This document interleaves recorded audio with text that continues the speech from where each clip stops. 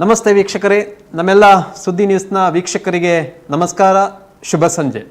Health talk ಆರೋಗ್ಯ ದೀಪ with doctor Akhila Bhandarkar ವಿಶೇಷ ನೇರ ಪ್ರಸಾರ ಕಾರ್ಯಕ್ರಮಕ್ಕೆ ತಮಗೆಲ್ಲರೂ ಕೂಡ ಸ್ವಾಗತ.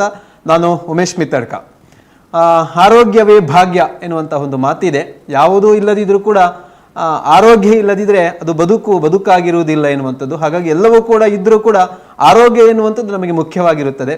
ಹಾಗಾಗಿ ಈ ಆರೋಗ್ಯವನ್ನು ಹೇಗೆ ನಾವು ಮುಂಜಾಗ್ರತೆಯಿಂದ ಕಾಪಾಡಿಕೊಳ್ಳಬಹುದು ಮತ್ತು ಬಾಧಿಸುವಂತಹ ರೋಗಗಳನ್ನು ಸುಲಭವಾಗಿ ಹೇಗೆ ತಡೆಗಟ್ಟಬಹುದು, ಅದಕ್ಕೆ ಪರಿಹಾರ ಉಪಾಯಗಳೇನು ಎನ್ನುವುದರ ಬಗ್ಗೆ ಕೂಡ ನಮಗೆ ಸಾಕಷ್ಟು ಮಾಹಿತಿಗಳು ಬೇಕಾಗುತ್ತದೆ. ಹಾಗಾಗಿ ನಾವು ಬೇರೆ ಬೇರೆ ತಜ್ಞ ವೈದ್ಯರುಗಳನ್ನು ಸಂಪರ್ಕಿಸಿ ಮಾಹಿತಿಯನ್ನು ಪಡೆಯುತ್ತೇವೆ. ಅದರ ಜೊತೆಗೆ ಅನೇಕ ಅರಿವು ಕಾರ್ಯಕ್ರಮಗಳು, ಜಾಗೃತಿ ಕಾರ್ಯಕ್ರಮಗಳನ್ನು ನಾವು ಕೇಳುತ್ತೇವೆ. ಡಾಕ್ಟರ್ಗಳ ವಿಶೇಷ ಮಾಹಿತಿ ಕಾರ್ಯಕ್ರಮಗಳು ನಾವು ಭಾಗವಹಿಸ್ತೇವೆ.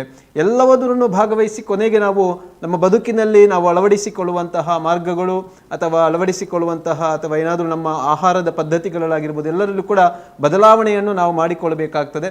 ಹಾಗಾಗಿ ವಿಶೇಷವಾಗಿ ನಮ್ಮಲ್ಲಿ ಜಾಗೃತಿ ಮುಖ್ಯವಾಗಿರಬೇಕು ಎನ್ನುವ ನಿಟ್ಟಿನಲ್ಲಿ ಸುದ್ದಿ ನ್ಯೂಸ್ ವಿಶೇಷ ಈ ಕಾರ್ಯಕ್ರಮ ಪ್ರಸ್ತುತಪಡಿಸ್ತಾ ಇದೆ, ಆರೋಗ್ಯ ದೀಪ ಎನ್ನುವಂಥದ್ದು. ಇವತ್ತು ಇದು 2ನೇ ಸಂಚಿಕೆ ಕಾರ್ಯಕ್ರಮ. ಡಾಕ್ಟರ್ ಅಖಿಲಾ ಭಂಡಾರ್ಕರ್ ಅವರು ನಮ್ಮ ಜೊತೆಗೆ ಇದ್ದಾರೆ. ಈಗಾಗಲೇ ಅವರು ಸಾಕಷ್ಟು ಒಂದು ಸಂಚಿಕೆಯಲ್ಲಿ ಸಾಕಷ್ಟು ಮಾಹಿತಿಗಳನ್ನು ಕೊಟ್ಟಿದ್ದಾರೆ. ಇವತ್ತು 2ನೇ ಸಂಚಿಕೆಯಲ್ಲಿ ವಿಸ್ತೃತವಾದಂತಹ ಮಾಹಿತಿಯನ್ನು ಇವತ್ತು ಡಯಾಬಿಟಿಸ್ ರೋಗದ ಬಗ್ಗೆ ಅವರು ಕೊಡಲಿಕ್ಕೆ ಇರುವರು. ಮೊದಲಾಗಿ ಸ್ವಾಗತಿಸೋಣ ಡಾಕ್ಟರ್ ಅವರನ್ನು ಈ ಕಾರ್ಯಕ್ರಮಕ್ಕೆ. ಡಾಕ್ಟರ್, ಈ ಕಾರ್ಯಕ್ರಮಕ್ಕೆ ಸ್ವಾಗತ. ಧನ್ಯವಾದ. ಆರೋಗ್ಯ ದೀಪ ಈ ಕಾರ್ಯಕ್ರಮದಲ್ಲಿ ಭಾಗವಹಿಸುತ್ತಿರುವಂಥ ಡಾಕ್ಟರ್ ಅಖಿಲಾ ಭಂಡಾರ್ಕರ್ ಅವರು ವಿಶೇಷವಾಗಿ ಮಂಗಳೂರಿನ KS ಹೆಗ್ಡೆ ಆಸ್ಪತ್ರೆಯಲ್ಲಿ ಕನ್ಸಲ್ಟೆಂಟ್ ಎಂಡೋಕ್ರೈನಾಲಜಿಸ್ಟ್ ಆಗಿ ಸೇವೆಯನ್ನು ಸಲ್ಲಿಸ್ತಾ ಇದ್ದಾರೆ. ಇವರು MBBS MD DM ಎಂಡೋಕ್ರೈನಾಲಜಿ ಇವರು ಪದವಿಯನ್ನು ಪಡ್ಕೊಂಡಿರುವವರು. ಅದರ ಜೊತೆಗೆ ಮಂಗಳೂರಿನ ಪಲ್ನೀರ್ನಲ್ಲಿರುವಂತಹ ಯೂರೋ ಹೆಲ್ತ್ ಪ್ಲಸ್ ಕ್ಲಿನಿಕ್ನಲ್ಲೂ ಕೂಡ ಇವರು ಸೇವೆಯನ್ನು ಕೊಡ್ತಾ ಇದ್ದಾರೆ. ಅದರ ಜೊತೆಗೆ ವಿಶೇಷವಾಗಿ ನಮಗೆ ಪುತ್ತೂರಿನವರಾಗಿದ್ದುಕೊಂಡು ನಮಗೆ ಪುತ್ತೂರಿನ ಒಂದು ಆಸ್ಪತ್ರೆಯಲ್ಲಿ ಇವರು ಸಂದರ್ಶನಕ್ಕೆ ಲಭ್ಯರಿರುತ್ತಾರೆ ಮತ್ತು ರೋಗಿಗಳಿಗೆ ಚಿಕಿತ್ಸೆಯನ್ನು ಕೊಡಲಿಕ್ಕೆ ಲಭ್ಯರಿರುತ್ತಾರೆ. ಪುತ್ತೂರಿನ ಪ್ರಗತಿ ಹಾಸ್ಪಿಟಲ್ನಲ್ಲಿ ಇವರು ಪ್ರತಿ ತಿಂಗಳ ಪ್ರಥಮ ಶುಕ್ರವಾರ ಇವರು ರೋಗಿಗಳ ಸೇವೆಗೆ ಲಭ್ಯರಿರ್ತಾರೆ, ಸಂದರ್ಶನಕ್ಕೆ ಲಭ್ಯರಿರ್ತಾರೆ ಡಾಕ್ಟರ್ ಅಖಿಲಾ ಭಂಡಾರ್ಕರ್ ಅವರು. ಅದರ ಜೊತೆಗೆ ಇವತ್ತು ನಮ್ಮ ಚಾನೆಲ್ನಲ್ಲಿ ಮುಖಾಂತರ ವೀಕ್ಷಕರಿಗೆ ನೇರವಾಗಿ ತಮ್ಮ ಆರೋಗ್ಯದ ಸಮಸ್ಯೆಗಳೇನಿವೆ, ಅವುಗಳಿಗೆ ಪರಿಹಾರಗಳೇನು ಎನ್ನುವುದರ ಬಗ್ಗೆ ಸಾಕಷ್ಟು ಮಾಹಿತಿಗಳನ್ನು ನೀಡಲಿಕ್ಕೆ ನಮ್ಮ ಚಾನೆಲ್ನಲ್ಲಿ ನೇರ ಪ್ರಸಾರದಲ್ಲಿ ಇವತ್ತು ಭಾಗವಹಿಸ್ತಾ ಇದ್ದಾರೆ. ಇವತ್ತಿನ ಸಂಚಿಕೆಯಲ್ಲಿ ಡಾಕ್ಟರ್ ಅವರು ನಮ್ಮ ಜೊತೆಗೆ ಡಯಾಬಿಟಿಸ್ ಇದರ ಬಗ್ಗೆ ವಿಸ್ತೃತವಾದಂತಹ ಮಾಹಿತಿಯನ್ನು ಕೊಡಲಿಕ್ಕೆ ಇದ್ದಾರೆ. ಬಹುಶಃ ನಮಗೆಲ್ಲ ಗೊತ್ತಿದೆ, ಡಯಾಬಿಟಿಸ್ ಅಥವಾ ಮಧುಮೇಹ ಅಂತ ಏನಿರ್ತೇವೆ, ಸಕ್ಕರೆ ಕಾಯಿಲೆ ಅಂತ ಕರಿತೇವೆ, ಶುಗರ್ ಅಂತ ಕರಿತೇವೆ. ಸೊ ಬಹುತೇಕ ಇವತ್ತು ಈ ಒಂದು ರೋಗ ಅತ್ಯಂತ ಎಲ್ಲರಿಗೂ ಕೂಡ ಒಂದು ಕಾಡ್ತಾ ಇರುವಂತಹ ರೋಗ. ಯಂಗ್ಸ್ಟರ್ಗಳಲ್ಲಿ ಕೂಡ, ಯುವ ಜನತೆಯಲ್ಲಿ ಕೂಡ ಇದೊಂದು ಬಾಧಿಸ್ತಾ ಇದೆ ಎನ್ನುವಂಥದ್ದು ಅತ್ಯಂತ ಆತಂಕಕಾರಿಯಾದಂತಹ ಒಂದು ಆರೋಗ್ಯ ಕ್ಷೇತ್ರದಲ್ಲಿ ವಿಷಯ ಕೂಡ. ಅನೇಕ ವೈದ್ಯರುಗಳು ಕೂಡ ಇದೊಂದು ಸವಾಲಾಗಿ ಪರಿಣಮಿಸ್ತಾ ಇದೆ. ಇದನ್ನು ಹೇಗಪ್ಪ ನಿರ್ವಹಿಸುವಂಥದ್ದು ಅಂದರೆ ಶುಗರ್ ಮತ್ತು BP ಅನ್ನುವಂಥದ್ದು ಸರ್ವೇ ಸಾಮಾನ್ಯವಾಗಿ ಆಗ್ತಾ ಇದೆ. ಆದರೆ ಇದನ್ನು ಮುಂಜಾಗೃತವಾಗಿ ಇದನ್ನು ತಡೆಗಟ್ಟಿಕೊಳ್ಬೋದು ಅಥವಾ ನಮ್ಮ ಜೀವನ ಶೈಲಿಯಲ್ಲಿ ಇದನ್ನು ಹೇಗೆ ನಾವು ಪರಿವರ್ತನೆ ಮಾಡಿಕೊಳ್ಳಬಹುದು ಎನ್ನುವುದರ ಬಗ್ಗೆ ಸಾಕಷ್ಟು ನಮಗೆ ಮಾಹಿತಿ ಮತ್ತು ಜ್ಞಾನ ಬೇಕಾಗ್ತದೆ. ಅದಕ್ಕಾಗಿ ಇವತ್ತು ಡಾಕ್ಟರ್ ಅವರು ಇದರ ಬಗ್ಗೆ ವಿಸ್ತೃತವಾದ ಮಾಹಿತಿಯನ್ನು ಕೊಡಲಿಕ್ಕಿದ್ದಾರೆ. ಅದರ ಜೊತೆಗೆ ನಮ್ಮ ವೀಕ್ಷಕರು ಕರೆ ಮಾಡುವುದಿದ್ರೆ ನೇರವಾಗಿ ನಮ್ಮ ಸ್ಕ್ರೀನ್ನ ಅಲ್ಲಿ ನಾವು ಕೊಟ್ಟಿದ್ದೇವೆ, ಕೆಳಭಾಗದಲ್ಲಿ ಕೊಟ್ಟಿದ್ದೇವೆ, ನಂಬರ್ ಕೊಟ್ಟಿದ್ದೇವೆ, 2 ಸಂಖ್ಯೆಗಳನ್ನು ಕೊಟ್ಟಿದ್ದೇವೆ. ಇದಕ್ಕೆ ತಾವು ಕರೆ ಮಾಡಬಹುದು.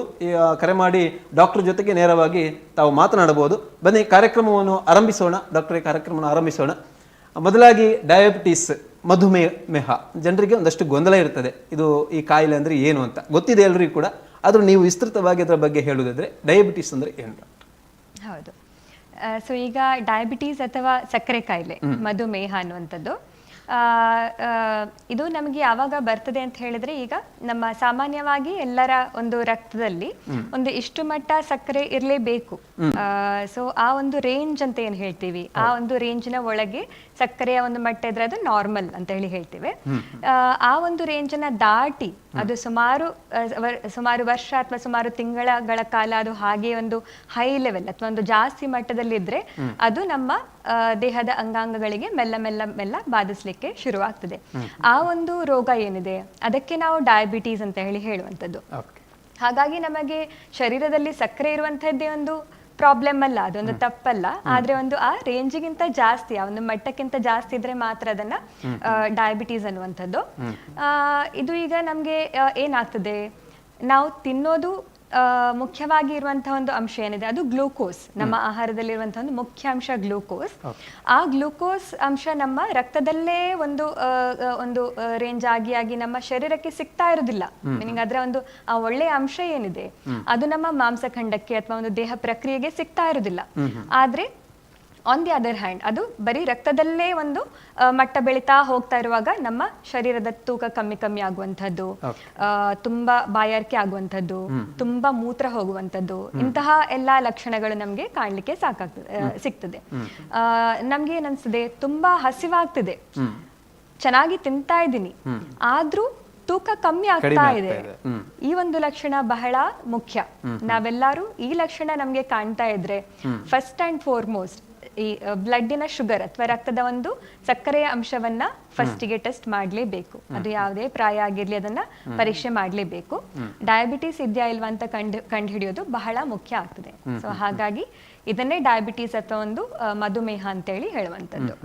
ಅಂದ್ರೆ ನೀವು ಹೇಳೋದು ಮೊದಲಾಗಿ ಅದನ್ನು ಟೆಸ್ಟ್ ಮಾಡಿಕೊಳ್ಬೇಕಾಗ್ತದೆ. ನಾವು ಈ ತರ ನೀವು ರೋಗ ಏನಾದರೂ ನಮಗೆ ಲಕ್ಷಣಗಳು ಕಂಡು ಬಂದ ಕೂಡಲೇ ಅದು ಡಯಾಬಿಟಿಸ್ ಇದೆಯಾ ನಮಗೆ ಏನು ಅಂತ ಟೆಸ್ಟ್ ಮಾಡಬೇಕಾಗ್ತದೆ ಅನ್ನೋದು. ಹೌದು, ರೋಗ ಲಕ್ಷಣಗಳು ಡಿಸ್ಪ್ಲೇ ಇವಾಗಷ್ಟೇ ಮಾಡಿದ್ರು.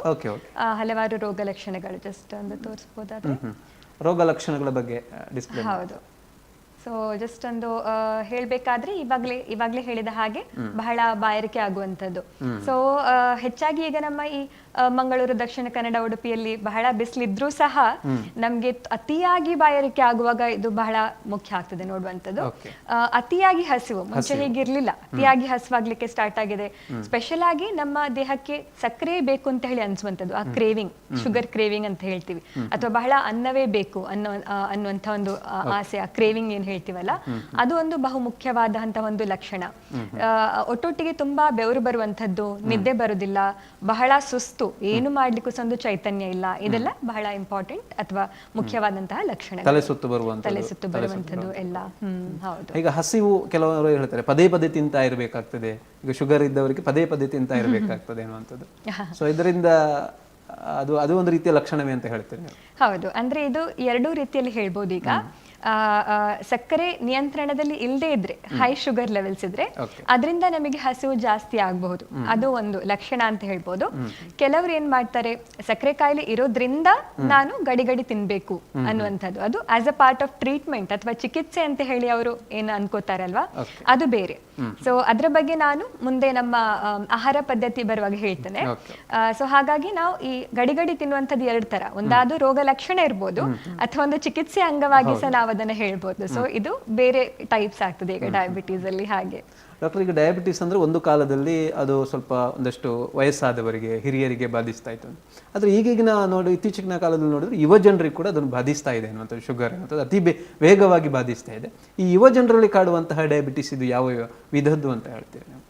ಹೌದು, ಈಗ ತುಂಬಾ ಚಿಕ್ಕ ಪ್ರಾಯ ಅಂತ ಹೇಳಿದ್ರೆ ಒಂದು ವಿಧದ ಡಯಾಬಿಟೀಸ್ ಅಲ್ಲಿ ಚಿಕ್ಕ ಮಕ್ಕಳಂದ್ರೆ 6 ತಿಂಗಳಕ್ಕಿಂತ ಚಿಕ್ಕ ಮಕ್ಕಳಿಗೂ ಸಹ ಶುಗರ್ ಅಥವಾ ಡಯಾಬಿಟೀಸ್ ಬರುವ ಸಾಧ್ಯತೆ ಇದೆ. ಹೌದು, ಅದನ್ನ ನಾವು ನಿಯೋನೇಟಲ್ ಡಯಾಬಿಟೀಸ್ ಅಂತ ಹೇಳ್ತೇವೆ. ಅದು ಯಾವುದೇ ಒಂದು ಜೀವನ ಶೈಲಿ ಅಥವಾ ಆಹಾರ ಪದ್ಧತಿಯಿಂದ ಬರುವಂತಹ ಡಯಾಬಿಟೀಸ್ ಅಲ್ಲ. ಅದು ಜೆನೆಟಿಕ್ಸ್ ಅಂತ ಏನ್ ಹೇಳ್ತೀವಲ್ಲ, ಜೀನ್ಸ್, ನಮ್ಮ ಬಾಡಿಯಲ್ಲಿರುವಂತಹ ಒಂದು ಲಕ್ಷಣ ಅಷ್ಟೇ. ಅದನ್ನ ನಾವು ಹುಟ್ಟುವಾಗ್ಲೇ ತಗೊಂಡ್ ಬಂದಿದೀವಿ. ಅದನ್ನ ನಾವು ಕಂಜನೈಟಲ್ ಅಥವಾ ಒಂದು ನಿಯೋನೇಟಲ್ ಡಯಾಬಿಟೀಸ್ ಅಂತ ಹೇಳಿ ಹೇಳ್ತೇವೆ. ಅದಲ್ಲದೆ ಒಂದು 6 ತಿಂಗಳ ಪ್ರಾಯದಿಂದ ಸಾಮಾನ್ಯ ಒಂದು ಪ್ರೌಢಾವಸ್ಥೆ ಅಂತ ಏನ್ ಹೇಳ್ತೀವಿ, ಒಂದು 17-18 ವರೆಗೆ ಎಲ್ಲ, ಅದನ್ನ ನಾವು ಟೈಪ್ 1 ಅಂತ ಹೇಳಿ ಹೇಳ್ಬೋದು. ಹೆಚ್ಚಾಗಿ ಆ ಪ್ರಾಯದಲ್ಲಿ ಬರುವಂತಹ ಡಯಾಬಿಟೀಸ್ ಟೈಪ್ 1 ಆಗಿರ್ತದೆ. ಆದ್ರೆ ಮತ್ತೆ ನಾವು ಅದನ್ನ ನೋಡ್ಬೇಕು. ಈಗ ಆ ಪ್ರಾಯದಲ್ಲಿ ಬಂದ ತಕ್ಷಣ ಅದು ಟೈಪ್ 1 ಅಂತ ಅಲ್ಲ. ಇತ್ತೀಚೆಗೆ ಅದು ಆ ಪ್ರಾಯ ತುಂಬಾ ಚಿಕ್ಕ ಪ್ರಾಯದಲ್ಲಿ ಬರ್ಲಿಕ್ಕೆ ಶುರುವಾಗಿದೆ. ಅಂದ್ರೆ ಈ ಒಂದು 40-50 ಪ್ರಾಯದಲ್ಲಿ ಬರುವಂತಹ ಡಯಾಬಿಟೀಸ್ ಏನಿದೆ, ಅದೇ ಟೈಪ್ ನಮಗೆ ಒಂದು 12-13 ವರ್ಷ ಪ್ರಾಯ ಮಕ್ಕಳದಲ್ಲೂ ಸಹ ಬರಬಹುದು. ಸೊ ಹಾಗಾಗಿ ಅದು ಆಕ್ಚುಲಿ ನಾವು ಯಂಗ್ ಆನ್ಸೆಟ್ ಟೈಪ್ 2 ಡಯಾಬಿಟೀಸ್ ಅಂತ ಹೇಳಿ ಹೇಳ್ತೇವೆ. ಅಂದ್ರೆ ಮುಂಚೆ ಟೈಪ್ 1 ಮಾತ್ರ ಬರ್ತಾ ಇತ್ತು. ಪ್ರಧಾನವಾಗಿ ನಮ್ಮ ಪ್ಯಾನ್ಕ್ರಿಯಾಸ್ನ ಇನ್ಸುಲಿನ್ ಉತ್ಪಾದನೆ ಕಮ್ಮಿಯಾಗಿ ಬರುವಂತಹ ಕಾಯಿಲೆ ಆಗಿತ್ತು ಟೈಪ್ 1, ಚಿಕ್ಕ ಪ್ರಾಯದಲ್ಲಿ ಬರುವಂತದ್ದು. ಆದ್ರೆ ಈಗ ನಮ್ಮ ಜೀವನ ಶೈಲಿ ತುಂಬಾ ಒಂದು ಕೆಟ್ಟು ಹೋಗಿದೆ. ಏನ್ ಹೇಳ್ತೀವಿ, ವ್ಯಾಯಾಮ ಇಲ್ಲ, ಆದ್ರೆ ನಾವು ತಿನ್ನುವಂಥದ್ದು ಅದಕ್ಕೆ ತುಂಬಾ ಜಾಸ್ತಿ ತಿನ್ನುವಂಥದ್ದು, ಅಂದ್ರೆ ನಾವು ತಿನ್ನುವ ಒಂದು ಲೆವೆಲಿಗೆ ಪ್ರಮಾಣಕ್ಕೂ ನಮ್ಮ ವ್ಯಾಯಾಮದ ಒಂದು ಪ್ರಮಾಣಕ್ಕೂ ಒಂದು ಇದಿಲ್ಲ, ರಿಲೇಷನ್ ಇಲ್ಲ. ನಾವ್ ಅದನ್ನ ವ್ಯಾಯಾಮ ಇದ್ದಷ್ಟೇ ತಿನ್ನೋದು ಅಥವಾ ನಮ್ಮ ಆಕ್ಟಿವಿಟಿ ಇದ್ದಷ್ಟೇ ನಾವು ತಿಂತೀವಿ, ಆ ತರ ಯಾವುದೇ ಒಂದು ನಿಯಂತ್ರಣ ಇಲ್ಲ. ಹಾಗಾಗಿ ಆ ಒಂದು ಇಂಬ್ಯಾಲೆನ್ಸ್ ಆಗುವಾಗ ನಮಗೆ ಡಯಾಬಿಟೀಸ್ ಬಹಳ ಬೇಗ ಕಾಣಿಸಿ ಬರಬಹುದು. ತುಂಬಾ ಚಿಕ್ಕದಂದ್ರೆ 11-12 ವರ್ಷ ಪ್ರಾಯದಲ್ಲೇ ಮಕ್ಕಳಿಗೆ ಬೊಜ್ಜಿನ ಸಮಸ್ಯೆ ಇರ್ತದೆ, ಒಬಿಸಿಟಿ ಅಂತ ಹೇಳ್ತೀವಿ, ಬೊಜ್ಜಿನ ಸಮಸ್ಯೆ. ಅಂತಹ ಮಕ್ಕಳಲ್ಲಿ ಕತ್ತಿನ ಹತ್ರ ಇಲ್ಲಿ ಸ್ವಲ್ಪ ಕಪ್ಪು ಕಾಣಿಸಬಹುದು. ಅದು ಬಹಳ ಒಂದು ಮುಖ್ಯವಾದ ಲಕ್ಷಣ ಇರ್ತದೆ. ಸೊ ಅದು ನಮ್ಗೆ ಕಾಣಿಸ್ತಾ ಇದ್ರೆ ಮಕ್ಕಳಿನ ತೂಕ ಜಾಸ್ತಿ ಆಗಿದೆ, ಮತ್ತೆ ನಾವು ಆವಾಗ್ಲೇ ಹೇಳಿರುವಂತಹ ಲಕ್ಷಣಗಳೇನಿದೆ, ಬಾಯಾರಿಕೆ ಜಾಸ್ತಿ ಆಗುವಂಥದ್ದು ಅಂಥದ್ದೆಲ್ಲ ಆಗ್ತಾ ಇದ್ರೆ ನಾವು ಆದಷ್ಟು ಬೇಗ, ತುಂಬಾ ಚಿಕ್ಕ ಪ್ರಾಯ ಇದೆ ಅದು 12-13, ಆದ್ರೂ ಸಹ ನಾವೊಂದು ಡಯಾಬಿಟೀಸ್ ನ ಪರೀಕ್ಷೆ ಮಾಡ್ಬೇಕಾಗ್ತದೆ. ನಂತರ ಒಂದು ಈ ಪ್ರೌಢಾವಸ್ಥೆ ನಂತರ ಬರುವಂಥದ್ದು ಸಾಮಾನ್ಯ ಒಂದು 20-30 ಅದು ನಮಗೆ ಕೆಲವೊಂದ್ಸರಿ ಈ ಕೌಟುಂಬಿಕವಾಗಿ ಬರುವಂಥದ್ದು, ಅಂದ್ರೆ ಫ್ಯಾಮಿಲಿಯಲ್ ಟೆಂಡೆನ್ಸಿ ಅಂತ ಹೇಳ್ತೇವೆ. ಕೆಲವು ಕುಟುಂಬದಲ್ಲಿ ಡಯಾಬಿಟೀಸ್ ಬಹಳ ಸಾಮಾನ್ಯವಾಗಿ ಕಂಡು ಬರ್ತದೆ. ಈಗ ನಮ್ಮ ಅಜ್ಜನ ಒಂದು ಟೈಮಲ್ಲಿ ಅವರಿಗೊಂದು 60ರಲ್ಲಿ ಬಂದಿದ್ರೆ, ನಮ್ಮ ಒಂದು ತಂದೆಯ ಜನರೇಷನ್ ಅಲ್ಲಿ ಅವರಿಗೊಂದು 40ರಲ್ಲಿ ಬಂದಿರಬಹುದು. ಹೌದು, ಅದು ನಮ್ಮ ಜನರೇಷನ್ ಅಲ್ಲಿ ಒಂದು 20-30ಕ್ಕೂ ಬಂದಿರಬಹುದು. ಆವಾಗ ಅದು ಬರೀ ಜೀವನ ಶೈಲಿಯಿಂದ ಅಲ್ಲ, ಅದು ಸಹ ಒಂದು ಕೌಟುಂಬಿಕವಾಗಿ ಬರುವಂತಹ ಒಂದು ಪಾರಂಪರ್ಯವಾದಂತಹ ಡಯಾಬಿಟೀಸ್ ಅಂತ ಹೇಳ್ಬೋದು. ಇದೊಂದು ಸಾಮಾನ್ಯ 20-30 ಆ ಪ್ರಾಯದಲ್ಲಿ ಬರಬಹುದು. ನಂತರ 30-50 ಆ ವಿಂಡೋ ತುಂಬಾ ಸಾಮಾನ್ಯವಾಗಿ ಇತ್ತೀಚೆಗೆ ಬರುವಂತಹ ಡಯಾಬಿಟೀಸ್ ಟೈಪ್. ಇದು ಜೀವನ ಶೈಲಿಯಿಂದ ಅಥವಾ ಒಂದು ಕೆಟ್ಟ ಜೀವನ ಆಹಾರ ಪದ್ಧತಿಯಿಂದ ಬರುವಂತಹ ಒಂದು ಟೈಪ್ ಆಫ್ ಡಯಾಬಿಟೀಸ್.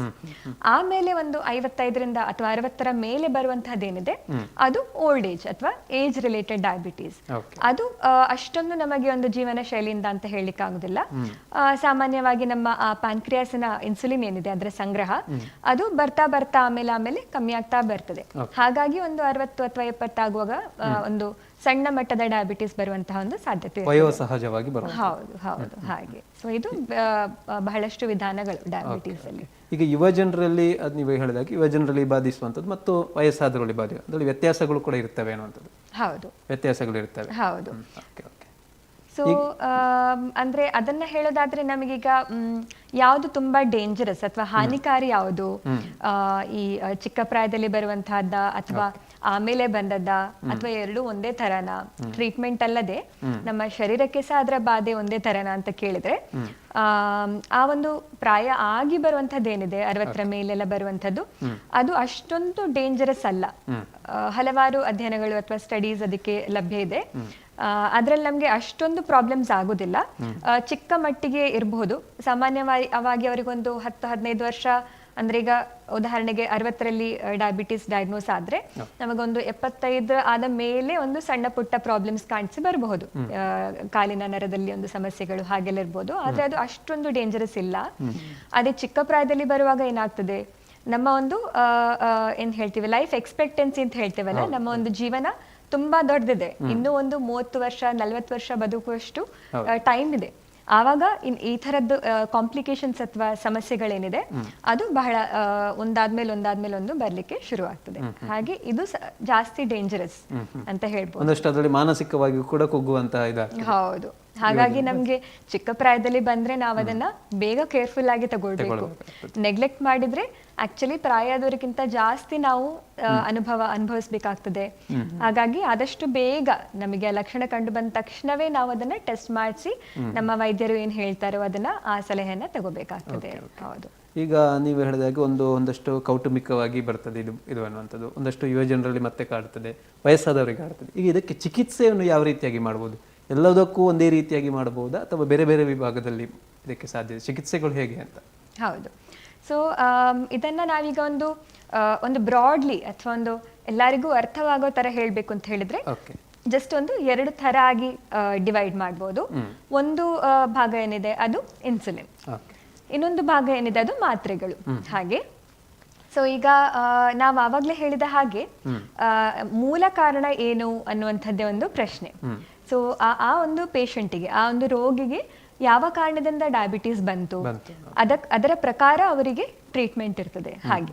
ಸೊ ಈಗ ಅವರಿಗೆ ಡಯಾಬಿಟೀಸ್ ಬರುವ ಮುಖ್ಯ ಕಾರಣ ಅವರ ಶರೀರದಲ್ಲಿ ಇನ್ಸುಲಿನ್ ಪ್ರಮಾಣ ಬಹಳ ಕಮ್ಮಿಯಾಗಿ ಬಂದಿದ್ರೆ, ಅಂದ್ರೆ ಅದು ಆಗುವಂಥದ್ದು ಉದಾಹರಣೆಗೆ ಈ ಚಿಕ್ಕ ಪ್ರಾಯದ ಡಯಾಬಿಟೀಸ್ 6 ತಿಂಗಳ ಮಕ್ಕಳಿಂದ ಒಂದು ಸಾಮಾನ್ಯ ಒಂದು 17, 18, 20 ವರ್ಷದವರೆಗೆ ಏನ್ ಬರ್ತದೆ ಆ ಟೈಪ್ 1 ಡಯಾಬಿಟಿಸ್, ಅದರಲ್ಲಿ ಸರ್ವೇ ಸಾಮಾನ್ಯವಾಗಿ ನಾವು ಡೈರೆಕ್ಟ್ ಆಗಿ ಇನ್ಸುಲಿನ್ ಅನ್ನೇ ಹಾಕ್ತಿವಿ, ಯಾಕಂದ್ರೆ ಅದು ಮೋಸ್ಟ್ ಕಾಮನ್ ಕಾಸ್ ಅಥವಾ ಬಹಳ ಮುಖ್ಯವಾದ ಕಾರಣ ಆ ಏಜ್ ಅಲ್ಲಿ. ಅದೇ ನಮ್ಗೆ ಒಂದು 30ರ ಮೇಲೆ ಅಥವಾ ಯಾರು ಸ್ವಲ್ಪ ದಪ್ಪ ಎದ್ದು ಬರ್ತದೆ ಡಯಾಬಿಟೀಸ್, ಅಥವಾ ಸ್ವಲ್ಪ ಈ ಕೌಟುಂಬಿಕವಾಗಿ ಬರುವಂತಹ ಡಯಾಬಿಟೀಸ್ ಏನಿದೆ ಅಂಥವರೆಲ್ಲ ನಾವು ಫಸ್ಟಿಗೆ ಮಾತ್ರೆಯನ್ನ ಬಳಸ್ತೀವಿ. ಇದು ನಾನೊಂದು ಜನರಲ್ ರೂಲ್ ಆಗಿ ಹೇಳಿದ್ದು, ಅಂದ್ರೆ ಇದನ್ನೇ ನೀವು ಖಡಾಖಂಡಿತವಾಗಿ ತಗೊಳ್ಬೇಡಿ. ಡಾಕ್ಟರ್ ಅಖಿಲ ಅವ್ರು ಹೇಳಿದ್ದಾರೆ ನಮ್ಗೆ ನಮ್ಮ ಪ್ರಾಯಕ್ಕೆ ಮಾತ್ರೆಯೇ, ನೀವ್ ಯಾಕೆ ಇನ್ಸುಲಿನ್ ಹಾಕಿದಿರಿ ಹಾಗೆಲ್ಲ ಅನ್ಕೋಬೇಡಿ. ನಿಮ್ಗೆ ಏನೇ ಡೌಟ್ಸ್ ಇದ್ರು ನೀವು ನಿಮ್ಮ ಡಾಕ್ಟರ್ನ ಕೇಳ್ಬೋದು. ಇದೊಂದು ಸಾಮಾನ್ಯವಾಗಿ ಹೇಳುವಂತಹ ಒಂದು ರೂಲ್ ಅಷ್ಟೇ. ಸೊ ಸ್ವಲ್ಪ ಏಜ್ ಆಗಿ ಮತ್ತೆ ದಪ್ಪ ಇದ್ದು ಅಥವಾ ಕೌಟುಂಬಿಕವಾಗಿ ಬರುವಂತಹ ಡಯಾಬಿಟೀಸ್ ಏನಿದೆ ಅದರಲ್ಲಿ ಸರ್ವೇ ಸಾಮಾನ್ಯವಾಗಿ ಮಾತ್ರೆಗಳನ್ನ ಮೊದಲಾಗಿ ಬಳಸ್ತೀವಿ. ಅದರಲ್ಲಿ ನಮ್ಗೆ ಕಂಟ್ರೋಲ್ ಸಿಗದಿದ್ರೆ ಮಾತ್ರ, ನಿಯಂತ್ರಣ ಬರದಿದ್ರೆ ಮಾತ್ರ ನಾವು ಇನ್ಸುಲಿನ್ ಅನ್ನ ಒಂದು ಸಜೆಷನ್ ಅಂತ ಹೇಳಿ ಕೊಡ್ತೀವಿ. ಹಾಗೆ ಹೌದು. ಈಗ ಇದನ್ನು ಮುಖ್ಯವಾಗಿ ತಪಾಸಣೆ ಮಾಡಿಕೊಳ್ಳೋದು ಅಂದ್ರೆ ಒಬ್ಬ ವ್ಯಕ್ತಿಗೆ ತನಗೆ ಮಧುಮೇಹ ಬಂದಿದೆ ಅನ್ನುವಂಥದ್ದು ಯಾವ ರೀತಿಯಾಗಿ ಅವನು ಕಂಡುಕೊಳ್ಬಹುದು ಅಂತ, ಅಂದ್ರೆ ತಪಾಸಣೆ ಹೇಗೆ ಮಾಡಿಕೊಳ್ಳಬಹುದು? ಹೌದು, ಆಗ್ಲೇ ಹೇಳಿದ ಹಾಗೆ ಈ ಲಕ್ಷಣಗಳು, ಆಗ ಹೇಳಿದ ಲಕ್ಷಣಕ್ಕೆ ಇನ್ ಅಡಿಷನ್ ಸ್ವಲ್ಪ ಎಕ್ಸ್ಟ್ರಾ ಲಕ್ಷಣಗಳು ಏನಿರ್ತದೆ ಅಂತ ಹೇಳಿದ್ರೆ, ಈಗ ಕಾಲಲ್ಲಿ ಸ್ವಲ್ಪ ಈ ಕುತ್ತಿದ ಹಾಗೆ, ಏನು ಉರಿ ಬಂದ ಹಾಗೆ ಅಂತ ಹೇಳ್ತೀವಿ, ಸೊ ಅದು ಸಿಂಪ್ಟಮ್ಸ್. ಮತ್ತೆ ಅದಷ್ಟೇ ಅಲ್ಲದೆ ಕೆಲವು ಇನ್ಫೆಕ್ಷನ್, ಕೆಲವೆಲ್ಲ ಈ ಇನ್ಫೆಕ್ಷನ್ಸ್ ಏನಿದೆ ಅಲ್ಲ ಸಾಮಾನ್ಯವಾಗಿ ಬರುವಂತದ್ದು ಈಗ ಮೂತ್ರದಲ್ಲಿನ ಇನ್ಫೆಕ್ಷನ್ ಅಥವಾ ಈ ಫಂಗಲ್ ಇನ್ಫೆಕ್ಷನ್ ಅಂತ ಏನ್ ಹೇಳ್ತೀವಿ, ಈ ಕಾಲಿನ ಬೆರಳಿನ ನಡುವೆ ಆಗುವಂತಹ ಇನ್ಫೆಕ್ಷನ್ ಇರ್ಬೋದು, ಅಥವಾ ಸ್ಕಿನ್ ನಲ್ಲಿ ಸಹ, ಚರ್ಮದಲ್ಲಿ ಸಹ ನಾವು ಅಲ್ಲಲ್ಲಿ ಫಂಗಸ್ ಇನ್ಫೆಕ್ಷನ್ ಅಂತ ಏನ್ ಹೇಳ್ತೀವಿ, ಅದೆಲ್ಲ ಬಹಳ ಸಾಮಾನ್ಯವಾಗಿ ಡಯಾಬಿಟೀಸ್ ಅಲ್ಲಿ ಕಂಡು ಬರ್ತದೆ. ಈಗ ಮೂತ್ರ ಮಾಡುವಂತಹ ಜಾಗದಲ್ಲಿ ಗಂಡಸರಿಗೆ ಸಹ ಹೆಂಗಸರಿಗೆ ಸಹ ಇನ್ಫೆಕ್ಷನ್ ಆಗುವಂತದ್ದು. ಸೊ ಇಂಥದ್ದೆಲ್ಲ ಸರ್ವೇ ಸಾಮಾನ್ಯವಾದ ಲಕ್ಷಣಗಳು. ಇದರ ಜೊತೆ ನಮಗೆ ಒಂದು ಫ್ಯಾಮಿಲಿ ಹಿಸ್ಟ್ರಿ ಅಥವಾ ಕೌಟುಂಬಿಕವಾಗಿ ಒಂದು ಆ ಹಿಸ್ಟ್ರಿ ಇದ್ರೆ ನಾವು ಡೆಫಿನೆಟ್ಲಿ ಅದಕ್ಕೆ ಟೆಸ್ಟ್ ಮಾಡಲೇಬೇಕಾಗ್ತದೆ. ಅದರ ಬಗ್ಗೆ ಮಾತು ಮುಂದುವರಿಸುವ ಒಬ್ಬರು ಕರೆಯಲಿದ್ದಾರೆ. ಹಲೋ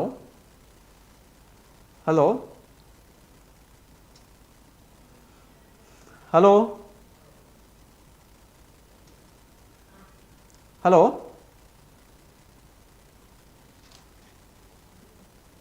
ಹಲೋ ಎಲ್ಲಿಂದ ಕರೆ ಮಾಡ್ತಿದ್ದೀರಿ ಸರ್? ನಾವು ನೇರಳಕಟ್ಟೆಯಿಂದ. ಎಲ್ಲಿಂದ? ನೇರಳಕಟ್ಟೆ.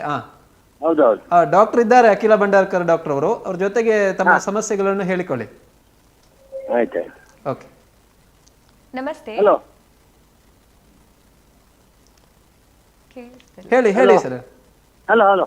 ದಿನಕರ್ ಅವರೇ ಹೇಳಿ. ನಿಮ್ಮ ಆಫೀಸ್ ಎಲ್ಲಿ ಇವರು ಅಖಿಲ ಭಂಡಾರ್ಕರ್ ಅವರು? ಅವರದು ಮಂಗಳೂರಿನ KS ಹೆಗ್ಡೆ ಅವರು ಸರ್ವಿಸ್ ಅಲ್ಲಿ ಇದ್ದಾರೆ. ಅದರ ಜೊತೆಗೆ ಪುತ್ತೂರಿನಲ್ಲಿ ಪ್ರಗತಿ ಹಾಸ್ಪಿಟಲ್ಗೆ ಪ್ರಥಮ ಶುಕ್ರವಾರ ಬರ್ತಾರೆ ಪ್ರತಿ ತಿಂಗಳ ಮಧ್ಯಾಹ್ನ 1:30ರಿಂದ 3:30ರವರೆಗೆ ಅವರು ಸಂದರ್ಶನಕ್ಕೆ ಲಭ್ಯರಿರ್ತಾರೆ. ದಿನಕರ್ ಅವರೇ, ಎಲ್ಲಿ? ಪುತ್ತೂರಿನ ಪ್ರಗತಿ ಹಾಸ್ಪಿಟಲ್, ಬಳುವಾರಲ್ಲಿ ಪ್ರಗತಿ ಹಾಸ್ಪಿಟಲ್ ಇದೆಯಲ್ಲ, ಹೌದೌದು, ಅಲ್ಲಿ ಪ್ರತಿ ತಿಂಗಳ ಪ್ರಥಮ ಶುಕ್ರವಾರ ಬರುವಂತದವರು. ಓಕೆ, ಇವತ್ತಿದ್ರು ಪ್ರಗತಿಯಲ್ಲಿ ಇರುದಲ್ಲ? ಹೌದು, ಹೇಳಿ. ಅದು ನಿಮಿಡ ದೌರ್ಬಲ್ಯಕ್ಕೆ ಇದು ಹಾರ್ಮೋನ್ ಚಿಕಿತ್ಸೆಗೆ ಹಾರ್ಮೋನ್ ಚಿಕಿತ್ಸೆ. ಹಲೋ, ಹಾರ್ಮೋನ್ ಚಿಕಿತ್ಸೆಗೆ ಸರಿ ಚೆಕ್ ಮಾಡ್ಲಿಕ್ಕೆ ಹಾಗೆ. ಓಕೆ, ಬನ್ನಿ ತೋರಿಸ್ಕೊಳ್ಳಿ. ಹಲೋ ಹಲೋ ಹಾಗಾದ್ರೆ ಅಲ್ಲಿ ಹಲೋ ಸಂಪರ್ಕ ಕಡಿತಗೊಂಡಿದೆ ಆಗಿರಬೇಕು. ಓಕೆ ಡಾಕ್ಟರ್, ಮತ್ತೆ ಮುಂದುವರಿಸಿ, ಯಾವ ರೀತಿಯಾಗಿ ತಪಾಸಣೆ ಮಾಡಿಕೊಳ್ಳುವಂಥದ್ದು ಎನ್ನುವಂಥದ್ದು. ಹೌದು, ಹಾಗೆ ಅಂತ ಹೇಳಿದ್ರೆ ಈಗ ಯಾರೆಲ್ಲ ಪರೀಕ್ಷೆ ಮಾಡಬೇಕು ಅಂತ ರೋಗ ಲಕ್ಷಣಗಳು ನೋಡಿದ್ವಿ. ಯಾರೆಲ್ಲ ಪರೀಕ್ಷೆ ಮಾಡ್ಕೊಳ್ಬಹುದು ಅಂತ ಹೇಳಿದ್ರೆ, ಒಂದು ಚಿಕ್ಕ ಪ್ರಾಯದಲ್ಲಿ ಹೇಳಿದ್ದು ಆವಾಗ ಯಾರು ತುಂಬಾ ಬೊಜ್ಜು ಬಂದಿರ್ತದೆ ಚಿಕ್ಕ ಪ್ರಾಯದಲ್ಲಿ, ಮತ್ತೆ ಕತ್ತಿನ ಹತ್ರ ಚೂಚೂರು ಕಪ್ಪಿರುವಂತದ್ದು, ಅದು ಒಂದು ಬಹಳ ಇಂಪಾರ್ಟೆಂಟ್ ಮುಖ್ಯವಾದ ಲಕ್ಷಣ. ಅದನ್ನ ನಾವು ಅಂದ್ರೆ ಬಿಸಿಲಿಂದ ಆಗಿರ್ಬಹುದು ಅಥವಾ ಚೈನಿಂದ ಆಗಿರ್ಬೋದು ಅಂತ ಅನ್ಕೋತೀವಿ, ಆದ್ರೆ ತುಂಬಾ ಅದು ಮುಖ್ಯವಾದ ಲಕ್ಷಣ ಅದು. ಹಾಗಾಗಿ ದಪ್ಪ ಇದ್ದು ಇಲ್ಲಿ ಕಪ್ಪಾಗಿ ಮತ್ತೆ ಆಗ ಹೇಳಿರುವಂತಹ ಒಂದು ಲಕ್ಷಣಗಳಿದ್ರೆ ಡೆಫಿನೆಟ್ಲಿ ನೀವು ಆವಾಗಲೇ ಟೆಸ್ಟ್ ಮಾಡ್ಕೊಳ್ಳಿ. ಅದಕ್ಕೆ ಯಾವುದೇ ಒಂದು ಏಜ್ ಬಾರ್ ಅಥವಾ ಆ ಒಂದು ಪ್ರಾಯ ಅಂತ ಹೇಳಿ ಹಾಗೇನಿಲ್ಲ. ಎರಡನೇದಾಗಿ ಈಗ ಯಾರಿಗೆ ಹೆಣ್ಮಕ್ಕಳಿಗೆ ಗರ್ಭಾವಸ್ಥೆಯಲ್ಲಿ ಪ್ರೆಗ್ನೆನ್ಸಿಯಲ್ಲಿ ಒಂದ್ಸರಿ ಡಯಾಬಿಟೀಸ್ ಬಂದಿರ್ತದೆ, ಅವರು ಪ್ರತಿ ವರ್ಷ, ಸೊ ಈಗ ವರ್ಷಕ್ಕೊಂದ್ಸರಿ ಆದ್ರೂ ಅವರು ಬ್ಲಡ್ ಟೆಸ್ಟ್ ಅನ್ನ ಮಾಡ್ಬೇಕಾಗ್ತದೆ. ಹಾಗೆ ಪ್ರತಿ ವರ್ಷ, ಹಾಗೆ ಒಟ್ಟು 5 ವರ್ಷಕ್ಕಾದ್ರೂ ಒಂದ್ಸರಿ ಮಾಡಿಸ್ಬೇಕು, ಕಂಟಿನ್ಯೂ ಆಗಿ ಒಂದು ವರ್ಷ ಹಾಗೆ 5 ವರ್ಷ. ಆ 5 ವರ್ಷ ಸಹ ನಮಗೆ ಡಯಾಬಿಟೀಸ್ ಇಲ್ಲ ಅಂತ ಆದ್ರೆ ಮತ್ತೆ 2 ರಿಂದ 3 ವರ್ಷಕ್ಕೊಂದ್ಸರಿ ಆದ್ರೂ ಆಲ್ಮೋಸ್ಟ್ ಲೈಫ್ ಲಾಂಗ್ ಅಥವಾ ಜೀವನ ಪರ್ಯಂತ ಹಾಗೆ ನೋಡ್ಕೊಳ್ಳುವಂಥದ್ದು ಬಹಳ ಇಂಪಾರ್ಟೆಂಟ್ ಆಗ್ತದೆ. ನಂತರ 3ನೇದಾಗಿ ಅಂತ ಹೇಳಿದ್ರೆ, ಈಗ ಪಾರಂಪರ್ಯವಾಗಿ ಡಯಾಬಿಟೀಸ್ ಇದ್ದವರು, ನಾವು ದಪ್ಪ ಇಲ್ಲದೇ ಇದ್ರೂ ಸಹ, ರೋಗ ಲಕ್ಷಣ ಇಲ್ಲದೇ ಇದ್ರೂ ಸಹ 30 ವರ್ಷ ಒಂದು ಪ್ರಾಯ ಆದ ಮೇಲೆ ಒಂದ್ಸರಿ ರಕ್ತ ಪರೀಕ್ಷೆನ ಮಾಡಿಸ್ಬೇಕಾಗ್ತದೆ. ಅದಲ್ಲದೆ ನಮಗೀಗ PCOD ಅಂತ ಹೇಳಿ ಒಂದು ಲಕ್ಷಣ ಇದೆ, ಅದೊಂದು ರೋಗ ಅಂತ ಹೇಳ್ಬೋದು, ಹೆಣ್ಮಕ್ಳಲ್ಲಿ ಕಾಣುವಂತಹ ಒಂದು ರೋಗ PCODಗೂ ಡಯಾಬಿಟೀಸಿಗೂ ಬಹಳ ಒಂದು ಕನೆಕ್ಷನ್ ಇದೆ, ತುಂಬಾ ಸ್ಟ್ರಾಂಗ್ ಕನೆಕ್ಷನ್ ಇದೆ. ಹಾಗಾಗಿ PCOD ಇದ್ದಂತಹ ಎಲ್ಲಾ ಹೆಣ್ಮಕ್ಳು ಸಹ 30 ವರ್ಷ ಆದ ಮೇಲೆ ಒಂದ್ಸರಿ ಸಕ್ಕರೆ ಕಾಯಿಲೆಗೆ ಪರೀಕ್ಷೆ ಮಾಡ್ಕೊಳ್ಬೇಕಾಗ್ತದೆ. ಹಾಗೆ ಸೊ ಪರೀಕ್ಷೆ ಮಾಡುವಾಗ ನಾವು ಫಸ್ಟ್ ಟೈಮ್ ಟೆಸ್ಟ್ ಮಾಡ್ತಾ ಇದ್ರೆ ಬರೀ ಹೊಟ್ಟೆಯಲ್ಲಿ ಒಂದ್ಸರಿ ಫಾಸ್ಟಿಂಗ್ ಬ್ಲಡ್ ಶುಗರ್ ಅಂತ ಹೇಳಿ ಹೇಳ್ತೀವಿ, ಅದನ್ನ ಕೊಡಬಹುದು. ಮತ್ತೆ ಅದರ ಜೊತೆ ಒಂದು HbA1c ಅಂತ ಹೇಳಿ ಒಂದು ಟೆಸ್ಟ್ ಇದೆ, ಅದು ನಮ್ಗೊಂದು ಪರ್ಸೆಂಟೇಜ್ ಟೆಸ್ಟ್ ಆಗ್ತದೆ. ಅದೊಂದು ಬಹಳ ಒಂದು ಬ್ಯೂಟಿಫುಲ್ ಟೆಸ್ಟ್ ಅಂತ ಹೇಳ್ಬೋದು. ಅಂದ್ರೆ ಖಾಲಿ ಒಂದು ಟೆಸ್ಟ್ ಅಲ್ಲ, ಯಾಕಂತ ಹೇಳಿದ್ರೆ ಅದು ನಮ್ಮ ಈ ಹಿಂದಿನ ದಿನ ತಿನ್ನುವಂತಹ ತಿಂಡಿಯ ಎಫೆಕ್ಟ್ ಆಗ್ಲಿ, ಅಥವಾ ಆ ದಿನ ಏನೋ ತುಂಬಾ ಹಸಿವಾಯ್ತು ತಿಂದು ಹೋಯ್ತು, ಸೊ ಅದರ ಪರಿಣಾಮ ಆಗ್ಲಿ, ಯಾವುದೇ ಅದ್ರ ಮೇಲೆ ಬೀಳೋದಿಲ್ಲ. ನಮಿಗೊಂದು 3 ರಿಂದ 4 ತಿಂಗಳಿನ ಒಂದು ಸಕ್ಕರೆಯ ಅವರೇಜ್ ಏನಿತ್ತು ಆ ಪ್ರಮಾಣ, ಅದು ನಮ್ಗೆ ಆ ಪರ್ಸೆಂಟೇಜ್ ಟೆಸ್ಟ್ ಅಲ್ಲಿ ಕಾಣ್ತದೆ. ಹಾಗಾಗಿ ನಮ್ಗೊಂದು ಕ್ಲಾರಿಟಿ, ಮತ್ತೆ ನೀವು ಎಲ್ಲಿದ್ದೀರಾ, ಆ ಡಯಾಬಿಟಿಸ್ ಸ್ಟಾರ್ಟ್ ಆಗಿ ಎಷ್ಟು ಟೈಮ್ ಆಗಿರ್ಬೋದು ಸಾಮಾನ್ಯವಾಗಿ, ಇದೆಲ್ಲ ನಮ್ಗೆ ಇನ್ಫಾರ್ಮೇಶನ್ HbA1c ಟೆಸ್ಟ್ ಇಂದ ಸಿಗ್ತದೆ. ಸೊ ಈ 2 ಟೆಸ್ಟ್ ಮಾಡಿಸ್ಕೊಂಡು ನೀವು ನಿಮ್ಮ ಡಾಕ್ಟರ್ನ ತೋರಿಸಿದ್ರೆ ಅದು ತುಂಬಾ ಈಸಿ ಆಗ್ತದೆ ವೈದ್ಯರಿಗೂ ಸಹ ನಿಮ್ಗೊಂದು ಇನ್ಫಾರ್ಮೇಶನ್, ಒಂದು ಒಳ್ಳೆ ಇನ್ಫಾರ್ಮೇಶನ್ ಕೊಡ್ಲಿಕ್ಕೆ. ಅಂದ್ರೆ ನೀವು ಹೇಳಿದಾಗೆ ಕೆಲವರಿಗೆ ಆತರ ಇರ್ತದೆ, ನಾನು ಇನ್ನೇನೋ ತಿಂದು ಇವತ್ತು ಬಾಧಿಸ್ತದೆ ಅನ್ನುವಂಥದ್ದು. ಹೌದು, ಆದ್ರೆ ಸಾಮಾನ್ಯವಾಗಿ ಇದು ರಕ್ತದಲ್ಲಿ ಇರುವಂತದ್ದು, ಮೊದಲಾಗಿ ಅದು ಇರುತ್ತದೆ ಅನ್ನುವಂಥದ್ದು. ಹೌದು. ಓಕೆ. ಈಗ ಈ ತರ ಈಗ ಕೆಲವರಿಗೆ ಇದು ಪ್ರಮಾಣ, ಈಗ ಟೆಸ್ಟ್ ಅಲ್ಲಿ ಆರಂಭದಲ್ಲಿ ಟೆಸ್ಟ್ ಮಾಡಬೇಕಾದ್ರೆ, ನಾನು ಆರಂಭದಲ್ಲಿ ಈಗ ಮಧುಮೇಹ ನನಗೆ ಗೊತ್ತಿರಲಿಲ್ಲ, ನಾನು ಟೆಸ್ಟ್ ಮಾಡಿಸಿದೆ, ಅವಾಗ ಯಾವ ಪ್ರಮಾಣದಲ್ಲಿ ಇದ್ರೆ ನಾನು ಆತಂಕ ಪಡ್ಕೊಳ್ಬೇಕು, ಅಥವಾ ಯಾವ ಪ್ರಮಾಣದಲ್ಲಿ ಇದ್ರೆ ಆತಂಕ ಪಡ್ಕೊಳ್ಳೋ ಆಗಿಲ್ಲ, ಅದು ಅದರ ಬಗ್ಗೆ ಒಂದಷ್ಟು ಹೇಳಿ. ಓಕೆ, ಸೊ ಆವಾಗ ಹೇಳಿದ ಹಾಗೆ ಈ HbA1c ಟೆಸ್ಟ್ ನಮಗೆ ತುಂಬಾ ಇಂಪಾರ್ಟೆಂಟ್ ಆಗ್ತದೆ ಇದೆಲ್ಲ ಒಂದು ಇನ್ಫಾರ್ಮೇಶನ್ ಕೊಡ್ಲಿಕ್ಕೆ. ಯಾಕಂದ್ರೆ ಖಾಲಿ ಹೊಟ್ಟೆಯಲ್ಲಿ ಆ ಒಂದು ಸಕ್ಕರೆ ಪ್ರಮಾಣ ಏನಿದೆ, ತುಂಬಾ ಹೈ ಶುಗರ್ ಇರುವವರಲ್ಲೂ ಸಹ ಖಾಲಿ ಹೊಟ್ಟೆಯಲ್ಲಿ ಒಂದೊಂದು ಸರಿ ನಾರ್ಮಲ್ ವ್ಯಾಲ್ಯೂ ಬರುವಂತಹ ಸಾಧ್ಯತೆ ಇದೆ. ಸೊ ಯಾವಾಗ್ಲೂ ಹೈ ಇರೋರಿಗೂ ಸಹ ಸಡನ್ ಆಗಿ ಇವತ್ತು 110 ಬಂದಿರಬಹುದು ಅಥವಾ 100 ಬಂದಿರಬಹುದು. ಆ ರಿಪೋರ್ಟ್ ಅನ್ನ ತಗೊಂಡು ಅವರು ಡಾಕ್ಟರ್ ಹತ್ರ ಹೋದ್ರೆ, ಡಾಕ್ಟ್ರೇ ನಂದು ಕಂಟ್ರೋಲ್ ಇದೆಯಾ ಅಂತ ಕೇಳಿದ್ರೆ ನಮಗೂ ಹೇಳೋದು ಬಹಳ ಕಷ್ಟ ಆಗ್ತದೆ. ಯಾಕಂದ್ರೆ ಎಷ್ಟೋ ಪೇಷಂಟ್ಸ್ ನನಗೆ ನಾಡಿದ್ದು ಟೆಸ್ಟ್ ಮಾಡ್ಲಿಕ್ಕಿದೆ ಅಂತ ಹೇಳಿ 2 ದಿನ ಮುಂಚೆನೆ ಒಳ್ಳೆ ಕೇರ್ ತಗೊಂಡು ಕಮ್ಮಿ ತಿಂದು ಹಾಗೆಲ್ಲ ಮಾಡಿ ಬರ್ತಾರೆ. ಹಾಗಾಗಿ ಅದು ತಪ್ಪಂತ ಹೇಳೋದಿಲ್ಲ, ಅದೊಂದು ಸಾಮಾನ್ಯವಾಗಿ ಒಂದು ಮೈಂಡ್ ಸೆಟ್, ಅಥವಾ ಅದು ನ್ಯಾಚುರಲ್ ಥಿಂಗ್ ಅದು. ಹಾಗಾಗಿ ಅದನ್ನೆಲ್ಲ ನಾವು ಬೈಪಾಸ್ ಮಾಡ್ಲಿಕ್ಕೆ HbA1c ಟೆಸ್ಟ್ ಮಾಡಿದ್ರೆ ಒಳಿತು. ಅದರ ಪ್ರಕಾರ ಹೇಳೋದಾದ್ರೆ, ಒಂದು ನಾನ್ ಡಯಾಬಿಟೀಸ್ ಅಥವಾ ಡಯಾಬಿಟೀಸ್ ಇಲ್ಲ ಅಂತ ಹೇಳಲಿಕ್ಕೆ 5.7 ಕಿಂತ ಕಮ್ಮಿ ಪರ್ಸೆಂಟೇಜ್ ಇರಬೇಕು.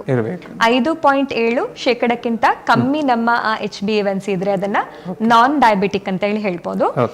ನಂತರ 5.7 ಇಂದ 6.4 ಆ ಒಂದು ರೇಂಜ್ ಏನಿದೆ ಅದನ್ನ ನಾವು ಬಾರ್ಡರ್ ಲೈನ್ ಡಯಾಬಿಟೀಸ್ ಅಂತ ಹೇಳಿ ಹೇಳ್ತೇವೆ, ಅಥವಾ ಪ್ರೀ ಡಯಾಬಿಟೀಸ್, ಅಂದ್ರೆ ಡಯಾಬಿಟೀಸ್ಗಿಂತ ಒಂದು ಮುಂಚೆ ಇರುವಂತಹ ಒಂದು ಹಂತ, ಅದು ಆ ಒಂದು ಸ್ಟೇಜ್. 6.5% ಅಥವಾ ಅದಕ್ಕಿಂತ ಮೇಲೆ ಇದ್ರೆ ಅದು ಕ್ಲಿಯರ್ಲಿ ಡಯಾಬಿಟೀಸ್ ಅಂತಾನೆ ಹೇಳ್ಬೋದು. ಮೆಜಾರಿಟಿ ಆಫ್ ದ ಕೇಸಸ್ ಅಲ್ಲಿ ಅದು ರಾಂಗ್ ರಿಪೋರ್ಟ್ ಆಗಿ ಬರುವಂತ ಚಾನ್ಸಸ್ ಕಮ್ಮಿ. ಸೊ 6.5% ಅಥವಾ ಅಬಾವ್ ಇದ್ರೆ ಅದನ್ನ ನಾವು ಕ್ಲಿಯರ್ಲಿ ಈ ಪೇಷಂಟಿಗೆ ಡಯಾಬಿಟಿಸ್ ಇದೆ ಅಂತ ಹೇಳಿ ಹೇಳ್ಬೋದು. ಈಗ ಆ 6.5% ಗಿಂತ ಜಾಸ್ತಿ ಬಂದ ತಕ್ಷಣ ನಾವು ಹೆದರ್ಬೇಕಾಗಿಲ್ಲ, ಯಾಕಂದ್ರೆ ಅದರಲ್ಲೂ ಸಹ ಬಹಳಷ್ಟು ಹಂತಗಳಿವೆ ನಮಗೆ. ಒಂದು ಕಂಟ್ರೋಲ್ ಅಂದ್ರೆ ಇಲ್ಲಿ, ಮಾಡರೇಟ್ ಅಂದ್ರೆ ಇಲ್ಲಿ, ಸಿವಿಯರ್ ಅಂದ್ರೆ ಇಲ್ಲಿ, ಕಾಂಪ್ಲಿಕೇಶನ್ ರೇಂಜ್ ಅಂದ್ರೆ ಇಲ್ಲಿ, ಆ ಥರದ್ದು ಬಹಳಷ್ಟು ಲೆವೆಲ್ಸ್ ಇದೆ. ಹಾಗಾಗಿ ನಿಮ್ಗೆ 6.5 ಅಬವ್ ಬಂದ್ರೂ ಸಹ ಏನು ಹೆದರ್ಕೋಬೇಡಿ, ಎಲ್ಲದಕ್ಕೂ ಚಿಕಿತ್ಸೆ ಇದೆ, ಅದನ್ನ ಕಂಟ್ರೋಲ್ ತರಬಹುದು. ಸೊ ಈಗ ಬಾರ್ಡರ್ ಲೈನ್ ಡಯಾಬಿಟೀಸ್ ಇದು ಇತ್ತೀಚೆಗೆ ಇದರ ಬಗ್ಗೆ ನಮಗೆ ಬಹಳಷ್ಟು ಮಾಹಿತಿ ಸಿಕ್ಕಿದೆ ಸ್ಟಡೀಸ್ ಅಥವಾ ಅಧ್ಯಯನ ಆದ ಮೇಲೆ. ಸುಮಾರು 15 ರಿಂದ 20 ವರ್ಷ ಮುಂಚೆ ಈ ಅಷ್ಟು ನಾಲೆಜ್ ಇರ್ಲಿಲ್ಲ.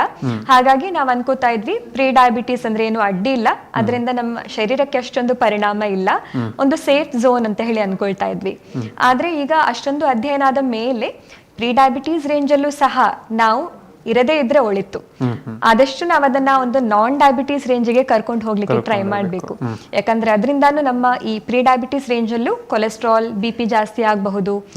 ಅದರಿಂದ ನಮ್ಮ ಒಂದು ಹೃದಯಕ್ಕೆ ಅಥವಾ ಈ ಸ್ಟ್ರೋಕ್ ಆಗುವಂತಹ ಚಾನ್ಸಸ್ ಇದೆ. ಸೊ ಲಾಂಗ್ ಸ್ಟ್ಯಾಂಡಿಂಗ್ ಸುಮಾರು ವರ್ಷ ಪ್ರೀ ಡಯಾಬಿಟೀಸ್ ಅಥವಾ ಬಾರ್ಡರ್ ಲೈನ್ ಡಯಾಬಿಟೀಸ್ ಇದ್ರೂ ಸಹ ಅದು ಅಷ್ಟೊಂದು ಸೇಫ್ ಅಲ್ಲ. ಹಾಗೆ ಈ ತರ ಈಗ ಇದಕ್ಕೆ ನಿಯಂತ್ರಣಕ್ಕೆ ಬಾರದಿದ್ರೆ ಯಾವ ತರದ ಸಮಸ್ಯೆಗಳು ಕಂಡು ಬರ್ತವೆ ಅನ್ನೋದು ಆರೋಗ್ಯದಲ್ಲಿ? ಹೌದು. ಸೊ ಈಗ ಸಾಮಾನ್ಯ ಒಂದು ಸ್ಟಾರ್ಟ್ ಆಗಿ ನಾವು ಆ ಒಂದು ಕಾಂಪ್ಲಿಕೇಶನ್ಸ್ ಅಥವಾ ಒಂದು ಸಮಸ್ಯೆ ಕಾಣ್ಲಿಕ್ಕೆ ಸುಮಾರು ವರ್ಷ ಆಗ್ತದೆ. ಯಾಕಂದ್ರೆ ಎಷ್ಟೋ ಜನ ಪೇಷಂಟ್ಸ್ ಸ್ಟಾರ್ಟಿಂಗ್ ಬರುವಾಗ, ಫಸ್ಟ್ ಟೈಮ್ ಬರುವಾಗ ಆ ಪರ್ಸೆಂಟೇಜ್ ಏನ್ ಹೇಳಿದೆ 11, 12, 13 ಹಾಗೆಲ್ಲ ಇರ್ಬೋದು. ಹಾಗಂತ ನೀವು ಆ ಪರ್ಸೆಂಟೇಜ್ ನೋಡಿದ ತಕ್ಷಣ ನನ್ಗೆ ಇನ್ನು ಎಲ್ಲಾ ಸಮಸ್ಯೆಗಳು ಸ್ಟಾರ್ಟ್ ಆಯ್ತು ಅಂತ ಅನ್ಕೋಬೇಡಿ. ಅದು ವೆರಿ ಕಾಮನ್ ಅಥವಾ ಸಾಮಾನ್ಯವಾಗಿ ಫಸ್ಟ್ ಟೈಮ್ ನಮ್ಗೆ ಒಂದು ರಿಪೋರ್ಟ್ ಬರುವಾಗ ಹೈ ಆಗಿರುವಂತದ್ದು ಸರ್ವೇ ಸಾಮಾನ್ಯ, ಅದೇನು ಹೆದರ್ಬೇಕಾಗಿಲ್ಲ.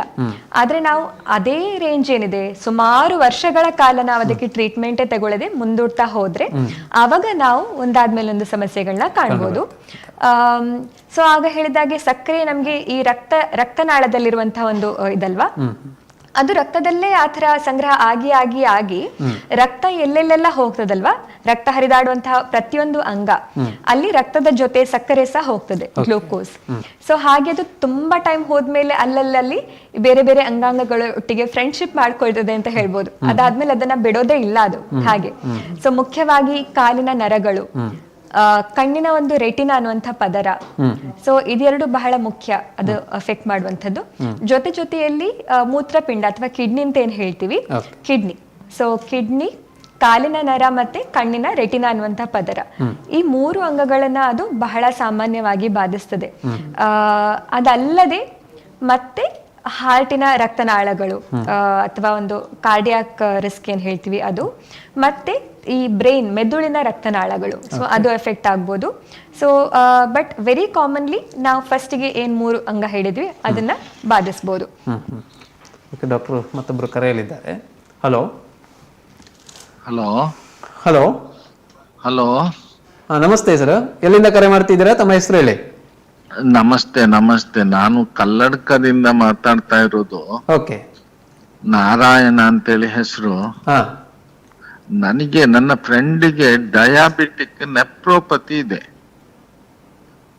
ಸರಿ, ಹೇಳಿ ಹೇಳಿ ಹೇಳಿ ಹೇಳಿ ಸರ್. ಅದು ಕ್ಯೂರೇಬಲ್ ಅಥವಾ ಅದು ಹಾಗೆ ಇರ್ತದ? ಅದರ ಬಗ್ಗೆ ಸ್ವಲ್ಪ ಮಾಹಿತಿ ಬೇಕು. ಓಕೆ, ಸರಿ. ಈಗ ಡಯಾಬಿಟಿಕ್ ನೆಫ್ರೋಪತಿ ಅಂದ್ರೆ ಕರೆಕ್ಟ್ ಟೈಮಲ್ಲಿ ಕರೆಕ್ಟ್ ಕ್ವೆಶನ್ ಕೇಳಿದ್ದಾರೆ ಅವರು. ಆಕ್ಚುಲಿ ಇದು ನಮ್ಗೆ ಬಹಳಷ್ಟು ಸ್ಟೇಜಸ್ ಅಲ್ಲಿ ಇರ್ತದೆ ನಾರಾಯಣ್ ಅವರೇ.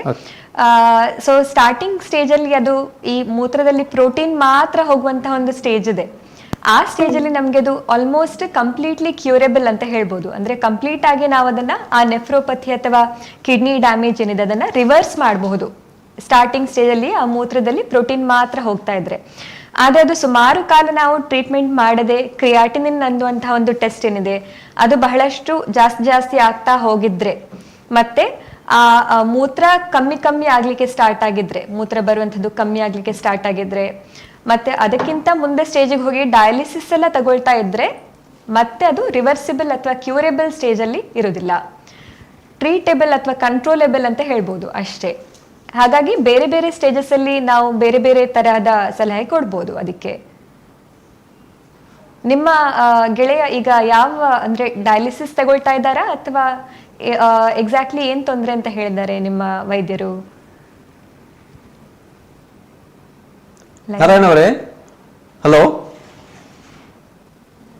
ಹಲೋ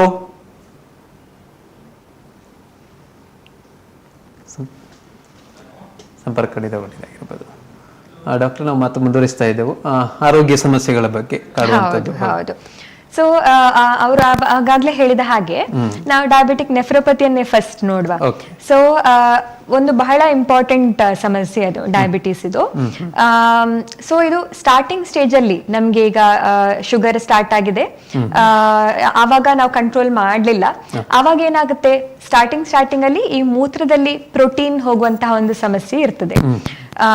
ನಮ್ಗೀಗ ನೋಡುವಾಗ ಅದು ಹೇಗಿರ್ಬೋದು ಅಂತ ಹೇಳಿದ್ರೆ, ಒಂದು ನೊರೆ ಅಥವಾ ಫ್ರಾತಿಂಗ್ ಅಂತ ಏನ್ ಹೇಳ್ತೀವಲ್ಲ, ಹಾಗೆ ಮುಂಚೆಗಿಂತ ಈಗ ಮೂತ್ರ ಪಾಸ್ ಮಾಡುವಾಗ ಬಹಳಷ್ಟು ನೊರೆ ಬರ್ತಾ ಇದೆ. ಅದೊಂದು ಆ ಲಕ್ಷಣ ಬಹಳ ಇಂಪಾರ್ಟೆಂಟ್. ಆ ತರ ಒಂದು ಕಾಣ್ತಾ ಇದ್ರೆ ನೀವು ನಿಮ್ಮ ಡಾಕ್ಟರಿಗೆ ಆ ಸಮಸ್ಯೆಯನ್ನ ಹೇಳ್ಬೇಕು. ಆಗ ನಾವು ಆ ಮೂತ್ರದಲ್ಲಿನ ಪ್ರೋಟೀನ್ ಟೆಸ್ಟ್ ಮಾಡುವಾಗ ಅದು ಹೈ ಇದ್ರೆ ಮತ್ತು ನಿಮ್ಮ ಕ್ರಿಯಾಟಿನಿನ್ ಆಗ ನಾರ್ಮಲ್ ಇದ್ರೆ ಅದನ್ನ ಕಂಪ್ಲೀಟ್ ಆಗಿ ನಾವು ರಿವರ್ಸ್ ಮಾಡಬಹುದು. ಅದಕ್ಕೆ ಈಗ ಬಹಳಷ್ಟು ಮದ್ದುಗಳು ಬಂದಿದೆ, ಅದನ್ನ ನಾವು ಟ್ರೀಟ್ ಮಾಡಬಹುದು. ಬಟ್ ಅದು ಮತ್ತೆ ಮುಂದಿನ ಹಂತಕ್ಕೆ ಹೋಗಿದ್ರೆ, ಮೂತ್ರ ಎಲ್ಲ ಬರುವಂತದ್ದು ಕಮ್ಮಿ ಆಗಿದೆ, ಡಯಾಲಿಸಿಸ್ ಬೇಕಾಗಿದೆ, ಆ ಸ್ಟೇಜ್ಗೆ ಹೋಗ್ಲಿಕ್ಕೆ ಆಕ್ಚುಲಿ ಸುಮಾರು ಟೈಮ್ ಆಗ್ತದೆ. ಮತ್ತೆ ಕಂಟ್ರೋಲ್ ಮಾಡದಿದ್ರೆ ಮಾತ್ರ, ಹಾಗಾಗಿ ಎಲ್ಲರೂ ಹೆದರ್ಬೇಕಾಗಿಲ್ಲ. ಸೊ ಆ ಸ್ಟೇಜ್ಗೆ ಹೋದ ಮೇಲೆ ನಮಗೆ ಆದಷ್ಟು ಸ್ವಲ್ಪ ಡಯಾಲಿಸಿಸ್ ಇಂದ ಮಾತ್ರ ಆಗುವಂತಹ ಒಂದು ಸ್ಟೇಜ್ ಇರಬಹುದು. ಸೊ ಅದು ತುಂಬಾ ಮುಂದೆ ಇರುವಂತಹ ಸ್ಟೇಜ್. ಅದಲ್ಲದೆ ನಂತರ ಎರಡನೇದು ಪ್ರಾಬ್ಲಮ್ ಅಂತ ಹೇಳಿದ್ರೆ ಕಣ್ಣಿದು. ಕಣ್ಣಿದು ಒಂದು ಬಹಳ ಮುಖ್ಯ. ಯಾಕಂದ್ರೆ ಹೆಚ್ಚಾಗಿ ಏನಾಗ್ತದೆ, ನಾವೆಲ್ಲರೂ ಅಂದ್ರೆ ಒಂದು ಡ್ರೈವಿಂಗಿಗೋಸ್ಕರ ಅಂತ ಹೇಳಿ ಕಣ್ಣಿನ ಟೆಸ್ಟ್ ಮಾಡಿಸ್ತೇವೆ. ಹಾಗಾಗಿ ಎಲ್ರಿಗೂ ಅನ್ಸ್ತದೆ, ನಾನು ನನ್ನ ಕಣ್ಣ ಪರೀಕ್ಷೆ ಮಾಡಿಸಿದೀನಿ, ಏನು ಸಮಸ್ಯೆ ಇಲ್ಲ ಅಂತ ಹೇಳಿ ನಾವು ಅಲ್ಲಿಗೆ ನಿಲ್ಲಿಸಿ ಬಿಡ್ತೀವಿ. ಆದ್ರೆ ಡಯಾಬಿಟಿಸ್ ಇರುವಂತಹವರು ಪ್ರತ್ಯೇಕವಾಗಿ ನಾವು ನಮ್ಮ ರೆಟಿನಾ ಪದರ ಆಯ್ತಾ, ಅದನ್ನ ಪರೀಕ್ಷೆ ಮಾಡ್ಲೇಬೇಕು. ಅದನ್ನ ನಾವು ಈ ರೀಡಿಂಗ್ ಟೆಸ್ಟ್ ಏನ್ ಮಾಡಿಸ್ತೀವಿ ಡ್ರೈವಿಂಗಿಗೆ, ಅದರಲ್ಲಿ ಅದನ್ನ ಟೆಸ್ಟ್ ಮಾಡೋದಿಲ್ಲ. ಅದಕ್ಕೆ ಪ್ರತ್ಯೇಕವಾಗಿ ಕಣ್ಣಿಗೆ ಡ್ರಾಪ್ಸ್ ಅನ್ನ ಹಾಕಿ ಅದನ್ನ ಟೆಸ್ಟ್ ಮಾಡುವಂತದ್ದು. ಮತ್ತೆ ಅದನ್ನ ಟೆಸ್ಟ್ ಮಾಡಿದ ಮೇಲೆ ಒಂದು 2 ರಿಂದ 3 ತಾಸು ಏನು ಕಾಣುದಿಲ್ಲ, ಬ್ಲರಿಂಗ್ ಅಂತ ಹೇಳ್ತೀವಿ. ಆತರ ಆಗಿದ್ರೆ ಮಾತ್ರ ನಮ್ಮ ರೆಟಿನಾ ಪರೀಕ್ಷೆ ಆಗಿದೆ ಅಂತ ಹೇಳಿ ಅರ್ಥ. ಸೊ ಹಾಗಾಗಿ ಇದು ವೆರಿ ಇಂಪಾರ್ಟೆಂಟ್ ಆಗ್ತದೆ. ಡಾಕ್ಟರ್ ಮತ್ತೆ ಮುಂದುವರಿಸಾ, ಕರೆಯಲ್ಲಿದ್ದಾರೆ. ಹಲೋ ಹಲೋ ಹಲೋ, ನಮಸ್ತೆ ಸರ್. ನಮಸ್ತೆ. ಎಲ್ಲಿಂದ ಕರೆ ಮಾಡ್ತಿದ್ದೀರಾ? ವಿಟ್ಲದಿಂದ ಸರ್. Okay, hello. ತಮ್ಮ ಹೆಸರು? ಮಹೇಶ್ ಅಂತ. ಓಕೆ, ಡಾಕ್ಟರ್ ಇದ್ದಾರೆ, ಮಾತಾಡಿ ಅವ್ರ ಜೊತೆ. ಮೇಡಮ್ ನಮಸ್ತೆ. ನಮಸ್ತೆ ವಿಘ್ನೇಶ್ವರಿ, ಹೇಳಿ. ಮೇಡಮ್ ನನ್ನ ಅಜ್ಜನಿಗೆ, ಹಲೋ. ಹೇಳಿ ಕೇಳಿಸ್ತಾ. ಮೇಡಮ್ ನನ್ನ ಅಜ್ಜನಿಗೆ ಶುಗರ್ ಎಲ್ಲ ಯಾವ್ದು ಇರ್ಲಿಲ್ಲ, ತಲೆನೋವು ಅಂತ ಹೇಳಿ ಅಡ್ಮಿಟ್ ಆಗ್ಬೇಕು ಅಂತ ಹೇಳಿದ್ರು ಹಾಸ್ಪಿಟಲ್ ಅಲ್ಲಿ, ಒಂದು ಫೇಮಸ್ ಹಾಸ್ಪಿಟಲ್ ಅಲ್ಲಿ. ಅದಾದ್ಮೇಲೆ ಅಲ್ಲಿ ಆಪರೇಷನ್ ಗೆ ಇದು ಏನು ಬ್ಲಡ್ ಚೆಕ್ಅಪ್ ಮಾಡಬೇಕು, BP ಎಲ್ಲ ಚೆಕ್ ಮಾಡ್ಬೇಕು ಅಂತ ಹೇಳುವಾಗ, ಅದು ನಿಮಗೆ ತಲೆ ತಿರುಗ್ತಾ ಇರೋದು, ಇದು ಶುಗರ್ ಮಸ್ತ್ ತುಂಬಾ ಕಡಿಮೆ ಇದೆ ಅಂತ ಹೇಳಿದ್ರು. ಅದಕ್ಕೆ ಏನು ಇನ್ಸುಲಿನ್ ಅದು ಇದೆಲ್ಲ ಕೊಡ್ಲಿಕ್ಕೆ ಸ್ಟಾರ್ಟ್ ಮಾಡಿದ್ರು. ಆಮೇಲೆ ಅವ್ರಿಗೆ ತಲೆನೋವು ಕಡಿಮೆ ಆಗಿತ್ತು, ಶುಗರ್ ಇದೆ ಅಂತ, ಲೆವೆಲ್ ನಾರ್ಮಲ್ ಇದೆ ಅಂತ ಹೇಳಿ ಟ್ಯಾಬ್ಲೆಟ್ ಎಲ್ಲ ಕೊಟ್ಟಿದ್ರು. ಆಮೇಲೆ ಅಲ್ಲಿಂದ ಡಿಸ್ಚಾರ್ಜ್ ಮಾಡಿಸಿದ್ರು. ಅದಾದ್ಮೇಲೆ ಮತ್ತೆ ಜ್ವರ ಆಯ್ತು, ತಲೆ ತಿರುಗುದು, ತಲೆನೋವೆಲ್ಲ. ಆ ಟೈಮ್ ಹೋದಾಗ ನಿಮಗೆ ಶುಗರ್ ಹೆವಿ ಉಂಟು ಅಂತ ಹೇಳಿ ಹೇಳ್ತಿದ್ದಾರೆ. ಹಾಗಾಗಿ ಶುಗರ್ ಇಲ್ಲದವರಿಗೆ ಮತ್ತೆ ಈಗ ಈ ತರ ಆಗ್ತದ ಅಂತ ಸಡನ್ ಒಂದು ಇನ್ಸುಲಿನ್ ಕೊಟ್ಟದಕ್ಕೆ? ಅಲ್ಲ, ಫಸ್ಟ್ ಗೆ ಅವರಿಗೆ ಆದದ್ದು ಶುಗರ್ ಡೌನ್ ಆಗಿದ್ದ, ಜಾಸ್ತಿ ಆಗಿದ್ದ? ಇಲ್ಲ, ಆಕ್ಚುಲಿ ಅವ್ರು ಅಡ್ಮಿಟ್ ಆದ್ರೆ ನಿಮಗೆ ತಲೆಯಲ್ಲಿ ಪ್ರಾಬ್ಲಮ್ ಉಂಟು ಅಂತ ಹೇಳಿಸಿ ಅಡ್ಮಿಟ್ ಆದ, ಆಪರೇಷನ್ ಆಗ್ಬೇಕು ಅಂತ ಹೇಳಿ. ಶುಗರ್ ಎಲ್ಲ ಎಂತ ಇರ್ಲಿಲ್ಲ ಆಗ ಶುಗರ್ ಡೌನ್ ಇತ್ತಾ, ಜಾಸ್ತಿ ಇತ್ತಾ ಹಾಸ್ಪಿಟಲ್ ಅಲ್ಲಿ ನೋಡುವಾಗ? ಫಸ್ಟ್ ಗೆ ಹೋದಾಗ ನಾರ್ಮಲ್ ಇತ್ತು. ಅವರು 1 ವಾರ ಮೊದಲೇನೋ ಇಲ್ಲಿ ಚೆಕ್ ಮಾಡಿಸಿದ್ರು ನಮ್ಮ ಊರ ಪುತ್ರಲ್ಲೇ. ಸರಿ, ಸೊ ಆಗ ಅವರು HbA1c ಟೆಸ್ಟ್ ಮಾಡಿದ್ರ ಫಸ್ಟ್ ಗೆ ನಾರ್ಮಲ್ ಅಂತ ಹೇಳುವಾಗ? ಏನ್ ಮೇಡಮ್? HbA1c ಅಂತ ಹೇಳಿ ಒಂದು ಪರ್ಸೆಂಟೇಜ್ ಟೆಸ್ಟ್ ಮಾಡಿದ್ರ? ಅದೇನ್ ಮಾಡಿದ್ರೆ ಗೊತ್ತಿಲ್ಲ, ಬಟ್ ಇಲ್ಲಿ ಹಾಸ್ಪಿಟಲ್ ಎಲ್ಲ ಚೆಕ್ಅಪ್ ಆಗಿದೆ ನಮ್ಮ ಪುತ್ತೂರಲ್ಲಿ. ಸೊ ಹೆಚ್ಚಾಗಿ ಬಟ್ ಅಲ್ಲಿ ಬೇರೆ ಕಡೆ ಹೋದಾಗ ಈ ತರ ಹೇಳ್ತಿದ್ದಾರೆ. ಅದೇ ಒಂದ್ಸರಿ ಕೇಳಿ. ಸೊ ಹೆಚ್ಚಾಗಿ ಏನಾಗ್ತದೆ ಅಂತ ಹೇಳಿದ್ರೆ, ಯಾರಿಗೀಗ ಅವರು ಹಿಸ್ಟ್ರಿ ಕೇಳುವಾಗ, ಹಿನ್ನೆಲೆ ಕೇಳುವಾಗ ಶುಗರ್ ಇಲ್ಲ ಅಂತ ಹೇಳ್ತೀವಲ್ಲ ನಾವು ಅವರ ಜೊತೆ ಬೈ ಸ್ಟ್ಯಾಂಡರ್ಸ್ ಆಗಿ ಹೋಗುವಾಗ, ಆವಾಗ ಹೆಚ್ಚಾಗಿ ಹಾಸ್ಪಿಟಲ್ ಅಲ್ಲಿ ಎಮರ್ಜೆನ್ಸಿ ಆಗಿ ಒಂದು ರ್ಯಾಂಡಮ್ ಬ್ಲಡ್ ಶುಗರ್ ಅಂತ ಹೇಳಿ ಮಾತ್ರ ಮಾಡ್ತೀವಿ, ಒಂದು ರ್ಯಾಂಡಮ್ ಟೆಸ್ಟ್. ಅದು ಆವಾಗ ಒಂದು ನಾರ್ಮಲ್ ರೇಂಜ್ ಅಲ್ಲಿ ಇದ್ರೆ ಅದನ್ನ ನಾರ್ಮಲ್ ಅಂತ ಹೇಳಿ ಫಸ್ಟ್ ಗೆ ಹೇಳಿರಬಹುದು. ನಂತರ ನೀವು ಡಿಟೇಲ್ ಅಡ್ಮಿಟ್ ಆದಾಗ ಅಥವಾ ಸರ್ಜರಿಗೆ ಅಡ್ಮಿಟ್ ಆದಾಗ HbA1c ಟೆಸ್ಟ್ ನ ಅವರು ಕಡ್ಡಾಯವಾಗಿ ಮಾಡ್ತಾರೆ. ಪರ್ಸೆಂಟೇಜ್ ಟೆಸ್ಟನ್ನ. ಅವಾಗಲೇ ಹೇಳಿದ ಹಾಗೆ ಎಷ್ಟೋ ಒಂದ್ಸರಿ ನಮಗೆ ರ್ಯಾಂಡಮ್ ಬ್ಲಡ್ ಶುಗರ್ ನಾರ್ಮಲ್ ಆಗಿ ಕಾಣ್ತದೆ, ಬಟ್ HbA1c ಟೆಸ್ಟಲ್ಲೇ ಅದು ಪಿಕಪ್ ಆಗುವಂಥದ್ದು. ಹಾಗಾಗಿ whenever there is a doubt, ನಮಗೆ ಶುಗರಿನ ಜೊತೆ HbA1c ಟೆಸ್ಟ್ ಮಾಡಲೇಬೇಕು. ಅದರಲ್ಲೇ ನಮಗೆ ಒಂದು ಶಾರ್ಟ್ ಆಗಿ ಹೇಳ್ಬೋದು ಆ ಒಂದು ರೋಗಿಗೆ ಡಯಾಬಿಟೀಸ್ ಇದೆಯಾ ಇಲ್ವಾ ಅಂತ. ಸೊ ನನಗೆ ಅನ್ಸೋ ಪ್ರಕಾರ ಫಸ್ಟ್ ಟೈಮ್ ನೀವು ಟೆಸ್ಟ್ ಮಾಡುವಾಗ ಬರೀ ರ್ಯಾಂಡಮ್ ಶುಗರ್ ಮಾಡಿ, ಸೆಕೆಂಡ್ ಟೈಮ್ ಅವರು ಡಯಾಗ್ನೋಸಿಸ್ ಕೊಟ್ಟಾಗ ಡಯಾಬಿಟೀಸ್ ಇದು HbA1c ಮಾಡಿಸಿರ್ಬೇಕು. ನಿಮ್ಗೆ ಇನ್ನೂ ಡೌಟ್ಸ್ ಇದ್ರೆ ನೀವು ಡೆಫಿನೆಟ್ಲಿ ಒಂದ್ಸರಿ ನಿಮ್ಮ ಓಲ್ಡ್ ಪೇಪರ್ಸ್ ಏನಿದೆ, ನಿಮ್ಮ ಡಿಸ್ಚಾರ್ಜ್ ಸಮ್ಮರಿ ಅಥವಾ ಪೇಪರ್ಸ್ ಪ್ರಿಸ್ಕ್ರಿಪ್ಷನ್ಸ್ ಏನಿದೆ ಅದನ್ನ ತಗೊಂಡು ನನ್ನ ಹತ್ರ ಬರ್ಬೋದು. ಎನಿ ಆಫ್ ದೀಸ್ 3 ಲೊಕೇಶನ್ಸ್, ಪುತ್ತೂರಾಗ್ಲಿ ಮಂಗಳೂರಾಗ್ಲಿ ಎಲ್ಲಾದ್ರೂ ಅಡ್ಡಿ ಇಲ್ಲ. ನಾನು ನಿಮ್ಗೆ ಡೆಫಿನೆಟ್ಲಿ ಜಾಸ್ತಿ ಇದಕ್ಕಿಂತ ಹೆಲ್ಪ್ ಮಾಡ್ಬೋದು ನನ್ಗೊಂದು ರಿಪೋರ್ಟ್ ನೋಡ್ಲಿಕ್ಕೆ ಸಿಕ್ಕಿದ್ರೆ. ಸರಿ ಮೇಡಮ್. ಹಾಗಾದ್ರೆ ಫಸ್ಟ್ ಗೆ ಹೇಳಿದ್ದು ತಲೆಯಲ್ಲಿ ಪ್ರಾಬ್ಲಮ್ ಉಂಟು ಅಂತ ಹೇಳಿ, ಮತ್ತೆ ಅದೆಲ್ಲ ಎಂತ ಇಲ್ಲ ಬರೀ ಶುಗರ್ ಇಂದ ಈ ತರ ಪ್ರಾಬ್ಲಮ್ ಆಗ್ತಿದೆ ಅಂತ ಹೇಳ್ತೀವಿ. ಹಾ, ಸೊ ನೀವು ಒಂದ್ಸರಿ ರಿಪೋರ್ಟ್ ತಗೊಂಡ್ ಬನ್ನಿ. ಅಂದ್ರೆ ಈಗ ನನಗೆ ನಿಮ್ಮಿಂದ ಸಿಗುವಂತ ಇನ್ಫಾರ್ಮೇಶನ್ ಮಾತ್ರ ಸಿಗ್ತಿದೆ ಅಲ್ಲ, ಬಟ್ ಡಾಕ್ಯುಮೆಂಟ್ಸ್ ಮತ್ತೆ ರಿಪೋರ್ಟ್ಸ್ ಇದ್ರೆ ನಾನು ಬೆಟರ್ ಹೆಲ್ಪ್ ಮಾಡ್ಬೋದು ನಿಮಗೆ. ಈಗ ನೀವು ಹೇಳಿದಷ್ಟೇ ನಾನು ನಿಮ್ಗೆ ಹೆಲ್ಪ್ ಮಾಡ್ಬೋದು. ಸರಿ ಮೇಡಮ್. ಓಕೆ, ಸರಿ. ಓಕೆ, ಥ್ಯಾಂಕ್ ಯು ಉಮೇಶ್ ಅವರೇ. ಓಕೆ ಡಾಕ್ಟ್ರೇ, ಕಾರ್ಯಕ್ರಮ ಮುಂದುವರಿಸುವ ಮೊದಲು ಕಾರ್ಯಕ್ರಮ ಸಣ್ಣ ವಿರಾಮವನ್ನು ತೆಗೆದುಕೊಳ್ಳೋಣ. ಓಕೆ, ಸರಿ. ಹೆಲ್ತ್ ಟಾಕ್ ಆರೋಗ್ಯ ದೀಪ ವಿಶೇಷ ಕಾರ್ಯಕ್ರಮ ಇದು ಮತ್ತೆ ಮುಂದುವರಿಸಲಿಕ್ಕಿದ್ದೇವೆ. ವೀಕ್ಷಕರು ಕೂಡ ತಮ್ಮ ಕರೆ ಮಾಡುವುದಿದ್ರೆ ನಮ್ಮ ಸ್ಕ್ರೀನ್ ಅಲ್ಲಿ ಕೆಳಭಾಗದಲ್ಲಿ ನಂಬರ್ ಅನ್ನು ಕೊಟ್ಟಿದ್ದೇವೆ, ಇದಕ್ಕೆ ಕರೆ ಮಾಡಬಹುದು. ತಮ್ಮ ಸಮಸ್ಯೆಗಳ ಬಗ್ಗೆ ಡಾಕ್ಟರ್ ಜೊತೆಗೆ ಮಾತಾಡಿಕೊಳ್ಳಬಹುದು. ಇದೀಗ ಆರೋಗ್ಯ ದೀಪ ಕಾರ್ಯಕ್ರಮದಲ್ಲಿ ಒಂದು ಸಣ್ಣ ವಿರಾಮ.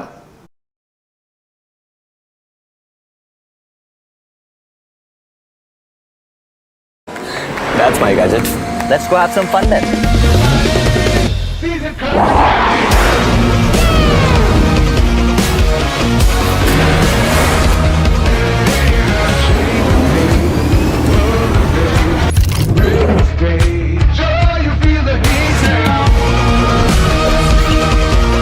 Introducing the hot and techy Brezza SCNG. Cool new SCNG tech for a cool new generation.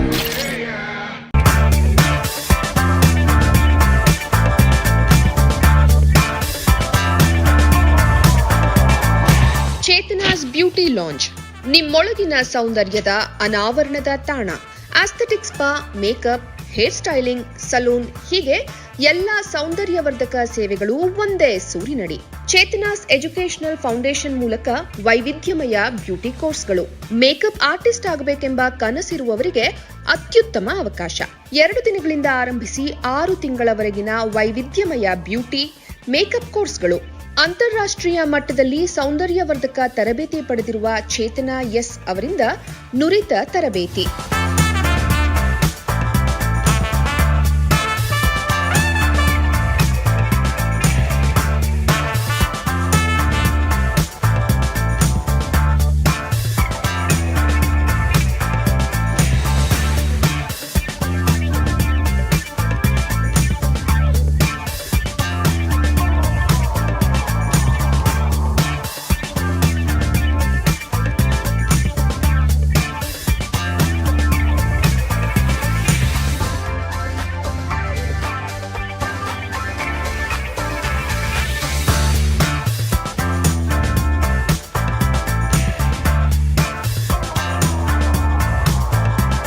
ಈ ಅದ್ಭುತ ಅವಕಾಶವನ್ನ ಸದುಪಯೋಗಪಡಿಸಿಕೊಳ್ಳಿ. ಚೇತನಾಸ್ ಬ್ಯೂಟಿ ಲಾಂಜ್ 3ನೇ ಮಹಡಿ, Kankanadi gate building, Kankanadi bypass ರಸ್ತೆ, ಮಂಗಳೂರು 575002. ಮೊಬೈಲ್ ಸಂಖ್ಯೆ 9845292411, 9108583714, 8904173914. Email chetanabeautystudio@gmail.com. Web www.cblaunch.com. ಅತ್ತೆ, ಇದು ನನ್ನ ಬರ್ಡೇ ಗಿಫ್ಟ್. ಇದೆಲ್ಲ ಜೀವನದಲ್ಲಿ ನನಗೋಸ್ಕರ ತಗೊಂಡ್ಬಂದಿದ್ದಾರೆ. ನಿನ್ ಮೇಲೆ ತುಂಬಾ ಚೆನ್ನಾಗಿ ಕಾಣುತ್ತೆ. ಇದು ತುಂಬಾ ಚೆನ್ನಾಗಿದೆ ಅಲ್ವಾ? ತುಂಬಾ ಚೆನ್ನಾಗಿದೆ.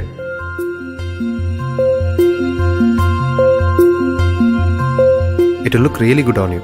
Amma? Huh? Mother is always son's first love.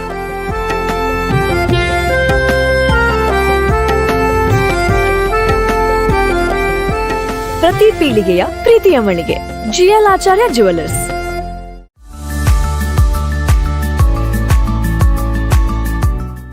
ಸ್ವಚ್ಛತೆಗೆ ಸದಾ ಹೊಸತನ ನೀಡುವ ಕಮಿಲಾ ಕೆಮಿಕಲ್ ರವರ ಮತ್ತೊಂದು ಅದ್ಭುತ ಕೊಡುಗೆ ಮೈ ಸ್ನಾನ ಸೋಪ್. ಮನಸ್ಸಿಗೆ ಇಷ್ಟವಾಗುವ ಪರಿಮಳಯುಕ್ತ ಮತ್ತು ಆಹ್ಲಾದಕರ ಸ್ನಾನಕ್ಕಾಗಿ ಉಪಯೋಗಿಸಿ ಕಡಲೆ ಹುಡಿ ಮಿಶ್ರಿತ ಮೈ ಸ್ನಾನ ಸೋಪ್ ಫಾರ್ ನ್ಯಾಚುರಲ್ ಬ್ಯೂಟಿ ಹಾಗೂ ಗುರು ಡಿಟರ್ಜೆಂಟ್ ಲಿಕ್ವಿಡ್ 4 ಬಗೆಯ ಪರಿಮಳ 4 ರೀತಿಯ ಕಲರ್ನಲ್ಲಿ. ಇಂದೇ ಸಮೀಪದ ಅಂಗಡಿಗಳಲ್ಲಿ ಕೇಳಿ ಪಡೆಯಿರಿ. Manufactured and marketed by Kamila chemical industries, Halegate, Bettampadi, Sullia, Dakshina Kannada.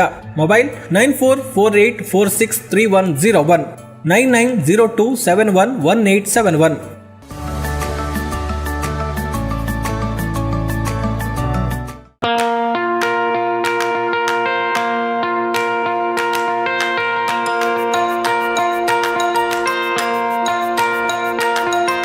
Dr. M.V. Shetty Institutions, Mangaluru. Empowering dreams and achieving greatness since 1985. Dr. M.V. Shetty College prides itself in its history of 38 years. It undertook path-breaking initiatives in Indian higher education with the introduction of innovative and modern curricula, insistence on academic discipline, imparting of holistic education, and adoption of global higher education practices with the support of creative and dedicated staff. First private college in Karnataka offering diverse healthcare programs, offers you multiple of courses.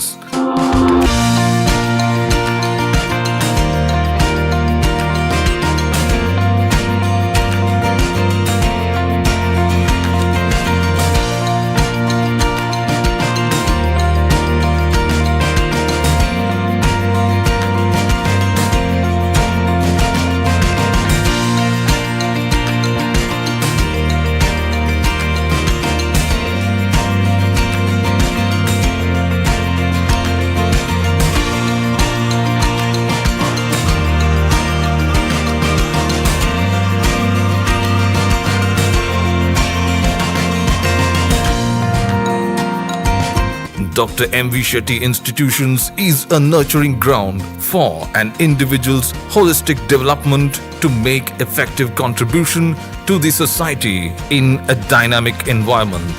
Dr. M.V. Shetty Institutions, Kavu Road, Vidyanagar, Mangaluru, Karnataka, 575013. Contact 0824 248 1048, 0824 248 1096. Website www.mvshettycolleges.edu.in.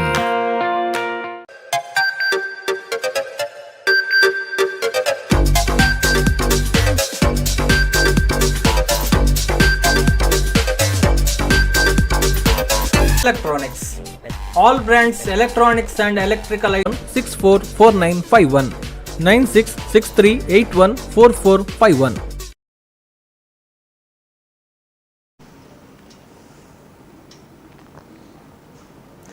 ಆರೋಗ್ಯ Deepa health talk with doctor Akhila Bhandarkar ವಿಶೇಷ ನೇರ ಪ್ರಸಾರ ಕಾರ್ಯಕ್ರಮಕ್ಕೆ ಮತ್ತೆ ನಮ್ಮೆಲ್ಲ ವೀಕ್ಷಕರಿಗೆ ಸ್ವಾಗತ.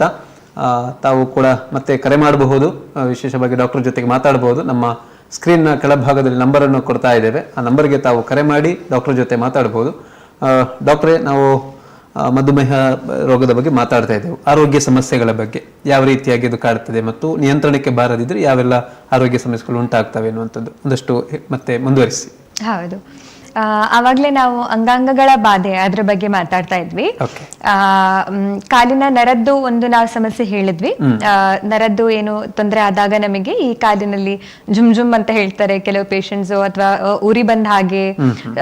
ಮುಖ್ಯವಾಗಿ ಅದು ರಾತ್ರಿ ಹೊತ್ತು ಬಹಳಷ್ಟು ಕಾಡ್ತದೆ, ಅಂದ್ರೆ ನಿದ್ದೆ ಬರುದಿಲ್ಲ, ಅದರಿಂದ ಕಾಲಿಗೆ ಬಹಳ ಸೆಡಿತ ಆಗುವಂಥದ್ದು. ಅದು ಶುಗರ್ ಇಂದ ಒಂದು ನರಕ್ಕೆ ಆತರ ಒಂದು ಪೆಟ್ಟಾಗಿರ್ಬೋದು ಅಥವಾ ಒಂದು ಹಾನಿ ಆಗಿರಬಹುದು.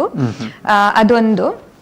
ಅದಷ್ಟೇ ಅಲ್ಲದೆ ಮತ್ತೆ ಆವಾಗಲೇ ಹೇಳಿದಾಗೆ ಈ ಕಿಡ್ನಿ ಅಥವಾ ಮೂತ್ರಪಿಂಡದ ಒಂದು ಡ್ಯಾಮೇಜ್ ಅಥವಾ ಹಾನಿದು ಒಂದು ಅರ್ಲಿ ಸ್ಟೇಜ್ ಅಥವಾ ಒಂದು ಪ್ರಥಮ ಹಂತ ಅಂತ ಹೇಳ್ಬೋದು ಈ ಪ್ರೋಟೀನ್ ಬರುವಂತದ್ದು ಮೂತ್ರದಲ್ಲಿ. ಹಾಗಾಗಿ ಈ ಮೂತ್ರದಲ್ಲಿನ ನೊರೆ ಅಥವಾ ಆ ಒಂದು ಫ್ರಾತ್ ಏನಿದೆ ಮುಂಚೆಗಿಂತ ಜಾಸ್ತಿ ಆಗಿದ್ರೆ ಅದನ್ನ ನಾವು ನೋಡ್ಲೇಬೇಕು. ಆಗ ಎರಡಿರಬಹುದು, ಒಂದಾ ಇನ್ಫೆಕ್ಷನ್ ಇರಬಹುದು ಅಥವಾ ಒಂದು ಪ್ರೋಟೀನ್ ಹೋಗ್ತಿರ್ಬೋದು.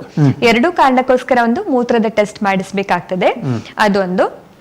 ಮತ್ತೆ ಮೂರನೇದು ಮತ್ತೆ ಮುಖ್ಯವಾದಂತದ್ದು ಕಣ್ಣಿನ ರೆಟಿನಾ ಸಮಸ್ಯೆ ಹೇಳಿದ್ದು.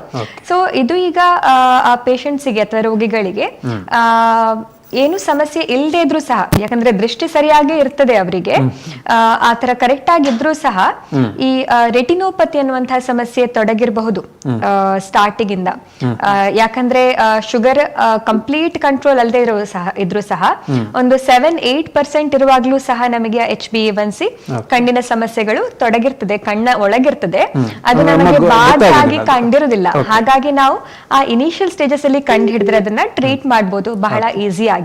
ಹಾಗಾಗಿ ಪ್ರತಿ ವರ್ಷ ಶುಗರ್ ಇರುವಂತಹ ಪ್ರತಿಯೊಬ್ಬರು ಸಹ ಕಣ್ಣಿನ ರೆಟಿನಾ ಟೆಸ್ಟಿಂಗ್ ಮಾಡ್ಲೇಬೇಕು. ಸಮಸ್ಯೆಗೆ ನಾವು ಕಾದು ಕೂತ್ಕೊಳ್ಬಾರ್ದು ಹಾಗೆ ದೃಷ್ಟಿ ಹಾನಿ ಆಗೋವರೆಗೆ. ಮತ್ತೆ ಈ ಮೂತ್ರದ ಪ್ರೋಟೀನ್ ಟೆಸ್ಟ್ ಅನ್ನ ಮಾಡ್ಲೇಬೇಕಾಗ್ತದೆ. ನಾವು ಅದನ್ನ ಯೂರಿನ್ ಇನ್ಫೆಕ್ಷನ್ಗೆಲ್ಲ ನೋಡ್ತಾ ಇರುವಂತದ್ದು ಪ್ರೋಟೀನಿಗೋಸ್ಕರ, ಅದು ನೋಡ್ಲೇಬೇಕಾಗ್ತದೆ. ಕಾಲಿನ ಪರೀಕ್ಷೆ ಸ್ಪೆಷಲ್ ಆಗಿ ಮಾಡ್ಲೇಬೇಕು ಅಂತೇನಿಲ್ಲ, ಆದ್ರೆ ಅಂತಹ ಕಾಲಿನ ಸಮಸ್ಯೆ ಕಂಡು ಬಂದ್ರೆ ಅದು ನಮಗೆ ಶುಗರ್ ಕಂಟ್ರೋಲ್ ಇಲ್ಲದೆ ಇರೋದ್ರಿಂದ ಅಂತ ಅನ್ನುವಂತಹ ಒಂದು ಇನ್ಫಾರ್ಮೇಶನ್ ಅದು ಗೊತ್ತಿರಬೇಕು. ಮತ್ತೆ ಶುಗರ್ ಇರುವಂತಹ ರೋಗಿಗಳಿಗೆ ಸಾಮಾನ್ಯವಾಗಿ ಕೊಲೆಸ್ಟ್ರಾಲ್ ಮತ್ತೆ BP ಬರುವಂತಹ ಸಾಧ್ಯತೆ ಸಹ ಹೆಚ್ಚು, ಜೊತೆಯಾಗಿ. ಯಾಕಂದ್ರೆ ಇದೆಲ್ಲ ಒಂದೇ ಗ್ರೂಪ್ ಆಫ್ ಪ್ರಾಬ್ಲಮ್ಸ್. ಹೆಚ್ಚಾಗಿ ಈ ತರ ಇರುವಂತಹ ಪೇಷಂಟ್ಸ್ ಸ್ವಲ್ಪ ದಪ್ಪ ಇರ್ತಾರೆ, ಬೊಜ್ಜು ಅಂತ ಹೇಳ್ತೀವಿ. ಸೊ ಶುಗರಿನ ಜೊತೆ ನಾವು ದಪ್ಪ ಸಹ ಇದ್ರೆ ಕೊಲೆಸ್ಟ್ರಾಲ್ ಮತ್ತೆ ಈ BP ಬರುವಂತಹ ಚಾನ್ಸಸ್ ಇದೆ. ಹಾಗಾಗಿ ವರ್ಷಕ್ಕೆ ಒಂದ್ಸರಿ ನಾವು ಕಂಪ್ಲೀಟ್ ನಾರ್ಮಲ್ ಇದ್ರೂ ಸಹ, ಸಪುರ ಇದ್ರೂ ಸಹ ಕೊಲೆಸ್ಟ್ರಾಲ್ ನ ಪರೀಕ್ಷೆ ಮಾಡ್ಬೇಕು ಖಾಲಿ ಹೊಟ್ಟೆಯಲ್ಲಿ. ಆಮೇಲೆ ಅದಷ್ಟೇ ಅಲ್ಲದೆ ಒಂದು ECG ಅನ್ನ ಮಾಡ್ಬೇಕಾಗ್ತದೆ, ವರ್ಷಕ್ಕೊಂದ್ಸರಿ ECG ಅನ್ನ ಮಾಡ್ಬೇಕು. ಮತ್ತೆ ವರ್ಷಕ್ಕೊಂದ್ 2 ಸರಿ ಆದ್ರೂ ನಾವು BP ಯನ್ನ ಟೆಸ್ಟ್ ಮಾಡಿಸ್ಬೇಕು. ಯಾಕಂದ್ರೆ BP ತುಂಬಾ ಇಂಪಾರ್ಟೆಂಟ್. ನಾವೀಗ ಎಲ್ಲಾ ಕಂಟ್ರೋಲ್ ಅಲ್ಲಿ ಇಟ್ಟು BP ಯನ್ನ ನಿರ್ಲಕ್ಷಿಸ್ತಾ ಹೋದ್ರೆ ಆವಾಗ ನಾವು ಇಷ್ಟೊಂದು ಕೇರ್ ತಗೊಂಡ್ರು ಸಹ ಪ್ರಯೋಜನ ಇಲ್ಲ. BP ಇಂದ ಅದು ಬಾಧೆ ಬೇರೆ ಒಂದು ರೀತಿಯಲ್ಲಿ ಕಂಡು ಬರ್ತದೆ. ಯಾಕಂದ್ರೆ BP ಗೆ ಇದೇ ಲಕ್ಷಣ ಅಂತ ಇಲ್ಲ. BP ಇದ್ದವರಿಗೆ ತಲೆನೋವು ಬರ್ಲೇಬೇಕು, ತಲೆ ತಿರುಗ್ಲೇಬೇಕು, ಏನು ಸಿಂಪ್ಟಮ್ಸ್ ಇಲ್ಲದೆ ಇದ್ರೂ ಸಹ BP ಇರ್ಬೋದು. ಹಾಗಾಗಿ BP ಟೆಸ್ಟಿಂಗ್ ನಾವು 6 ತಿಂಗಳಿಗೆ ಒಂದ್ಸರಿ ಆದ್ರೂ ಡಯಾಬಿಟಿಸ್ ಇರೋರು ಮಾಡ್ಬೇಕು. ಮತ್ತೆ ಇತ್ತೀಚೆಗೆ ಫ್ಯಾಟಿ ಲಿವರ್ ಅಂತ ಹೇಳ್ತೀವಿ. ಸೊ ಫ್ಯಾಟಿ ಲಿವರ್ ಮುಂಚೆ ನಾವು ಒಂದು ನಿರ್ಲಕ್ಷಿಸ್ತಾ ಇದ್ದಂತಹ ಒಂದು ಸಮಸ್ಯೆ ಅದು. ಒಬ್ರು ಹಲೋ ಹಲೋ, ನಮಸ್ತೆ. ನಮಸ್ತೆ, ಎಲ್ಲಿಂದ ಕರೆ ಮಾಡ್ತಿದ್ದೀರಾ ಸರ್? ಬೆಳ್ಳಾರಿಯಿಂದ ಕೃಷ್ಣಾಂತ್ ಅಂತ ಹೇಳಿ. ಓಕೆ, ಡಾಕ್ಟರ್ ಇದ್ದಾರೆ, ಮಾತಾಡಿ. ಮೇಡಮ್ ನಮಸ್ತೆ. ನಮಸ್ತೆ, ಹೇಳಿ. ಇವಾಗ ಶುಗರ್ ಏನಿಲ್ಲ ಮೇಡಮ್, ಆದ್ರೆ ಇದಕ್ಕೆ ಮುಂಜಾಗ್ರತಾ ಕ್ರಮವಾಗಿ ನಾವ್ ಏನೇನು ಮೆಜರ್ಸ್ ತಗೊಳ್ಬಹುದು ಅಂತ ಒಂದು ಹೇಳ್ಬೇಕಿತ್ತು. ಓಕೆ ಸರಿ. ಸೊ ಅಂದ್ರೆ ನಿಮ್ಮ ಫ್ಯಾಮಿಲಿಯಲ್ಲೂ ಸಹ ಶುಗರ್ ಇಲ್ವಲ್ಲ ಯಾರಿಗೂ? ಇಲ್ಲ, ಯಾರಿಗಿಲ್ಲ. ಅಂದ್ರೆ ನಮ್ಮದು 32 ಏಜ್. ಇನ್ನು ನೆಕ್ಸ್ಟ್ ನಮ್ಮ ಫುಡ್ ಅಲ್ಲಿ ಆಗ್ಲಿ ಅಥವಾ ಬೇರೆ ವಿಷಯದಲ್ಲಿ ಆಗ್ಲಿ ಏನೆಲ್ಲ ಮೆಜರ್ಸ್ ತಗೊಳ್ಬಹುದು? ಖುಷಿ ಆಗ್ತಾ ಇದೆ ಆಕ್ಚುಲಿ. ಸೊ ಈಗ ನೀವು ಈ ತರ ಇರ್ಬೇಕಾದ್ರೆ ನೀವು ನಿಮ್ಮ ಲೈಫ್ ಸ್ಟೈಲ್ ಅನ್ನ ನೋಡ್ಕೊಂಡ್ರೆ ಸಾಕು. ಅಂದ್ರೆ ಈಗ ವೆರಿ ಕಾಮನ್ಲಿ ನಮ್ಗೆ ಆಚೆ ನೋಡಿದಾಗೆಲ್ಲ ಬರೀ ಫ್ರೈಡ್ ಐಟಮ್ಸೇ ಕಾಣಿಸ್ತದೆ, ಸಮೋಸ, ಇಡ್ಲಿ, ವಡೆ ಅದೇ ಇರ್ತದೆ. ಸೊ ಇದನ್ನ ತಿನ್ಬಾರ್ದು ಅಂತ ಏನಿಲ್ಲ, ಆದ್ರೆ ಹಿತಮಿತವಾಗಿ ನೀವು ವಾರಕ್ಕೊಂದ್ಸರಿ ಹಾಗೆ ನೋಡ್ಕೊಂಡು ತಿನ್ನುವಂಥದ್ದು. ಮತ್ತೆ ಒಂದು ನಿಮ್ಮ ಡೈಲಿ ರೂಟೀನ್ ಅಥವಾ ದಿನಚರಿಯಲ್ಲಿ ಒಂದು 20 ನಿಮಿಷ ಆದ್ರೂ ಎಕ್ಸರ್ಸೈಸ್ ಅಂತ ಹೇಳಿ ಇಡುವಂಥದ್ದು. ಯಾಕಂದ್ರೆ ಹೆಚ್ಚಾಗಿ ನಮ್ಮ ಆಕ್ಟಿವಿಟಿ ಇಲ್ಲದೆ ಇರುವಂತಹ ಒಂದು ಕೆಲಸದಲ್ಲಿ ಇರ್ತೀವಿ ನಾವು. ಸೊ ಸ್ಪೆಷಲ್ ಆಗಿ ಒಂದು 20 ನಿಮಿಷ ಆದ್ರೂ ದಿನದಲ್ಲಿ ಚಟುವಟಿಕೆಯನ್ನು ಅಳವಡಿಸ್ಕೊಳ್ಳಿ, ಒಂದು ವ್ಯಾಯಾಮ ಅಂತ ಅಳವಡಿಸ್ಕೊಳ್ಳಿ. ಮತ್ತೆ ಈ ಈಟಿಂಗ್ ಹ್ಯಾಬಿಟ್ಸ್ ಇದೆರಡು ಬಹಳ ಮುಖ್ಯ ಯಾವುದೇ ಒಂದು ಲೈಫ್ ಸ್ಟೈಲ್ ಡಿಸಾರ್ಡರಿಗೆ. ಸೊ ನೀವು ಒಂದು ಯಂಗ್ ಏಜ್ ಅಲ್ಲಿ ಪ್ರಿಕಾಷನ್ ತಗೋತಾ ಇದ್ದೀರಾ, ಒಂದು ಮಾದರಿ ಅಂತ ಹೇಳ್ಬೋದು ಇವರು ಆಕ್ಚುಲಿ ಎಲ್ಲರಿಗೂ ಸಹ. ಸೊ ನೀವು ಮಾತ್ರ ಅಲ್ಲದೆ ನಿಮ್ಮ ಮಕ್ಕಳಿಗೂ ಸಹ ಒಂದು ಚಿಕ್ಕ ಏಜ್ ಇಂದಾನೆ ಹೆಲ್ದಿ ಈಟಿಂಗ್ ಹ್ಯಾಬಿಟ್ಸ್ ಹೇಳಿಕೊಟ್ರೆ ಅವರಿಗೆ ಮುಂದೆ ಅದು ಬಹಳ ಕಷ್ಟ ಅಂತ ಅನ್ಸುದಿಲ್ಲ. ಈ ತರದನ್ನ ನೀವು ಅಳವಡಿಸಿಕೊಂಡ್ರೆ ಒಳ್ಳೇದು. ಇನ್ ಜನರಲ್ ಡೈರೆಕ್ಟ್ ಶುಗರ್ಸ್ ಅನ್ನ ಆದಷ್ಟು ಕಮ್ಮಿ ಮಾಡಿ. ಸ್ವೀಟ್ಸ್ ಇರ್ಬೋದು, ಒಂದು ಫ್ರೀ ಶುಗರ್ ಅಂತ ಏನ್ ಹೇಳ್ತೀವಿ ಅದನ್ನ ಕಮ್ಮಿ ಮಾಡಿ. ಡಯಾಬಿಟಿಸ್ ಇಲ್ಲದೆ ಇದ್ರೆ ಫ್ರೂಟ್ಸ್ ಗೇನು ಅಡ್ಡಿ ಇಲ್ಲ, ನೀವು ಫ್ರೂಟ್ಸ್ ಅನ್ನ ತಗೋಬಹುದು. ಈ ಪ್ಯಾಕ್ಡ್ ಫುಡ್ ಏನಿರ್ತದಲ್ಲ ಮಾರ್ಕೆಟಲ್ಲಿ ಬಹಳ ಸುಲಭವಾಗಿ ಸಿಗುವಂತದ್ದು, carbonated juices, Sprite, Thums Up, Mirinda ಆ ತರದ್ದು, ಅದೆಲ್ಲ ಹೆವಿ ಶುಗರ್ ಇರುವಂತಹ ವಸ್ತುಗಳು. ಅದನ್ನ ನಾವು ದಿನನಿತ್ಯವಾಗಿ ಬಳಸದೆ ಒಂದು ಒಕೇಶನಲಿ ಮಾತ್ರ ಯೂಸ್ ಮಾಡುವಂತದ್ದು. ಹಾಗೆ ಮಾಡಿದ್ರೆ ಏನು ಬಹಳಷ್ಟು ಹಾನಿ ಆಗೋದಿಲ್ಲ. ಓಕೆ, ಥ್ಯಾಂಕ್ ಯು ವಿಶಾಂತ್ ಅವರೇ, ಒಳ್ಳೆಯ ಪ್ರಶ್ನೆಯನ್ನು ಕೇಳಿದ್ದಾರೆ. ಹೌದು ಡಾಕ್ಟ್ರೆ, ಆರೋಗ್ಯ ಸಮಸ್ಯೆಗಳು ಮತ್ತೆ ಮುಂದುವರಿಸಿದಾದ್ರೆ ಸೊ ಇನ್ನೊಂದು ಆವಾಗ ಹೇಳಿದ್ದು fatty liver. So fatty liver ಅಥವಾ ಈ ಒಂದು ಏನಿದೆ ಅದಕ್ಕೋಸ್ಕರ ನಾವು ಅಲ್ಟ್ರಾಸೌಂಡ್ಸ್ ಆದಷ್ಟು ಹೇಳ್ತೇವೆ, ಸಜೆಸ್ಟ್ ಮಾಡ್ತೇವೆ ಪೇಷಂಟ್ಸ್ಗೆ ಸ್ಟಾರ್ಟಿಂಗ್ ಒಂದ್ಸರಿ ಆದ್ರೂ ಮಾಡಿಸ್ಬೇಕು ಅಂತ. ಯಾಕಂದ್ರೆ ಅದರಲ್ಲೂ ಗ್ರೇಡ್ಸ್ ಇದೆ, ಗ್ರೇಡ್ 1, ಗ್ರೇಡ್ 2, ಗ್ರೇಡ್ 3 ಹಾಗೆ ಫ್ಯಾಟಿ ಲಿವರ್ ಇದೆ. ಸೊ ಅದನ್ನ ನಮ್ಗೆ ಗ್ರೇಡ್ 2, 3 ಎಲ್ಲ ಹೋದ ಮೇಲೆ ಸ್ವಲ್ಪ ಸೀರಿಯಸ್ ಆಗಿ ತಗೋಬೇಕು. ನಾವು ನಮ್ಮ ವೇಟ್ ಅನ್ನ ಸ್ವಲ್ಪ ಕಂಟ್ರೋಲ್ ಮಾಡ್ಬೇಕಾಗ್ತದೆ. ಮತ್ತೆ ಅದಕ್ಕೆ ಪ್ರತ್ಯೇಕವಾಗಿ ಮೆಡಿಸಿನ್ಸ್ ಬೇಕಾಗಿ ಬರಬಹುದು. ಯಾಕಂದ್ರೆ ಡಯಾಬಿಟಿಸ್ ಇದ್ದು ಗ್ರೇಡ್ 3 ಮತ್ತೆ ಆತರ ತುಂಬಾ ಫ್ಯಾಟಿ ಲಿವರ್ ಇದ್ರೆ ಅದು ಬಹಳ ವೇಗವಾಗಿ ಪ್ರೋಗ್ರೆಸ್ ಆಗ್ತದೆ. ಲಿವರಿನ ಸಮಸ್ಯೆ ಮತ್ತೆ ಒಂದು ಮುಖ್ಯವಾಗಿ ಬರಬಹುದು, ಪ್ರಿಡಾಮಿನೆಂಟ್ ಆಗ್ಬಹುದು. ಹಾಗಾಗಿ ಅಟ್ಲೀಸ್ಟ್ ನಿಮ್ಮ ವೇಟ್ ನಿಯಂತ್ರಣದಲ್ಲಿ ಇಟ್ಕೊಂಡು ಒಂದ್ಸರಿ ಅಟ್ಲೀಸ್ಟ್ ಅಲ್ಟ್ರಾಸೌಂಡ್ ಮಾಡಿಸ್ಕೊಂಡ್ರೆ ನಾವು ಅದನ್ನ ಒಂದು ಕ್ಲಿಯರ್ ಆಗಿ ನೋಡ್ಬೋದು. ಮತ್ತೆ ಇನ್ನೊಬ್ರು ಕರೆಯಲಿದ್ದಾರೆ.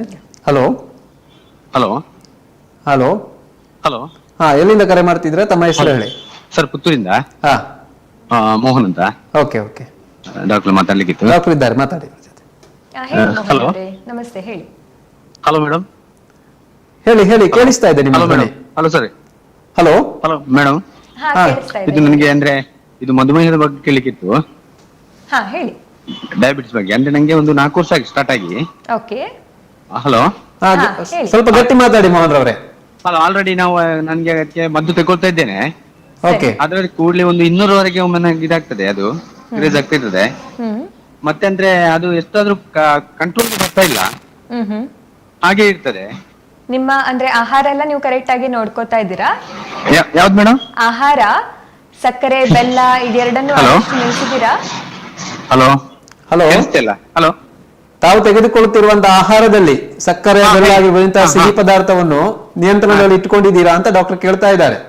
ಸ್ವಲ್ಪ ಕಡಿಮೆ ಮಾಡ್ತಾ ಇದ್ದೇನೆ, ಹೆಚ್ಚು ತಗೊಳ್ತಾ ಇಲ್ಲ. ಸಕ್ಕರೆ ಎಲ್ಲ ಕಡಿಮೆ ಮಾಡ್ತೇನೆ, ಆದಷ್ಟು ಬೆಲ್ಲ ಸಹ ತಗೊಳ್ತಾ ಇದ್ದೇನೆ. ಮತ್ತೆ ಇದು ಊಟದ ಎಲ್ಲ ತಗೊಳ್ತೇನೆ, ಸರಿ ಟೈಮ್ ತಗೊಳ್ತಾ ಇದ್ದೇನೆ. ಅನ್ನ ಎಲ್ಲ ಮಧ್ಯಾಹ್ನ ಊಟ ಮಾಡುದು, ಸಂಜೆ ಊಟವೇ ಮಾಡುದು. ನಾನು ಬೇರೆ ಯಾವ್ದು ತಗೊಳ್ಳುದಿಲ್ಲ, ಫುಡ್ ಅದೇ ತಗೊಳ್ತಾ ಇದ್ದೇನೆ. ನಿಮ್ಮ ಅದು HbA1c ಎಷ್ಟಿದೆ ಹೇಳ್ತೀರಾ ಪರ್ಸೆಂಟೇಜ್? ಹಾಗಿದ್ರೆ ಪರ್ಸೆಂಟೇಜ್ ಸಾಧಾರಣ ಒಂದು 200, 205, 10 ಬರ್ತದೆ. ಅದು ಸಿಂಗಲ್ ಡಿಜಿಟ್ ಇರ್ತದೆ, ಜಾಸ್ತಿ ಆಗಿ 7, 8, 9, 10. ಯಾವ ಸರ್ ಮೇಡಮ್? ಪರ್ಸೆಂಟೇಜ್ ಟೆಸ್ಟ್ ಏನಿದೆಲ್ಲ ಅದು ಸಾಧಾರಣವಾಗಿ ಸಿಂಗಲ್ ಡಿಜಿಟ್ ಇರುವಂತದ್ದು 7, 8, 9 ಅಥವಾ ಕೆಲವೊಂದು 10, 11 ಹಾಗೆ. ಮತ್ತೊಂದು ಹಲೋ ಕೇಳ್ತಿಲ್ಲ. ಅದಂದ್ರೆ ಮತ್ತುಂಟು, ಈ ಕೈ ಕಾಲೆಲ್ಲ ಉಂಟು, ಕುತ್ತಿಗೆ ಇದೊಂಥರ ಸೂಜಿಯಲ್ಲಿ ಕುತ್ತಿಗೆ ಆಗ್ತದೆ ಫುಲ್, ಅದು ಫುಲ್ ಟೈಮ್ ಇರ್ತದೆ.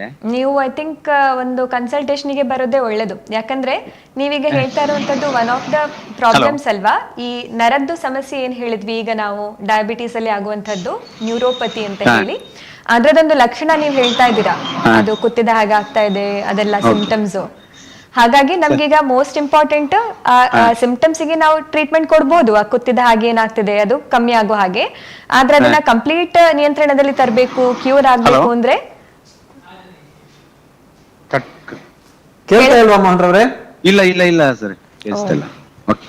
ಓಕೆ, ನೀವು ಒಂದು ಕೆಲಸ ಮಾಡಿ ಮೋಹನ್ ರವರೇ, ಡಾಕ್ಟರ್ ಅವರು ನಮ್ಮ ಪುತ್ತೂರಿನಲ್ಲಿ ಪ್ರತಿ ತಿಂಗಳ ಪ್ರಥಮ ಶುಕ್ರವಾರ ಪ್ರಗತಿ ಹಾಸ್ಪಿಟಲ್ಗೆ ಬರ್ತಾ ಇದ್ದಾರೆ. ಮಧ್ಯಾಹ್ನ 1:30 ಗಂಟೆಯಿಂದ 3:30 ಗಂಟೆವರೆಗೆ ಇರ್ತಾರೆ. ತಾವು ಡಾಕ್ಟರ್ ನೇರವಾಗಿ ಸಂದರ್ಶಿಸಬಹುದು. ಸರಿ. ಓಕೆ, ಥ್ಯಾಂಕ್ ಯು ಮೋಹನ್ ರವರೇ. ಹೇಳಿ ಡಾಕ್ಟರ್ ಅವರೇ, ಬೇರೆ ಏನು ರೋಗಗಳು, ಸಮಸ್ಯೆಗಳು? ಸೊ ಈಗ ಒಂದು ಡಯಾಬಿಟಿಕ್ ಫುಟ್ ಅಂತ ಹೇಳ್ತೀವಿ, ಅಂದ್ರೆ ಈ ಕಾಲಿಗೆ ಅಫೆಕ್ಟ್ ಆಗುವಂತದ್ದು ಡಯಾಬಿಟೀಸ್. ಸಾಮಾನ್ಯವಾಗಿ ಎಲ್ಲರೂ ಇದನ್ನ ಕೇಳಿರ್ತೀವಿ, ಅಂದ್ರೆ ಈ ಕಾಲಲ್ಲಿ ಹುಣ್ಣಾಗುವಂಥದ್ದು, ಅಲ್ಸರ್ ಅಂತ ಹೇಳ್ತೇವಲ್ಲ ಅದು. ಯಾಕೆ ಈ ತರ ಆಗ್ತದೆ ಅಂತ ಹೇಳಿದ್ರೆ ಇದಕ್ಕೂ ಮುಖ್ಯ ಕಾರಣ ಅವರೀಗ ಹೇಳಿರುವಂತಹ ನ್ಯೂರೋಪತಿ ಅಥವಾ ನರದ್ದು ಸಮಸ್ಯೆ. ಅದು ಎಷ್ಟೋ ವರ್ಷ ನಮಗೆ ಅದು ಗೊತ್ತೇ ಇರುವುದಿಲ್ಲ, ನಮ್ಮ ಕಾಲಿನ ಸ್ಪರ್ಶ ಕಮ್ಮಿ ಆಗಿರುವಂತದ್ದು. ಹಾಗೆ ಈಗ ಕೈಯಲ್ಲಿ ಎಷ್ಟು ಸ್ಪರ್ಶ ನಮ್ಗೆ ಗೊತ್ತಾಗ್ತದಲ್ಲ, ಅಷ್ಟು ನಮಗೆ ಕಾಲಲ್ಲಿ ಗೊತ್ತಾಗ್ತಿರುದಿಲ್ಲ. ಆದ್ರೆ ಅದು ನಮ್ಗೆ ಅಷ್ಟು ಕಡಿಮೆ ಆಗಿದೆ ಅಂತ ಹೇಳಿ ಅನುಭವಕ್ಕೆ ಬಂದಿರುವುದಿಲ್ಲ. ಹಾಗಾಗಿ ಈ ಚಿಕ್ಕ ಪುಟ್ಟ ಗಾಯಗಳು, ಅಂದ್ರೆ ಈಗ ಮನೆಯಲ್ಲೇ ಸ್ವಲ್ಪ ಗೋಡೆ ಇರ್ಬೋದು, ಟೇಬಲ್ ಇರ್ಬೋದು, ಚಿಕ್ಕ ಪುಟ್ಟ ಗಾಯಗಳಿರ್ಬೋದು, ಅಥವಾ ಈ ಕಾಲು ಒಡೆತ ಅಂತ ಏನ್ ಹೇಳ್ತೀವಿ, ಹೀಲ್, ಅದು ಹಿಮ್ಮಡಿ ಒಡೆದು ಬರುವಂತದ್ದು. ಸೊ ಆ ತರದೆಲ್ಲ ಚಿಕ್ಕ ಪುಟ್ಟ ಗಾಯಗಳು ನಮ್ಗೆ ಗೊತ್ತೇ ಆಗಿರೋದಿಲ್ಲ. ಅದು ಒಂದು ಇನ್ಫೆಕ್ಷನ್ ಆಗಿ ಸ್ವಲ್ಪ ಒಂದು ಹುಣ್ಣಾಗಿ ಆದ ಮೇಲೆ ನಾವು ಅದನ್ನ ನೋಡ್ತೀವಿ. ಅದು ಗಮನಕ್ಕೆ ಬರುವಾಗ ಅದನ್ನ ಆಲ್ರೆಡಿ ಅದು ಡೀಪ್ ಆಗಿ ಹೋಗಿರ್ತದೆ. ಸೊ ಅದನ್ನ ನಾವು ಡಯಾಬಿಟಿಕ್ ಫುಟ್ ಅಂತ ಹೇಳಿ ಹೇಳ್ತೀವಿ. ಆ ಒಂದು ಚಿತ್ರ ಈಗಷ್ಟೇ ತೋರಿಸಿದ್ರು, ಡಯಾಬಿಟಿಕ್ ಫುಟ್ ಇದು. ಇದರಲ್ಲಿ ನಾವು 3 ಅವರು ಮಾರ್ಕ್ ಮಾಡಿದ್ದಾರೆ. ಇದರಲ್ಲಿ ಒಂದು ಕ್ಯಾಲಸ್ ಅಂತ ಹೇಳಿ ಮಾರ್ಕ್ ಇದೆ. ಅಂದ್ರೆ ಈ ನಮ್ಮ ಪಾದದ ಅಡಿಭಾಗ ಏನಿದೆ ಅದು ಬಹಳ ಮೃದುವಾದಂಥದ್ದು, ಸಾಫ್ಟ್ ಇರ್ತದೆ. ಆದ್ರೆ ಡಯಾಬಿಟೀಸ್ ಅಲ್ಲಿ ನಮ್ಗೆ ಆ ಸ್ಪರ್ಶ ಕರೆಕ್ಟ್ ಆಗಿ ಗೊತ್ತಿಲ್ದಿರುವಾಗ ಕಾಲಿನ ಈ ಪ್ರೆಷರ್ ಏರಿಯಾಸ್ ಅಂದ್ರೆ ಎಲ್ಲಿ ನಮ್ಗೆ ಒತ್ತಡ ಬೀಳ್ಬೇಕು ಅಲ್ಲಿ ಬೀಳ್ತಿರೋದಿಲ್ಲ. ಈ ಸಾಫ್ಟ್ ಆಗಿರುವಂತಹ ಪಾರ್ಟ್ಸ್ ಏನಿದೆ ಬೆರಳಲ್ಲಿ ಅಲ್ಲಿ ಎಲ್ಲ ಪ್ರೆಷರ್ ಬೀಳ್ತಾ ಇರ್ತದೆ. ಸೊ ಆವಾಗ ಆ ಕಾಲಿನ ಚರ್ಮ ದಪ್ಪ ಆಗ್ಲಿಕ್ಕೆ ಸ್ಟಾರ್ಟ್ ಆಗ್ತದೆ. ಅದನ್ನ ನಾವು ಕ್ಯಾಲಸ್ ಅಂತ ಹೇಳಿ ಹೇಳ್ತೇವೆ. ಅದು ಒಂದು ನ್ಯೂರೋಪತಿಯ ಒಂದು ಅರ್ಲಿ ಸೈನ್ ಅಂತ ಹೇಳಿ ಹೇಳ್ಬೋದು. ಸೊ ಆದ್ರಿಂದ ನಾವು ಕಾಲನ್ನ ವಾರಕ್ಕೊಂದ್ಸರಿ ಆದ್ರೂ ಅಡಿಭಾಗವನ್ನ ನೋಡ್ಬೇಕು, ಎಲ್ಲೆಲ್ಲಿ ಆತರ ದಪ್ಪ ಆಗಿದೆ, ಗಂಟಾಗಿದೆ ಅದನ್ನ ನೋಡ್ಬೇಕು. ಹೌದು. ಸೊ ಆ ಗಂಟಾಗಿರುವಂತಹ ಭಾಗಗಳು ಮುಂದೆ ಹುಣ್ಣಾಗುವಂತಹ ಚಾನ್ಸಸ್ ಬಹಳ ಜಾಸ್ತಿ. ಹೌದು. ಸೊ ಅದು ನಮ್ಗೆ ನೋಡ್ಬೇಕು. ಮತ್ತೆ ಹುಣ್ಣಷ್ಟೇ ದಪ್ಪ ಅಷ್ಟೇ ಅಲ್ಲದೆ ಕೆಲವು ಕೆಂಪು ಭಾಗಗಳು, ಅದನ್ನ ಅಲ್ಲಿ ಹಾಟ್ ಸ್ಪಾಟ್ ಅಂತ ಹೇಳಿ ಏನ್ ಹೇಳಿದ್ದಾರೆ, ಅದು it a very high risk for ulcer. So ಆ ತರದ್ದು ನಾವಾಗಿ ಪಾದದನ್ನ ಇನ್ಸ್ಪೆಕ್ಷನ್ ಮಾಡಿದ್ರೆ ಮಾತ್ರ ನಮ್ಗೆ ಅದು ಗೊತ್ತಾಗ್ತದೆ. ಈಗ ತುರಿಕೆಗಳು ಏನಾದ್ರೂ ಗೊತ್ತಾಗುದಿಲ್ಲ. ತುರಿಕೆಗಳು ಒಂದು ಇನ್ಫೆಕ್ಷನ್ ನ ಒಂದು ಭಾಗ. ಅಂದ್ರೆ ಈ ಎರಡು ಬೆರಳಿನ ನಡುವೆ ಸ್ವಲ್ಪ ಫಂಗಲ್ ಇನ್ಫೆಕ್ಷನ್, ಅದು ಸಹ ನೀವು ಹೇಳಿದಾಗೆ ಆಗ್ತದೆ. ಮಳೆಗಾಲದಲ್ಲಿ ಬಹಳ ಸಾಮಾನ್ಯವಾಗಿ ಡಯಾಬಿಟಿಸ್ ಪೇಷಂಟ್ಸ್ ಅಲ್ಲಿ ಆಗ್ತದೆ. ಅದಷ್ಟೇ ಅಲ್ಲದೆ ಈಗ ನಾವು ಸರ್ವೇ ಸಾಮಾನ್ಯವಾಗಿ ಹೇಳುವಂತದ್ದು ಏನಂದ್ರೆ ಪೇಷಂಟ್ಸಿಗೆ ದಿನಾಲು ಸ್ನಾನ ಆದ ಮೇಲೆ ಈ ನೀರಿನ ಅಂಶ ಏನಿದೆ ಅದು ಬೆರಳುಗಳ ನಡುವೆ ಇಲ್ಲದೆ ಇರುವ ಹಾಗೆ ನೋಡ್ಕೋಬೇಕು. ಆದ್ರಿಂದ ಕಂಪ್ಲೀಟ್ ಆಗಿ ಡ್ರೈ ಆಗಿ ನಾವು ಅದನ್ನ ಒರೆಸ್ಕೋಬೇಕು. ಮತ್ತೆ ಪಾದದ ಅಡಿಭಾಗ ಏನಿದೆ ಅದು ಪೇಷಂಟ್ ಖುದ್ದಾಗಿ ನೋಡ್ಬೇಕು. ಆದಷ್ಟು ಎಲ್ಲೆಲ್ಲಿ ಕಾಣಿಸ್ತಿಲ್ಲ ಅದು ಬೇರೆ ವಿಷಯ, ನಾವು ಅದನ್ನ ಅಟ್ಲೀಸ್ಟ್ ಬೇರೆಯವರಿಗೆ ವಾರಕ್ಕೊಂದ್ಸರಿ ಆದ್ರೂ ಚೆಕ್ ಮಾಡ್ಲಿಕ್ಕೆ ಹೇಳ್ಬೋದು, ಅಥವಾ ಮಿರರ್ ಅನ್ನ ಈ ಕನ್ನಡಿಯನ್ನ ಬಳಸಿ ನೋಡಬಹುದು. ಅದು ವಾರಕ್ಕೊಂದ್ಸರಿ ಆದ್ರೂ ಕಂಪ್ಲೀಟ್ ಒಂದು ಇನ್ಸ್ಪೆಕ್ಷನ್ ಮಾಡ್ಬೇಕು ಕಾಲಿದ್ದು. ದಿನನಿತ್ಯವಾಗಿ ಆದಷ್ಟು ಮಾಯಿಶ್ಚರ್ ಇಲ್ಲದೆ ನೋಡ್ಬೇಕು. ಮತ್ತೆ ನಾವು ಈಗ ದೇವಸ್ಥಾನಗಳಿಗೆ ಎಲ್ಲ ಹೋಗುವಾಗ ಈ ಬಿಸಿ ಬಿಸಿ ಕಲ್ಲು ಏನಿರ್ತದೆ ಅಲ್ಲಿ ಖಾಲಿ ಕಾಲಲ್ಲಿ ನಡೆಯುವಂಥದ್ದು ಅದನ್ನ ಆದಷ್ಟು ನಾವು ಅವಾಯ್ಡ್ ಮಾಡ್ಬೇಕು. ಅದರಿಂದ ಡಯಾಬಿಟಿಸ್ ಇರೋರಿಗೆ ಏನ್ ಹೇಳೋದಂದ್ರೆ ಸಂಜೆ ಹೊತ್ತಲ್ಲಿ ದೇವಸ್ಥಾನಕ್ಕೆ ಹೋಗಿ, ಅಥವಾ ಅರ್ಲಿ ಮಾರ್ನಿಂಗ್ ಬೆಳಗ್ಗೆ ಬೇಗ ಹೋಗ್ಬೇಕು, ಬಿಸಿಲು ಇಲ್ಲದೆ ಇರುವಂತಹ ಸಮಯದಲ್ಲಿ. ಹೌದು. ಮಠ ಮಧ್ಯಾಹ್ನ ಅಲ್ಲಿ ಹೋಗಿ ಕಾಲಲ್ಲಿ ಚಿಕ್ಕ ಪುಟ್ಟ ಗಾಯಗಳು ಗೊತ್ತಾಗದೆ ಹೋಗ್ತದೆ. ಅದು ದೊಡ್ಡ ಹುಣ್ಣಾದ ಮೇಲೆ ಅವರು ತೋರಿಸುವಾಗ್ಲೇ ಅದು ಬಹಳ ಮುಂದುವರೆದಿರ್ತದೆ. ಹಾಗಾಗಿ ಇದು ಪ್ರಿಕಾಷನ್ ತಗೋಬೇಕಾಗ್ತದೆ. ಇನ್ನೊಬ್ರು ಕರೆಯಲಿದ್ದಾರೆ. ಹಲೋ. ಹಲೋ, ನಮಸ್ತೆ. ಎಲ್ಲಿಂದ ಕರೆ ಮಾಡ್ತಿದ್ದೀರಾ? ಪುತ್ತೂರು ಬದ್ದೂರಿಂದ. ಹಾ ಹೇಳಿ ಸರ್. ಡಾಕ್ಟರ್ ಇದ್ದಾರೆ, ಸಂಪರ್ಕದಲ್ಲಿದ್ದಾರೆ. ಇವಾಗ sugar level before food after food ಅಂತ ಹೇಳಿ ಒಂದು ಲೆವೆಲ್ ಫಿಕ್ಸ್ ಮಾಡಿದ್ದಾರೆ. ಹಲೋ. ಹೌದು ಹೌದು ಹೇಳಿ. ಹಲೋ. ಹಾ ಹೇಳಿ ಹೇಳಿ. Sugar level before food after food ಅಂತ ಹೇಳಿ ಇಷ್ಟು ಪರ್ಸೆಂಟೇಜ್ ಇರ್ಬೇಕು ಅಂತ ಹೇಳಿ ಒಂದು ಫಿಕ್ಸ್ ಮಾಡಿದ್ದಾರೆ. ಬಟ್ ಅದು ಯಾವ ಬೇಸ್ ಹಲೋ. ಹೌದು ಹೌದು. ಅದು ಯಾವ ಬೇಸ್ ಮೇಲೆ ಫಿಕ್ಸ್ ಆಗಿರುತ್ತೆ, ಆಮೇಲೆ ಎಷ್ಟು ಪರ್ಸೆಂಟೇಜ್ ವರೆಗೆ ಬಂದ್ರೆ ಅದು ಡೇಂಜರಸ್ ಲೆವೆಲ್ ಆಗಿರುತ್ತೆ. ಹಲೋ. ಅದಕ್ಕೆ ಇಮ್ಮಿಡಿಯೇಟ್ ಸೊಲ್ಯೂಷನ್ ಏನು? ಓಕೆ ಸರಿ. ಸೊ ಕೇಳಿಸ್ತಾ ಇದೆಯಾ ಈಗ ನಾನು ಮಾತಾಡೋದು? ಇಲ್ಲ, ಸ್ವಲ್ಪ ಏನೋ ಡಿಸ್ಟರ್ಬೆನ್ಸ್ ಇದೆ. ಡಿಸ್ಟರ್ಬೆನ್ಸ್ ಇದೆಯಾ? ಹೌದು. ಇವಾಗ್ಲೂ ಸ್ವಲ್ಪ ಡಿಸ್ಟರ್ಬೆನ್ಸ್ ಇದೆ. ಹೇಳಿ ಡಾಕ್ಟರ್. ಓಕೆ. ಸೊ ಈಗ ಅದು ಯಾವ ಬೇಸಿಸ್ ಮೇಲೆ ಇದೆ ಅನ್ನೋದಕ್ಕೆ ಸುಮಾರು ಸ್ಟಡೀಸ್ ಇದೆ, ಒಂದೆರಡಲ್ಲ. ಟ್ರಯಲ್ಸ್ ಅನ್ನ ಹೇಳ್ಬೇಕು ಅಂತ ಹೇಳಿದ್ರೆ ನಮ್ಗೆ ಸುಮಾರು ಒಂದು 30-40 ವರ್ಷ ಹಿಂದಿನ ಟ್ರಯಲ್ಸ್ ಇಂದ ಇದೆ. ಇಲ್ಲ ಮೇಡಮ್, ಕೇಳ್ತಾ ಇಲ್ಲ ಧ್ವನಿ ಡಾಕ್ಟರ್ ಮಾತಾಡೋದು. ಇಲ್ಲ ನನ್ನ ವಾಯ್ಸ್ ಅದೇನೋ ಡಬಲ್ ಆಗತ್ತೆ. ಓಕೆ. ಡಾಕ್ಟರ್ ಮಾಹಿತಿ ಹೇಳ್ತಾರೆ ಸರ್. ತಾವು ಮತ್ತೆ ನಮ್ಮ ನೇರ ಪ್ರಸಾರ ಕಾರ್ಯಕ್ರಮ ತಾವು ವೀಕ್ಷಿಸಬಹುದು ಅಂತ ನಾನು ಹೇಳ್ಕೊಳ್ತಾ ಇದ್ದೇನೆ ನಿಮ್ಗೆ. ಕೇಳ್ಕೊಳ್ಳೋಣ ಅಂತ ಹೇಳಿ. Okay okay. ಬಟ್ ನೀವು ಮಾತಾಡೋದವ್ರಿಗೆ ಕೇಳಿಸ್ತಾ ಇಲ್ಲ. ನಾನು ಮಾತಾಡೋದು ಕೇಳಿಸ್ತಾ ಇದೆಯಾ? ನೀವು ಮಾತಾಡೋದು ಕೇಳಿಸ್ತಾ ಇದೆ. ಓಕೆ, ತಾಂತ್ರಿಕ ದೋಷ ಇದೆ. ಓಕೆ, ಇವಾಗ ಕೇಳಿಸ್ತಾ ಇದೆಯಾ? ಓಕೆ, ಹೇಳಿ ಮೇಡಮ್. ಸ್ವಲ್ಪ ಕೇಳಿಸ್ತಾ ಇದೆ. ಸರಿ. ಸೊ ಕ್ವೆಶ್ಚನ್ ತುಂಬಾ ಒಳ್ಳೇದಿದೆ. ಸೊ ಹಾಗಾಗಿ ಈಗ ಅದನ್ನ ತುಂಬಾ ಟ್ರಯಲ್ಸ್ ಅಥವಾ ಏನು ಸ್ಟಡೀಸ್ ಅಂತ ಹೇಳ್ತೇವೆ, ಆ ತರದ್ದು ಹಲವಾರು ಅಧ್ಯಯನಗಳಿದೆ. ಅದು ಯಾವ ಬೇಸಿಸ್ ಮೇಲೆ ಬೇಸ್ಡ್ ಇದೆ ಅಂತ ಹೇಳಿದ್ರೆ ಈ ಕಾಂಪ್ಲಿಕೇಶನ್ಸ್. ಈಗ ನಮಗೆ ಶುಗರ್ ಅಂದ್ರೆ ನಾವು ಖಾಲಿ ಆ ರಿಪೋರ್ಟ್ ಅಲ್ಲಿರುವಂತಹ ನಂಬರ್ ಅನ್ನ ನೋಡಿ ಹೆದರುವಂತದ್ದಲ್ಲ. ಅದರಿಂದ ನಮ್ಮ ದೇಹಕ್ಕೇನು ಪರಿಣಾಮ ಆಗ್ತದೆ ಅದು ನಮ್ಗೆ ಬೇಕಾಗಿರುವಂತದ್ದು, ಮತ್ತೆ ಅದನ್ನ ನಾವು ಅವಾಯ್ಡ್ ಮಾಡುವಂತದ್ದು. ಹಾಗಾಗಿ ಯಾವ ಲೆವೆಲ್ ಇದ್ರೆ ಒಬ್ರಿಗೆ, ಅಥವಾ ಎಷ್ಟು ವರ್ಷ ಆದ ಮೇಲೆ ಅದೇ ಲೆವೆಲ್ ಇದ್ರೆ ನಮಗೆ ಅದರಿಂದ ಸಮಸ್ಯೆಗಳು ಕಾಣಬಹುದು. ಇದು ನಮ್ಗೆ ಒಂದು ಬೇಸ್ ಆಗಿ ತಗೊಂಡು ಹಲವಾರು ಸ್ಟಡೀಸ್ ಅನ್ನ ಮಾಡಿದ್ದಾರೆ. ಸೊ ಫಸ್ಟ್ ಮಾಡಿರುವಂತಹ ಟ್ರಯಲ್ಸ್ ಈ ಒಂದು ಕಟ್ ಆಫ್ ನೋಡ್ಲಿಕ್ಕೋಸ್ಕರ ಯಾವ ಲೆವೆಲ್ ಅಲ್ಲಿ ಇದ್ರೆ ನಮಗೆ ಹಾನಿ ಆಗ್ಬೋದು ಅಂತ ಹೇಳುವಂತಹ ಸ್ಟಡೀಸ್. ಅದಾದ ಮೇಲೆ ನಿಮ್ಮ ಸೆಕೆಂಡ್ ಕ್ವೆಶ್ಚನ್ಗೆ ಉತ್ತರ ಅಂದ್ರೆ ನಾವು ಯಾವ ಮದ್ದು ತಗೊಂಡು ಅದನ್ನ ಒಂದು ಲೆವೆಲ್ ಅಲ್ಲಿ ಇಟ್ರೆ ಆ ಸಮಸ್ಯೆಗಳು ಆಗದೇ ಇರುವ ಹಾಗೆ ನೋಡಿದ್ದಾರೆ. ಸೊ ಅಂತಹ ಸ್ಟಡೀಸ್ ಮಾಡಿಕೊಂಡು ಆ ಕಟ್ ಆಫ್ಸ್ ನ ಅವರು ಡಿಸೈಡ್ ಮಾಡಿದ್ದಾರೆ. ನಮಗೆ ಈ ರೇಂಜಿನ ಕಮ್ಮಿ ಇದ್ರೆ ನಮಗೆ ನಾವೊಂದು ಸೇಫ್ ಝೋನ್ ಅಲ್ಲಿ ಇರ್ತೀವಿ ಅಂತ ಹೇಳಿ ಆ ಸ್ಟಡೀಸ್ ಮೇಲೆ ಆ ತರ ನಿರ್ಧಾರ ಮಾಡಿದ್ದಾರೆ. ಮತ್ತೆ ಇಮಿಡಿಯೇಟ್ ಸೊಲ್ಯೂಷನ್ ಅಂತ ಹೇಳಿ ಇಲ್ಲ, ಯಾಕಂದ್ರೆ ಈಗ ನಾವು ಹೇಳಿದ ಹಾಗೆ ಇದು ಜೀವನ ಶೈಲಿ ಆಧಾರಿತ ರೋಗಗಳು ಅಥವಾ ಲೈಫ್ ಸ್ಟೈಲ್ ಡಿಸಾರ್ಡರ್ಸ್. ಸೊ ನಮ್ಮ ಲೈಫ್ ಸ್ಟೈಲ್ ಅನ್ನುವಂಥದ್ದು 30-40 ವರ್ಷ ಆಗಿ ಬಂದಿರುವಂತಹ ಪ್ರೊಸೆಸ್. ಅದೇ ದೇಹ 40 ವರ್ಷ ಆಗಿ ಬಂದಿದೆ. 40 ವರ್ಷ ನಮ್ಮ ಆಹಾರ ಶೈಲಿ, ಜೀವನ ಶೈಲಿ ಹೇಗಿತ್ತು ಅದರ ಮೇಲೆ ಅದು ಬಂದಿರುವಂತಹ ಒಂದು ಸಮಸ್ಯೆ. ಹಾಗಾಗಿ ಅದು ಹೋಗ್ಲಿಕ್ಕೆ ಸಹ ಒಂದು ಸಾಕಷ್ಟು ಸಮಯ ತಗೊಳ್ತದೆ. ಹೀಗೆ ಮಾಡಿ ಸರಿ ಮಾಡುವಂತಹ ಯಾವುದೇ ಒಂದು ಟ್ರೀಟ್ಮೆಂಟ್ ಅಲೋಪತಿಯಲ್ಲಿ ಇಲ್ಲ. ಬಟ್ ಜನರಲ್ ಒಪಿನಿಯನ್ ಏನಂದ್ರೆ, ಹಲೋ ಹೇಳಿ ಮೇಡಮ್, ಜನರಲ್ ಒಪಿನಿಯನ್ ಏನಂದ್ರೆ ಇದು ಒಂದು ಸುಮ್ಮನೆ ಏನೋ ಫಿಕ್ಸ್ ಮಾಡಿರ್ತಾರೆ. ಡೋಂಟ್ ಮಿಸ್ಟೇಕ್ ಅರ್ಬಿ, ಇಟ್ ಇಸ್ ಏನೋ ಪ್ಯೂರ್ಲಿ ಡಾಕ್ಟರ್ಸ್ ದುಡ್ಡು ಮಾಡಕ್ಕೆ ಇದೊಂದು ಸುಮ್ಮನೆ ಮಾಡಿರ್ತಾರೆ. ಅಲ್ಲ, ನೀವು ಮಾತ್ರ ಅಲ್ಲ, ನಾನು ಸಹ ಡಾಕ್ಟರ್ ಆಗೋಕ್ಕಿಂತ ಮುಂಚೆ ಹೀಗೆ ಯೋಚನೆ ಮಾಡ್ತಾ ಇದ್ದೆ. ಹಾಗಾಗಿ ನಿಮ್ಗೆ ಬೇಕಾದ್ರೆ ನೀವು ನನ್ನ ಕ್ಲಿನಿಕ್ಗೆ ಬಂದ್ರೆ I will be very happy to help you. ಯಾಕಂದ್ರೆ ಅದಕ್ಕೆ ಬೇಕಾಗಿರುವಂತಹ ಸ್ಟಡೀಸ್ ಏನಿದೆ, ನಮ್ಗೆ ಇಂಟರ್ನೆಟ್ ಅನ್ನುವಂಥದ್ದು ರೈಟ್ ಲೆಫ್ಟ್ ಚಿಕ್ಕ ಮಕ್ಕಳಿಗೆ ಸಹ ಈಗ ಅದು ಸಿಗ್ತದೆ. ಹಾಗಾಗಿ ಈಗ ನಮ್ಗೆ ಯಾವುದೋ ದೇಶದಲ್ಲಿ ಕುತ್ಕೊಂಡು ಮೋಸ ಮಾಡುವಂತಹ ಕಾಲ ಹೋಗಿದೆ ಅಲ್ವಾ. ನಮ್ಗೆ ಹೀಗೆ ಸರ್ಚ್ ಮಾಡಿದ್ರೆ ಅದರ 100 ಸ್ಟಡಿ ಗೂಗಲ್ ಅಲ್ಲಿ ಸಿಗ್ತದೆ. ನಿಮಗೆ ಯಾವ ಲೆವೆಲ್ ಆಫ್ ಸ್ಟಡೀಸ್ ಬೇಕು ನೀವು ಅದನ್ನ ನಿಮ್ಮ ಇಂಟ್ರೆಸ್ಟ್ ಬೇಸಿಸ್ ಅಲ್ಲಿ ನೀವು ಸರ್ಚ್ ಮಾಡಬಹುದು. ನಿಮ್ಗೆ ಗೈಡ್ ಮಾಡ್ಲಿಕ್ಕೆ definitely I will be very happy to help you. I can give you the set of studies so that you can be convinced. ಹಾಗೆ okay, thank you OPS Bhat ಅವರೇ. Doctor ಮತ್ತೆ ಮುಂದುವರಿಸೋಣ. So ನಾವು diabetic foot ಬಗ್ಗೆ ಹೇಳ್ತಾ ಇದ್ವಿ actually. So ಅಂದ್ರೆ ಈ ಇನಿಷಿಯಲ್ ಸ್ಟೇಜಸ್ ಏನಿದೆ, ಆ ಕ್ಯಾಲಸ್ ಆಗುವಂಥದ್ದು, ಕಾಲು ದಪ್ಪ ಆಗುವಂಥದ್ದು, ಆವಾಗ್ಲೇ ನಾವು ಕಂಡು ಹಿಡಿದ್ರೆ ತುಂಬಾ ಹೆಲ್ಪ್ ಆಗ್ತದೆ. ಅದು ಹುಣ್ಣೆಲ್ಲ ಆಗಿ ಸ್ವಲ್ಪ ಒಳಗೆ ಹೋಗಿ ಎಲುಬಿಗೆ ಬಾಧಿಸಿದ ಮೇಲೆ ನಮಗೆ ಅದರ ಒಂದು ಪ್ರೊಗ್ನೋಸಿಸ್ ಅಂತ ಏನ್ ಹೇಳ್ತೀವಿ ಅದಷ್ಟು ಚೆನ್ನಾಗಿರೋದಿಲ್ಲ. ಯಾಕಂದ್ರೆ ನಾವು ಕೇಳಿರ್ತೀವಲ್ಲ, ಅವರ ಒಂದು ಬೆರಳು ತೆಗ್ದಿದ್ದಾರೆ ಅಥವಾ ಕಾಲು ಕಟ್ ಮಾಡಿದ್ದಾರೆ, ಆ ತರದ್ದೆಲ್ಲ ಕೇಳ್ತೀವಿ. ಇದು ಸಾಮಾನ್ಯವಾಗಿ ಎಲ್ರಿಗೂ ಆಗುದಿಲ್ಲ. ಸೊ ನೀವು ಹೆದರ್ಬೇಕಾಗಿಲ್ಲ, ಶುಗರ್ ಬಂತು ಅಂದ್ರೆ ನನ್ ಕಾಲ್ ಹೋಯ್ತು ಹಾಗೆಲ್ಲ ಏನೂ ಇಲ್ಲ.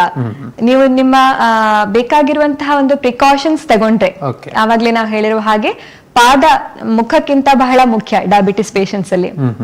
ಮುಖ ನೋಡೋಕ್ಕಿಂತ ಜಾಸ್ತಿ ನಾವು ಪಾದಕ್ಕೆ ಕನ್ನಡಿ ಇಟ್ಕೊಂಡು ನೋಡ್ಬೇಕು.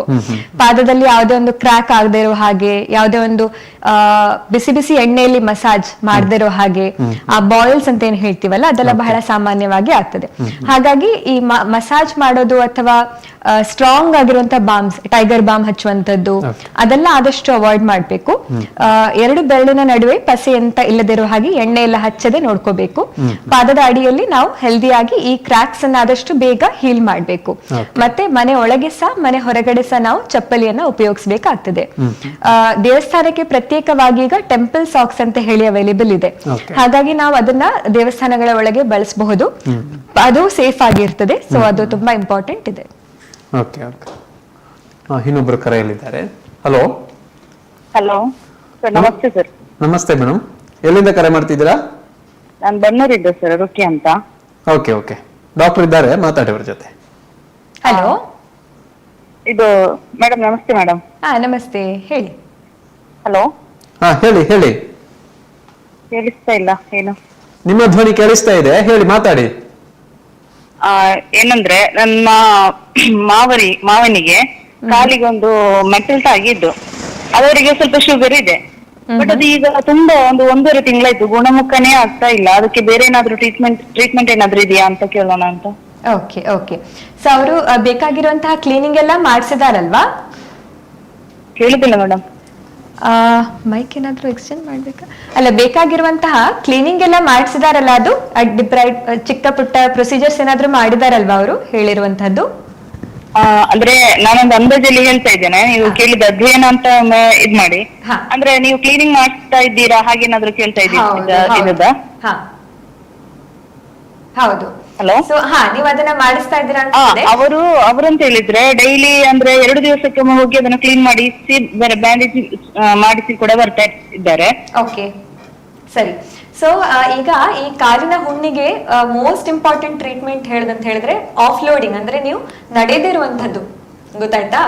ಸೊ ಕಾಲಿನ ಹುಣ್ಣು ಅಥವಾ ಅಲ್ಸರ್ ಯಾರಿಗಾಗಿರ್ತದಲ್ವಾ, ಮಿನಿಮಮ್ ಅವರು 2 ರಿಂದ 3 ತಿಂಗಳು ಆದಷ್ಟು ರೆಸ್ಟ್ ಕಾಲಿಗೆ ಕೊಡ್ಬೇಕು. ಅಂದ್ರೆ ಈ ತರ ಕೂತ್ಕೊಂಡು ಸಹ ನಾವು ಅದಕ್ಕೆ ಪ್ರೆಷರ್ ಅಥವಾ ಒತ್ತಡ ಹಾಕಬಾರ್ದು ಕಾಲಿಗೆ, ಪಾದಕ್ಕೆ. ಆದಷ್ಟು ನೀವು ಒಂದು ಮಲಗಿರುವಂತಹ ಸ್ಥಿತಿ ಏನ್ ಹೇಳ್ತೀವಿ, ಲೈನ್ ಡೌನ್ ಪೊಸಿಷನ್, ಹಾಗೆ ಇರಬೇಕು. ಆವಾಗ ಮಾತ್ರ ಕಾಲಿನ ಆ ಪ್ರೆಷರ್ ಕಂಪ್ಲೀಟ್ ಆಗಿ ಹೋಗ್ತದೆ. ಇದು ನಂಬರ್ 1 ಟ್ರೀಟ್ಮೆಂಟ್ ಆಕ್ಚುಲಿ ಕಾಲಿನ ಹುಣ್ಣಿಗೆ. ಯಾವುದೇ ಲೆವೆಲ್ ಆಫ್ ಪ್ರಾಬ್ಲಮ್ ಇದ್ರೂ ಸಹ ಆಫ್ ಲೋಡಿಂಗ್ ಅಥವಾ ಈ ಪ್ರೆಷರ್ ಹಾಕದಿರುವಂತದ್ದು ನಂಬರ್ 1 ಟ್ರೀಟ್ಮೆಂಟ್. ಯಾಕಂದ್ರೆ ನಾವು ಎಷ್ಟೇ ಕ್ಲೀನಿಂಗ್ ಮಾಡಿಸಿ, ಎಷ್ಟೇ ಹೈ ಆಂಟಿಬಯೋಟಿಕ್ ಇಂಜೆಕ್ಷನ್ ತಗೊಳ್ತಾ ಇದ್ರು ಸಹ ನಡೆಯೋದನ್ನ ಕಮ್ಮಿ ಮಾಡ್ಲಿಲ್ಲ ಅಂತ ಹೇಳಿದ್ರೆ ಕಾಲಿನ ಹುಣ್ಣು ಯಾವುದೇ ಕಾರಣಕ್ಕೂ ಗುಣ ಆಗುದಿಲ್ಲ. ಗುಣ ಆದ್ರೂ ಸಹ ಮತ್ತೆ ಮತ್ತೆ ಬರ್ತದೆ. ಹಾಗಾಗಿ ನೀವು ಆ ರೆಸ್ಟ್ ಮಾಡ್ತಾ ಇಲ್ಲ ಅಂತ ಹೇಳಿದ್ರೆ ಡೆಫಿನೆಟ್ಲಿ ಅದೇ ಕಾಸ್ ಇರ್ತದೆ. Okay madam. Okay, thank you ಕೇರಬ್ರೆ. ಡಾಕ್ಟರ್, ಮತ್ತೆ ಏನಾದ್ರು ಸಮಸ್ಯೆಗಳ ಬಗ್ಗೆ ಹೇಳಲಿಕ್ಕೆ ಇದ್ರೆ? ಸೊ ಆಗಲೇ ಅವ್ರು ಹೇಳಿದಾಗೆ ಕರೆಕ್ಟ್ ಟೈಮಿಗೆ ಅವ್ರದ್ದು ಕಾಲ್ ಬಂತು. ಸೊ ಪಾದದ್ದು ಸಮಸ್ಯೆಗೆ ನಂಬರ್ 1 ಟ್ರೀಟ್ಮೆಂಟ್ ಅನ್ನ ನಾವು ಆಫ್ ಲೋಡಿಂಗ್ ಅಂತ ನಾವು ಮತ್ತೆ ಮತ್ತೆ ಹೇಳ್ತೀವಿ. ಅಂದ್ರೆ ಲೋಡ್ ಹಾಕಬಾರ್ದು ಕಾಲಿಗೆ, ಪ್ರೆಷರ್ ಹಾಕ್ಲೇಬಾರ್ದು. ಇದು ಮಿನಿಮಮ್ 2 ತಿಂಗಳು. ನಮ್ಗೆ ಹೇಳಲಿಕ್ಕೆ ಕಷ್ಟ ಆಗ್ತದೆ ಅಂದ್ರೆ ಪೇಷಂಟ್ಸ್ ಗೆ. ಅವ್ರು ಹೇಳ್ತಾರೆ ನಾವೇನ್ ಮಾಡೋದು, ಆದ್ರಿಂದ ಮಿನಿಮಮ್ ಆಕ್ಟಿವಿಟಿ ಅಂದ್ರೆ ಈಗ ಸ್ನಾನ ಮಾಡ್ಲಿಕ್ಕೆ ಹಾಗೆ ಮಾತ್ರ ನಾವು ನಡಿಬೇಕೇ ವಿನಃ ವಾಕಿಂಗ್ ಅಂತ ಹೇಳಿ ಮಾಡುವಂತದ್ದು ಅಥವಾ ಕೆಲಸ ದಿನನಿತ್ಯದ ಅವರು ಏನು ಮುಂಚೆ ಕೆಲಸ ಮಾಡ್ತಾ ಇದ್ರು ಅದನ್ನ ಮಾಡ್ಲಿಕ್ಕೆ ಹೋಗುವಂತದ್ದು ಅದನ್ನ ಮಾಡ್ಲೇಬಾರ್ದು. ಸೊ ಹಾಗೆ ಮಾಡಿದ್ರೆ ಮಾತ್ರ ರಕ್ತ ಸಂಚಲನೆ ಇಂಪ್ರೂವ್ ಆಗಿ ಅದು ಗುಣ ಆಗಬಹುದು. 2ನೇದು ಮುಖ್ಯ ಕಾರಣ ಇನ್ಫೆಕ್ಷನ್. ಸೊ ಅದಕ್ಕೆ ತಕ್ಕ ಆಂಟಿಬಯೋಟಿಕ್ ನ ತಗೋಬೇಕು. ಮತ್ತೆ 3ನೇದು ಫಾರಿನ್ ಬಾಡಿ ಅಂತ ಹೇಳ್ತೀವಿ. ಇದು ನಾವು ಆಕ್ಚುಲಿ ನೋಡ್ತೀವಿ ಪೇಷಂಟ್ಸ್ ಅಲ್ಲಿ. ಅಂದ್ರೆ ಚಿಕ್ಕದೇನಾದ್ರೂ ಒಂದು ಮೆಟಲ್ ಅಥವಾ ಏನೋ ಒಂದು ಕರಗದೆ ಇರುವಂತಹ ಒಂದು ವಸ್ತು ಕಾಯದ ಒಳಗಿರ್ತದೆ, ತುಂಬಾ ಚಿಕ್ಕದು. ಅದು ನಮ್ಗೆ ಒಂದು ಸ್ಕ್ಯಾನ್ ಅಲ್ಲಿ ಅಥವಾ ಒಂದು ಎಕ್ಸ್ರೇ ಅಲ್ಲಿ ಕಾಣ್ತದೆ. ಅದು ತೆಗೆಯೋವರೆಗೆ ಅದು ಗುಣ ಆಗುದಿಲ್ಲ. ಹಾಗೆ ಸುಮಾರು ಆತರ ಕಾರಣ ಕಾಲಿನ ಹುಣ್ಣು ಗುಣ ಆಗದೆ ಇರ್ಲಿಕ್ಕೆ ಇರ್ತದೆ. ಮತ್ತೊಂದೇನಂತ ಹೇಳಿದ್ರೆ ಸ್ಮೋಕಿಂಗ್. ಸೊ ಯಾರು ಒಳ್ಳೆ ಶುಗರ್ ಕಂಟ್ರೋಲ್ ಮಾಡಿ ಸಹ ಸ್ಮೋಕಿಂಗ್ ಮಾಡ್ತಿರ್ತಾರೆ, ಆಗ ಏನಾಗ್ತದೆ, ಆ ರಕ್ತನಾಳದ ಬ್ಲಾಕ್ ಅದು ಹಾಗೆ ಇರ್ತದೆ. ಸೊ ಆ ಧೂಮಪಾನದ ಸ್ಮೋಕ್ ಇಂದಾನೆ ಆಕ್ಚುಲಿ ಎಷ್ಟೊಂದು ಫ್ಯಾಕ್ಟರ್ಸ್ ನಮ್ಮ ರಕ್ತನಾಳ ಬ್ಲಾಕ್ ಮಾಡ್ತದೆ. ಹಾಗಾಗಿ ರಕ್ತ ಸಂಚಾರ ಸರಿ ಇಲ್ಲದೆ ಇರೋದ್ರಿಂದ ಸಹ ಅಲ್ಲಿ ಸರಿಯಾಗಿ ಟ್ರೀಟ್ ಆಗ್ತಾ ಇರ್ಲಿಕ್ಕಿಲ್ಲ. ಹಾಗಾಗಿ ಪಾದದ್ದು ಸಮಸ್ಯೆ ಬಹಳ ಮುಖ್ಯ. ಅದು ನೀವು ಹೇಳಿದಾಗೆ ಶುಗರ್ ಇದ್ದಾಗ ಒಂದಷ್ಟು ಸ್ಮೋಕಿಂಗ್ ಅನ್ನು ಕೂಡ ಅವಾಯ್ಡ್ ಮಾಡ್ಕೊಳ್ಬೇಕು ಅಂತ ಹೇಳುವಂತದ್ದು. ಎಲ್ಲ ಓವರ್ ಅವರು ಒಂದು ಹೆಲ್ದಿ ಲೈಫ್ ಸ್ಟೈಲ್ ಅಳವಡಿಸಬೇಕಾಗ್ತದೆ. ಹಾಗೆ ಹೌದು ಡಾಕ್ಟರ್, ತಾವು ಹೇಳಿದ್ರಿ ಕಾಲಿನಲ್ಲಿ ಅಥವಾ ಕೈಯಲ್ಲಿ ಹುಣ್ಣುಗಳಾದಾಗ ಈ ತರ ಸಮಸ್ಯೆ ಉಂಟು. ಕೆಲವರಿಗೆ ಈ ಶುಗರ್ ಇದ್ದವರಿಗೆ ಏನಾದ್ರು ಗಾಯಗಳಾಗ್ತವೆ, ನೀವು ಹೇಳಿದಾಗೆ ಬೀಳುವಂಥದ್ದು ಅಥವಾ ಮನೆಯಲ್ಲಿ ಒಂದಷ್ಟು ಕತ್ತಿ ತಾಗುವಂಥದ್ದು ಈ ತರ ಎಲ್ಲ ಆಗ್ತದೆ. ಆಗ ಒಂದಷ್ಟು ಇರ್ತದೆ, ಅದು ಬೇಗ ಗುಣಮುಖ ಆಗುವುದಿಲ್ಲ ಅದು ಯಾವ ರೀತಿಯಲ್ಲಿ ಹೇಗೆ ಆಗುವಂಥದ್ದು? ಹಾಗೆ ಒಂದು ಸರ್ಟನ್ ಎಕ್ಸ್ಟೆಂಟ್ ಅಂದ್ರೆ ಸ್ವಲ್ಪ ಮಟ್ಟಿಗೆ ಇದು ಸರಿ. ಯಾಕಂತ ಹೇಳಿದ್ರೆ ಈಗ ಶುಗರ್ ಬಹಳ ನಿಯಂತ್ರಣದಲ್ಲಿ ಇಲ್ದಿದ್ರೆ, ತುಂಬಾ ಹೈ ಇದ್ರೆ ಆಗ ನಮಗೆ ರೋಗಗಳು ಈ ಗಾಯಗಳು ಅಷ್ಟು ಫಾಸ್ಟ್ ಆಗಿ ಗುಣ ಆಗುದಿಲ್ಲ. ಆದ್ರೆ ಅದು ಪ್ರತಿ ಸರಿ ನಾವು ಟೆಸ್ಟ್ ಮಾಡದೆ ಖಾಲಿ ಅದ್ರ ಬೇಸಿಸ್ ಅಲ್ಲಿ ಸುಮ್ಮನೆ ಇರ್ಲಿಕ್ಕೆ ಆಗುದಿಲ್ಲ. ಯಾಕಂದ್ರೆ ಎಷ್ಟೋ ಪೇಷಂಟ್ಸ್ ಅದರಿಂದಾನೇ ನಮ್ಮ ಹತ್ರ ಬರ್ಲಿಕ್ಕೆ ಲೇಟ್ ಆಗ್ತದೆ. ನನ್ ಗಾಯ ಗುಣ ಆಗ್ತಾ ಇತ್ತು ಹಾಗಾಗಿ ನಾನು ಟೆಸ್ಟ್ ಮಾಡ್ಲಿಲ್ಲ ಅಂತ ಹೇಳಿ ಹೇಳ್ತಾರೆ. ಸೊ ಹಾಗಾಗಿ ನಾವು ಅದೇ ಒಂದು ಫ್ಯಾಕ್ಟರ್ ನ ಹಾಗೆ ಹಿಡ್ಕೊಂಡು ಸುಮ್ನಿರ್ಬಾರ್ದು. ಅದಲ್ಲದೆ ಬೇರೆ ಲಕ್ಷಣಗಳು ನಾವಾಗ ಹೇಳಿದಾಗೆ ನಿಮ್ಗೆ ಯಾವ್ದಾದ್ರು ಇದ್ರೂ ಸಹ ಟೆಸ್ಟ್ ಮಾಡ್ಲೇಬೇಕು. ಬಟ್ ಯಾರ ಶುಗರ್ ಒಂದು ಒಳ್ಳೆ ನಿಯಂತ್ರಣದಲ್ಲಿ ಇರ್ತದೆ ಅವರಿಗೆ ಸಾಮಾನ್ಯವಾಗಿ ಗಾಯಗಳು ಬೇಗ ಗುಣ ಆಗ್ತದೆ. ಹೌದು. ಸಾಮಾನ್ಯವಾಗಿ ಇದನ್ನು ಫೈಂಡ್ ಔಟ್ ಮಾಡುವಂತದ್ದು ಮತ್ತೆ ಒಂದಷ್ಟು ತಡೆಗಟ್ಟು ಒಂದಷ್ಟು ಈಗಾಗಲೇ ನಮ್ಮ ವೀಕ್ಷಕರ ಜೊತೆಗೆ ಮಾತಾಡಿದ್ದೀರಿ. ಇನ್ನೂ ಒಂದಷ್ಟು ಸಂಕ್ಷಿಪ್ತವಾಗಿ ಹೇಳೋದಾದ್ರೆ ಯಾವ ರೀತಿಯಾಗಿ ಇದನ್ನು ತಡೆಗಟ್ಟಬಹುದು ಅನ್ನೋದ್ರ ಬಗ್ಗೆ? ಸೊ ಇದರಲ್ಲಿ ನಮ್ಗೆ ಮುಖ್ಯವಾಗಿ ಬರುವಂತದ್ದು ಆಗ್ಲೇ ಹೇಳಿದಾಗೆ ಆಹಾರ ಪದ್ಧತಿ. ಸೊ ಆಹಾರದಲ್ಲಿ ನಾವೀಗ ಆಗ್ಲೇ ಹೇಳಿದ್ವಿ ಕಾರ್ಬೋಹೈಡ್ರೇಟ್ಸ್ ಅಂತ ಹೇಳಿ ನಮ್ಮ ಆಹಾರದ ಒಂದು ಮುಖ್ಯ ಭಾಗ. ಅದು ನಾವು ದೇಶದ ಅಂದ್ರೆ ಎಲ್ಲೇ ಇರ್ಲಿ, ಸೌತ್ ಅಲ್ಲಾಗ್ಲಿ ನಾರ್ತ್ ಅಲ್ಲಾಗ್ಲಿ ನಮ್ಮ ಆಹಾರದ ಮುಖ್ಯ ಅಂಶ ಕಾರ್ಬೋಹೈಡ್ರೇಟ್ ಅದು. ಮತ್ತೆ ಅದರ ನಂತರ ಇರುವಂತದ್ದು ಸಾಮಾನ್ಯವಾಗಿ ಈ ಫ್ಯಾಟ್ ಮತ್ತೆ ಪ್ರೋಟೀನ್. ಹಾಗೆ ಡಯಾಬಿಟೀಸ್ ಅಲ್ಲಿ ನಮ್ಗೆ ಮುಖ್ಯ ಆಗುವಂತದ್ದು ಕಾರ್ಬೋಹೈಡ್ರೇಟ್ಸ್ ಅದು. ಸೊ ಅದ್ರಲ್ಲಿ ಜಸ್ಟ್ ಈಗ ಹಾಕಿದ್ರಲ್ಲ ಸ್ಲೈಡ್, ಹಾಗೆ ಆ ಕಾರ್ಬೋಹೈಡ್ರೇಟ್ಸ್ ಅಲ್ಲಿ ನಮಗೆ 2 ವಿಧ ಇರ್ತದೆ. ಒಂದು ಕಾಂಪ್ಲೆಕ್ಸ್ ಕಾರ್ಬೋಹೈಡ್ರೇಟ್ ಅಂತ ಹೇಳಿ, ಇನ್ನೊಂದು ಸಿಂಪಲ್ ಕಾರ್ಬೋಹೈಡ್ರೇಟ್ ಅಂತ ಹೇಳಿ. ಸೊ ಕಾಂಪ್ಲೆಕ್ಸ್, ಅದ್ಯಾಕೆ ಕಾಂಪ್ಲೆಕ್ಸ್ ಅಂತ ಹೇಳಿದ್ರೆ ಅದರಲ್ಲಿ ನಮಗೆ ಜಾಸ್ತಿ ಫೈಬರ್ ಇರ್ತದೆ, ಮತ್ತೆ ಅದು ಹೆಲ್ದಿ ಟೈಪ್, ಅಂದ್ರೆ ಸ್ವಲ್ಪ ಒಂದು ಸಿಂಪಲ್ ಗೆ ಕಂಪೇರ್ ಮಾಡಿದ್ರೆ ಅದು ಹೆಲ್ದಿಯರ್ ಅಂತ ಹೇಳಿ ಹೇಳ್ಬೋದು. ಆ ತರದ್ದು ಕಾರ್ಬೋಹೈಡ್ರೇಟ್ಸ್ ನಮ್ಗೆ ಯಾವ್ದ್ರಲ್ಲೆಲ್ಲ ಇರ್ತದೆ ಅಂತ ಹೇಳಿದ್ರೆ ಬ್ರೌನ್ ಬ್ರೆಡ್ ಅಂತ ಏನ್ ಹೇಳ್ತೀವಿ, ಈ ಇದ್ರದ್ದು ವೀಟ್ ಇದು. ಸೊ ಅದರಿಂದ ಇರುವಂತಹ ಒಂದು ಕಂಪ್ಲೀಟ್ ಬ್ರೌನ್ ಬ್ರೆಡ್ ಇರ್ಬೋದು, ಅಥವಾ ಹೋಲ್ ಗ್ರೇನ್ಸ್ ಅಂದ್ರೆ ಈ ಭತ್ತಗಳೇನಿದೆ ಅದು ಅಂದ್ರೆ ಜಸ್ಟ್ ಅವರು ಸುಲ್ದಿರ್ತಾರೆ, ಬಟ್ ಅದನ್ನ ಪುಡಿ ಪುಡಿ ಮಾಡದೆ ಒಂದು ಹೋಲ್ ಏನಿರ್ತದೆ ಹೊರಗಡೆ ಪಾಲಿಶ್ ಮಾಡದೆ ಅದು ಪ್ರೊಸೆಸ್ ಎಲ್ಲ ತೆಗೆಯದೆ ಪ್ರೊಸೆಸ್ಡ್ ಇಲ್ಲದೆ ಇರುವಂತಹದ್ದು ಹೋಲ್ ಗ್ರೇನ್ಸ್ ಏನಿದೆ ಆ ತರದ್ದು ಒಳ್ಳೇದು. ಅದರಲ್ಲಿ ಫೈಬರ್ ಕಂಟೆಂಟ್ ಜಾಸ್ತಿ ಇರ್ತದೆ. ಹಾಗಾಗಿ ನಾವು ಮಲ್ಟಿಗ್ರೇನ್ಸ್ ಏನಿದೆ ಅಲ್ಲ ಅದನ್ನ ಆದಷ್ಟು ತಗೊಳ್ಳಿ ಅಂತ ಹೇಳಿ ಹೇಳ್ತೀವಿ. ನಂತರ ಯಾವ್ದೋ ಒಂದು ವೆಜಿಟೇಬಲ್ಸ್ ಇರ್ಬೋದು, ತರಕಾರಿ ಇರ್ಬೋದು, ಅದರಲ್ಲಿ ಆದಷ್ಟು ನಮ್ಗೆ ಕಾಂಪ್ಲೆಕ್ಸ್ ಕಾರ್ಬೋಹೈಡ್ರೇಟ್ಸ್ ಇರ್ತದೆ. ಹಾಗಾಗಿ ಈಗ ಪೇಷಂಟ್ಸ್ ಕೇಳ್ತಾರಲ್ವಾ, ಲೈಕ್ ಫ್ರೂಟ್ ಜ್ಯೂಸ್ ಬೇಡ ಅಂತ ಹೇಳ್ತೀರಿ, ಫ್ರೂಟ್ಸ್ ಅಡ್ಡಿಲ್ಲ ಅಂತ ಹೇಳ್ತೀರಿ, ಅದ್ ಹೇಗೆ, 2 ಒಂದೇ ಅಲ್ವಾ ಅಂತ. ಈಗ ಫ್ರೂಟ್ಸ್ ಅಲ್ಲಿ ಸಹ ನಾವು ನೋಡಿದ್ರೆ ಶುಗರ್ ಇದೆ ಅದರಲ್ಲಿ ಸಹ, ಅದರಿಂದ ಅದು ಸಿಹಿ ಇರ್ತದಲ್ವಾ. ಆದ್ರೆ ಅದ್ರ ಜೊತೆ ಈ ಫೈಬರ್ ಗಳಿರೋದ್ರಿಂದ ನಮ್ಮ ದೇಹಕ್ಕೆ ಹೋದ ತಕ್ಷಣ ಅದು ಬಹಳ ಒಂದು ಹೈ ಲೆವೆಲ್ಗೆ ಶುಗರ್ ಜಾಸ್ತಿ ಆಗೋದಿಲ್ಲ, ನಿಧಾನವಾಗಿ ಅದು ಶುಗರ್ ನಮ್ಮ ರಕ್ತದಲ್ಲಿ ಬಿಡ್ತದೆ. ಹಾಗಾಗಿ ಅದು ಒಂಥರ ಕಾಂಪ್ಲೆಕ್ಸ್ ಅಂತ ಹೇಳಿಯೇ ಹೇಳ್ಬೋದು. ಬಟ್ ನಾವು ಜ್ಯೂಸ್ ಆಗಿ ತಗೊಳ್ಳುವಾಗ ಏನಾಗ್ತದೆ, ಫೈಬರ್ನೆಲ್ಲ ನಾವು ತೆಗೆದು ಅದರ ಪಲ್ಪ್ ಅಂತ ಏನ್ ಹೇಳ್ತೀವಿ, ಒಳಗಡೆ ಇರುವಂತಹ ಕಂಟೆಂಟ್ ಫ್ರೂಟ್ ಇದು, ಅದನ್ನ ಮಾತ್ರ ಸೇವಿಸ್ತಾ ಇರ್ತೀವಿ. ಪ್ಲಸ್ 1 ಗ್ಲಾಸ್ ಅಂತ ಹೇಳಿದ್ರೆ ಕನಿಷ್ಠಾಂಶ 2 ಹಣ್ಣು ಅಥವಾ 2.5 ಇಂದ 3 ಹಣ್ಣು ಸಹ ಉಪಯೋಗಿಸಿರಬಹುದು. ಆಗ ಅದು ಹೈ ಶುಗರ್ ಆಗ್ತದೆ ಅದರಲ್ಲಿ. ಹೌದು, ಆಗ ನಾವು ಸಕ್ಕರೆ ಆಡ್ ಮಾಡದಿದ್ರು ಸಹ ಅದರಲ್ಲಿ ಸ್ವಂತ ಸಕ್ಕರೆ ಅಂಶ ಜಾಸ್ತಿ ಇರೋದ್ರಿಂದ ಫ್ರೂಟ್ ಜ್ಯೂಸ್ ಬೇಡ, ಫ್ರೂಟ್ ಅನ್ನು ಉಪಯೋಗಿಸಿ ಅಂತ ಹೇಳಿ ಹೇಳ್ತೀವಿ. ಹಾಗಾಗಿ ಈಗ ಗೆಣಸು ಅದೆಲ್ಲ ಸ್ವಲ್ಪ ಒಂದು ಕಾಂಪ್ಲೆಕ್ಸ್ ಕಾರ್ಬೋಹೈಡ್ರೇಟ್ಸ್ ಅಂತ ಹೇಳಿ ಹೇಳ್ಬೋದು. ವೆರಸ್ ಈಗ ನಮ್ಗೆ ಈ ವೈಟ್ ಬ್ರೆಡ್ ಮಾರುಕಟ್ಟೆಯಲ್ಲಿ ಬಹಳ ಸಾಮಾನ್ಯವಾಗಿ ಸಿಗುವಂತದ್ದು ಬ್ರೆಡ್, ನಾವೇನು ಅನ್ಕೋತೀವಿ, ನಾನು ರೋಗಿ, ನನ್ಗೆ ಬ್ರೆಡ್ ತಿಂದ್ರೆ ಒಳ್ಳೇದು ಅಂತ ಹೇಳಿ. ಸೊ ಹಾಗಾಗಿ ಪೇಷಂಟ್ಸ್ ಗೆ ಸಾಧಾರಣ ಅವರ ಜೊತೆಯವರು ಫ್ಯಾಮಿಲಿಯವರು ಬರುವಾಗ ಬ್ರೆಡ್ ತಗೊಂಡ್ ಬರ್ತಾರೆ. ಹೌದು, ಆದ್ರೆ ಡಯಾಬಿಟೀಸ್ ಅಲ್ಲಿ ಅದು ಒಳ್ಳೇದಲ್ಲ. ವೈಟ್ ಬ್ರೆಡ್ ಇಂದ ತುಂಬಾ ಶುಗರ್ ಜಾಸ್ತಿ ಆಗ್ತದೆ ಆಕ್ಚುಲಿ, ಅದಕ್ಕಿಂತ ಇಡ್ಲಿಯ ದೋಸೆಯ ಅದು ಎಷ್ಟು ಹೆಲ್ತಿ ಹಾಗೆ. ಸೊ ಹಾಗಾಗಿ ವೈಟ್ ಬ್ರೆಡ್, ಜ್ಯೂಸ್ ಅಲ್ಲಿ ಹೇಳಿರುವಂತದ್ದು, ಮತ್ತೆ ಡೋನಟ್ಸ್ ಅಲ್ಲಿ ತೋರಿಸಿದ್ದಾರೆ, ಅಂದ್ರೆ ಯಾವ್ದೋ ಒಂದು ಬೇಕರಿ ಸಾಮಗ್ರಿ ಇರ್ಬೋದು, ಪೇಸ್ಟ್ರಿ ಇರ್ಬೋದು, ಐಸ್ ಕ್ರೀಮ್ಸ್ ಇರ್ಬೋದು, ಚಾಕ್ಲೇಟ್ಸ್, ಚಿಪ್ಸ್, ಅದೆಲ್ಲ ಬೇಸಿಕಲಿ ನಮ್ಗೊಂದು ಅನ್ಹೆಲ್ದಿ ಅಥವಾ ಸಿಂಪಲ್ ಕಾರ್ಬೋಹೈಡ್ರೇಟ್ಸ್ ರೇಂಜ್ ಅಲ್ಲಿ ಬರ್ತದೆ. ಹಾಗಾಗಿ ನಾವು ಫುಡ್ ಚೂಸ್ ಮಾಡುವಾಗ ಕಾಂಪ್ಲೆಕ್ಸ್ ಮತ್ತೆ ಸಿಂಪಲ್ ಕಾರ್ಬೋಹೈಡ್ರೇಟ್ಸ್ ಹಾಗೆ ನೋಡ್ಕೊಂಡು ಮಾಡ್ಬೇಕು. ಸಾಮಾನ್ಯವಾಗಿ ಹೇಳೋದಾದ್ರೆ ಈಗ ವೈಟ್ ರೈಸ್ ಮತ್ತೆ ಬಾಯ್ಲ್ಡ್ ರೈಸ್ ಅಲ್ಲಿ ಸಹ ನಾವು ನೋಡೋದಾದ್ರೆ ಈಗ ವೈಟ್ ರೈಸ್ ಸ್ವಲ್ಪ ಸಿಂಪಲ್ ಕಾರ್ಬೋಹೈಡ್ರೇಟ್ಸ್ ಗಳೇ ಬರ್ತದೆ, ಯಾಕಂದ್ರೆ ಪಾಲಿಶ್ ಮಾಡಿರ್ತಾರೆ ಸುಮಾರಾಗಿ. ವೆರಸ್ ಬಾಯ್ಲ್ಡ್ ರೈಸ್ ಅಥವಾ ಪಾರ್ ಬಾಯ್ಲ್ಡ್ ರೈಸ್ ಅದರಲ್ಲಿ ಫೈಬರ್ಸ್ ಜಾಸ್ತಿ ಇರೋದ್ರಿಂದ ಅದಕ್ಕಿಂತ ಇದು ಬೆಟರ್ ಅಂತ ಹೇಳಿ ಹೇಳ್ಬೋದು. ಸೊ ಬ್ರೌನ್ ಬ್ಲಾಕ್ ರೈಸ್ ಅದೆಲ್ಲ ಸಿಗ್ತದೆ, ಅದೆಲ್ಲ ಸ್ವಲ್ಪ ಬೆಟರ್ ಹಾಗೆ. ಸೊ ಹಾಗಾಗಿ ಈಗ ದಿನನಿತ್ಯದಲ್ಲಿ ಆಹಾರ ಹೇಗಿರ್ಬೇಕು ಅಂತ ಹೇಳಿದ್ರೆ, ನಿಮ್ಮ ಸಾಧಾರಣವಾಗಿ ಏನ್ ತಿಂತಾ ಇದೀರಿ ಅದನ್ನೇ ನಾವು ತಗೋಬಹುದು, ಪ್ರಮಾಣ ಇಂಪಾರ್ಟೆಂಟ್ ಆಗ್ತದೆ, ಎಷ್ಟು ತಿಂತಾ ಇದೀನಿ ಅನ್ನುವಂಥದ್ದು. ಹಾಗಾಗಿ ಅನ್ನ ನಿಲ್ಸ್ಬೇಕು ಅಂತ ಹಾಗೇನಿಲ್ಲ. ಬೆಳಗ್ಗೆ ನಿಮ್ಮ ಏನ್ ತಿಂತಾ ಇದ್ರಿ, ಇಡ್ಲಿ ಅಥವಾ ದೋಸೆ, ಅದನ್ನ ಕಂಟಿನ್ಯೂ ಮಾಡ್ಬೋದು. ಮಧ್ಯಾಹ್ನ ಮಾಮೂಲಿ ಊಟ, ರಾತ್ರಿ ನಿಮ್ಗೆ ಏನ್ ಇಷ್ಟ ಇದೆ ಊಟನ ಚಪಾತಿ, ಅದು ನಿಮ್ಗೆ ಬಿಟ್ಟದ್ದು. ಆದ್ರೆ ತಿನ್ನುವಂತಹ ಪ್ರಮಾಣ ನಮ್ಮ ದಿನನಿತ್ಯದ ಒಂದು ವ್ಯಾಯಾಮ ಅಥವಾ ಆಕ್ಟಿವಿಟಿಗೆ ಅನುಸರಿಸಿ ಇರ್ಬೇಕು, ನಿಯಮಿತದಲ್ಲಿರ್ಬೇಕು. ಹೌದು. ಈಗ ನಾವು ಬರೀ ಮನೆ ಕೆಲಸ ಅಷ್ಟೇ ಮಾಡ್ತಾ ಇದೀವಿ, ಮತ್ತೆ ಅದು ತುಂಬಾ ಹೆವಿ ಇಲ್ಲ ಅಂತ ಹೇಳಿದ್ರೆ ನಾವು ಅದಕ್ಕೆ ಪ್ರಕಾರ ತಿನ್ಬೇಕಾಗ್ತದೆ.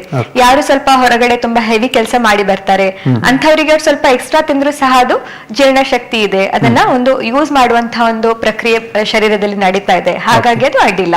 ಹಾಗಾಗಿ ಮಕ್ಕಳಿಗೆ ಸಹ ನಾವು ಸ್ವಲ್ಪ ಜಾಸ್ತಿ ತಿಂದ್ರೆ ಅಡ್ಡಿಲ್ಲ, ಅವರು ಆಕ್ಟಿವಿಟಿ ಇದೆ ಅವರಿಗೆ. ಆದ್ರೆ ಬರ್ತಾ ಬರ್ತಾ ಒಂದು 30 ಆದ ಮೇಲೆ ನಾವಾಗೆ ಸ್ವಲ್ಪ ಕಮ್ಮಿ ತಿನ್ಲಿಕ್ಕೆ ಮಾಡ್ಬೇಕು, ಯಾಕಂದ್ರೆ ಮಕ್ಕಳಿಗಿರುವಷ್ಟು ಆಕ್ಟಿವಿಟಿ ನಮ್ಗಿಲ್ವಲ್ಲ. ಆದ್ರೆ ನಾವು ತಿನ್ನುವಂಥದ್ದು ಕಮ್ಮಿ ಮಾಡೋದಿಲ್ಲ, ಆವಾಗ ಅದು ಫ್ಯಾಟ್ ಆಗಿ ಹೊಟ್ಟೆಯ ಭಾಗದಲ್ಲಿ ಎಲ್ಲ ಬೊಜ್ಜು ಎಲ್ಲ ಬರ್ಲಿಕ್ಕೆ ಸ್ಟಾರ್ಟ್ ಆಗ್ತದೆ 30 ಎಲ್ಲ ಆದ ಮೇಲೆ ಹಾಗೆ. ಡಾಕ್ಟರ್, ಈಗಾಗಲೇ ಇದು ಪ್ರಿಕಾಷನ್ಸ್ ಆಗಿ ನಾವು ಆಹಾರ ಪದ್ಧತಿಯಲ್ಲಿ ಬರೆಯುವಂಥದ್ದು. ಈಗಾಗಲೇ ಮಧುಮೇಹ ರೋಗ ಬಂದಾದ ಮೇಲೆ ಸಾಮಾನ್ಯವಾಗಿ ಮನೆಯಲ್ಲಿ ಯಾವ ರೀತಿಯಾಗಿ ಇದನ್ನು ತಡೆಗಟ್ಟಬಹುದು, ಅಂದ್ರೆ ಮನೆ ಮದ್ದು ಯಾವ ತರದ ಮನೆ ಮದ್ದುಗಳನ್ನು ಅಳವಡಿಸಿಕೊಂಡು ಸಾಮಾನ್ಯವಾಗಿ ನೀವು ಅಂದ್ರೆ ಮೊದಲು ಟೆಸ್ಟ್ ಮಾಡಿಸಿದಾಗ ಅದು ಹೈ ಆಗಿ ಇಲ್ಲದಿದ್ರೆ ನಿಯಂತ್ರಣ ಮಾಡಿಕೊಳ್ಳೋದಾದ್ರೆ ಮನೆಯಲ್ಲಿ ಯಾವ ರೀತಿಯಾಗಿ ಮಾಡಿಕೊಳ್ಳಬಹುದು ಅಂತ. ಓಕೆ, ಅಂದ್ರೆ ಈಗ ನಮ್ಗೆ ನಮ್ಮ ಆಹಾರವೇ ಮದ್ದು ಆಕ್ಚುಲಿ. ಸೊ ನಾವು ತಿನ್ನುವಂಥದ್ದನ್ನ ಈಗ ನಾವು ಹೇಳಿದ ಹಾಗೆ ಕರೆಕ್ಟ್ ಆಗಿ ಫಾಲೋ ಮಾಡಿದ್ರೆ ಅದರಲ್ಲೇ ನಮ್ಗೆ ಎಷ್ಟೋ ನಾವು ನಮ್ಮ ಜೀವನ ಶೈಲಿಯಿಂದ ಬರುವಂತಹ ರೋಗಗಳನ್ನ ತಡೆಯಬಹುದು. ಅಷ್ಟೇ ಅಲ್ಲದೆ ಈಗ ನಮ್ಗೆ ಸರ್ವೇ ಸಾಮಾನ್ಯವಾಗಿ ಈಗ ಶುಗರ್ ಸ್ಟಾರ್ಟ್ ಆಗಿದೆ ಅಂತ ಹೇಳಿದ ತಕ್ಷಣ ಮದ್ದು ಹೇಳೋರು ಸುಮಾರು ಜನ ಇರ್ತಾರೆ ಹಾಗೆ. ಸೊ ಅದ್ರಲ್ಲಿ ಈಗ ನಾವು ಹೇಳೋದಂತ ಹೇಳಿದ್ರೆ ಈಗ ಕಹಿಬೇವು ಇರ್ಬೋದು, ಕರಿಬೇವು ಅಥವಾ ನೆಲ್ಲಿಕಾಯಿ ಅಥವಾ ಮೆತ್ತೆ. ಸೊ ಇದೆಲ್ಲ ಅಂದ್ರೆ ಒಳ್ಳೆಯ ಒಂದು ಅಂಶ ಇರುವಂತಹ ಫುಡ್. ಇದು ಈ ಎಲ್ಲಾ ಆಹಾರವು ಸಹ ಒಂದು ಮೆಡಿಸಿನಲ್ ವ್ಯಾಲ್ಯೂ ಇರುವಂತಹ ಒಂದು ಆಹಾರವೇ ಅಂತ ಹೇಳಿ ಹೇಳ್ಬೋದು, ಅದರಲ್ಲಿ ಯಾವುದೇ ಒಂದು ಡೌಟ್ ಇಲ್ಲ. ಆದ್ರೆ ಇದನ್ನ ನಾವು ಒಂದು ಎಷ್ಟು ಪರಿಣಾಮಕಾರಿ ಅಂತ ಹೇಳಿ ನೋಡ್ಬೇಕಾಗ್ತದೆ. ಸೊ ನಮ್ಗೆ ಈಗ ಅವರು ಆಗ ಹೇಳಿದ ಹಾಗೆ ಒಂದು ಒಳ್ಳೆ ಜೀವನ ಶೈಲಿ ಮಾತ್ರ ಬೇಕು, ಇನ್ನು ನನ್ಗೇನು ಶುರು ಆಗ್ಲಿಲ್ಲ, ಆಗ ನಾವು ಇದನ್ನೆಲ್ಲ ನಮ್ಮ ಜೀವನ ಶೈಲಿಯಲ್ಲಿ ಅಳವಡಿಸ್ಕೊಳ್ಬಹುದು. ಹೌದು. ಮತ್ತೆ ಆದಷ್ಟು ನಾವು ಅದನ್ನ ನಮ್ಮ ಸ್ವಂತ ಮನೆಯಿಂದ ಅಥವಾ ಒಂದು ಸೀದಾ ಆ ತರಕಾರಿಗಳು ಅಥವಾ ಹಣ್ಣುಗಳನ್ನ ತಗೊಂಡು ನಾವೇ ತಯಾರಿಸುವಂತಹ ಒಂದು ಆಗಿರ್ಬೇಕು. ಮಾರುಕಟ್ಟೆಯಿಂದ ನಾವೀಗ ಒಂದು ಹಾಗಲಕಾಯಿ ಜ್ಯೂಸ್ ಆಗ್ಲಿ, ಆಮ್ಲಾ ಜ್ಯೂಸ್, ಬೇಲ್ ಜ್ಯೂಸ್ ಅದೆಲ್ಲ ಆದಷ್ಟು ಅದನ್ನ ನಾವು ಬಳಸದೇ ಇರ್ಬೇಕು. ಯಾಕಂದ್ರೆ ಅದಷ್ಟು ಪ್ಯೂರ್ ಇದೆ ಅಂತ ಹೇಳಿ ಹೇಳಲಿಕ್ಕೆ ಆಗುದಿಲ್ಲ, ಅದರಲ್ಲಿ ಬೇರೆ ಮಿಕ್ಸಿಂಗ್ ಇರ್ಬೋದು, ಅದರಿಂದ ಬೇರೆ ಸಮಸ್ಯೆ ಬರಬಹುದು. ಹಾಗಾಗಿ ನಾವು ಸ್ವಂತವಾಗಿ ಮಾಡಿದ್ರೆ ಈ ಮನೆ ಮದ್ದುಗಳು ಏನು ಹಾನಿಕಾರ ಅಲ್ಲ. ಡಾಕ್ಟರ್, ಅದರ ಜೊತೆಗೆ ಒಂದಷ್ಟು ಈಗ ಮಧುಮೇಹ ರೋಗಿಗಳು ನಿತ್ಯವಾಗಿ ಈಗ ಔಷಧಿಯನ್ನು ತೆಗೆದುಕೊಳ್ಳುವಂತ ನೀವಳಿಗೆ ಮಾತ್ರೆ ಆಗಿರ್ಬೋದು, ಇನ್ಸುಲಿನ್ ಆಗಿರ್ಬೋದು ಇರುತ್ತದೆ. ಅವರಿಗೆ ಬೇರೆ ರೋಗಗಳು ಏನಾದರೂ ಬಾಧಿಸಿದಾಗ ಆ ಸಂದರ್ಭದಲ್ಲಿ ಅವರು ಒಂದಷ್ಟು ಔಷಧಿಗಳನ್ನು ತೆಗೆದುಕೊಳ್ಬೇಕಾದ್ರೆ ಗೊಂದಲ ಆಗ್ತದೆ. ಇದನ್ನು ತೆಗೆದುಕೊಳ್ಳಬಹುದಾ, ತೆಗೆದುಕೊಳ್ಳಬಾರ್ದಾ, ತೆಗೊಂಡ್ರೆ ಹೇಗೆ ತೆಗೆದುಕೊಳ್ಬೇಕು ನಾನು ಎನ್ನುವಂಥದ್ದು. ಅದಕ್ಕೆ ಪುನಃ ನಾವು ಡಾಕ್ಟರ್ಗಳಿಗೆ ಹೋಗ್ಬೇಕಾಗ್ತದೆ. ನೋಡಿ, ನನಗೆ ಶುಗರ್ ಇದೆ, ನನಗೆ ಈ ತರ ರೋಗ ಬಂತು, ಇದನ್ನು ತಗೊಳ್ಬಹುದಾ ಎನ್ನುವಂಥದ್ದು ಗೊಂದಲ ಇರ್ತದೆ. ಸಾಮಾನ್ಯವಾಗಿ ಇದನ್ನು ಯಾವ ರೀತಿಯಾಗಿ ಬೇರೆ ರೋಗಗಳು ಬಂದಾಗ ಯಾವ ತರ ಔಷಧಿಯನ್ನು ತೆಗೆದುಕೊಳ್ಳಬಹುದು ಮತ್ತು ತೆಗೆದುಕೊಳ್ಳಬಾರದು ಎನ್ನುವಂಥದ್ದು? ಒಳ್ಳೆ ಪ್ರಶ್ನೆ ಆಕ್ಚುಲಿ. ಯಾಕಂದ್ರೆ ಇದು ಬಹಳ ಸಾಮಾನ್ಯ ಗೊಂದಲ ಪೇಷಂಟ್ಸ್ ಗೆ. ಆಗ ಅವರಿಗೆ ಈಗ ಮತ್ತೆ ನಾವು ನಮ್ಮ ಡಯಾಬಿಟಿಸ್ ಡಾಕ್ಟರ್ಗೆ ತೋರಿಸ್ಬೇಕು, ಅವ್ರ ಒಪಿನಿಯನ್ ತಗೊಳ್ಬೇಕು, ಎಷ್ಟು ಡಾಕ್ಟರ್ಸ್ ನ ನೋಡ್ಬೇಕು ಅಂತ ಹೇಳಿ ಅವರಿಗೆ ಬಹಳ ಸಮಸ್ಯೆ ಆಗ್ತದೆ. ಹಾಗಾಗಿ ಮುಖ್ಯವಾಗಿ ಹೇಳೋದಂತ ಹೇಳಿದ್ರೆ ಈಗ ಡಯಾಬಿಟಿಸ್ ಇಂದ ನಮಗೇನಾದ್ರೂ ಆರ್ಗನ್ ಡ್ಯಾಮೇಜ್ ಅಥವಾ ಅಂಗಾಂಗ ಹಾನಿ ಆಗಿದ್ಯಾ ಅಂತ ಹೇಳಿ ನಮ್ಗೊಂದು ಗೊತ್ತಿರ್ಬೇಕು. ಅದರಿಂದ ನಮಗೀಗ ಲಿವರ್ ಡ್ಯಾಮೇಜ್ ಆಗಿದ್ರೆ ಅಥವಾ ಕಿಡ್ನಿಗೆ ಡ್ಯಾಮೇಜ್ ಆಗಿದ್ರೆ, ಸೊ ಲಿವರ್ ಮತ್ತೆ ಕಿಡ್ನಿ ಈ ಎರಡು ಡ್ಯಾಮೇಜ್ ಆಗಿದ್ರೆ ಅದು ನಮ್ಗೆ ಗೊತ್ತಿರಬೇಕು.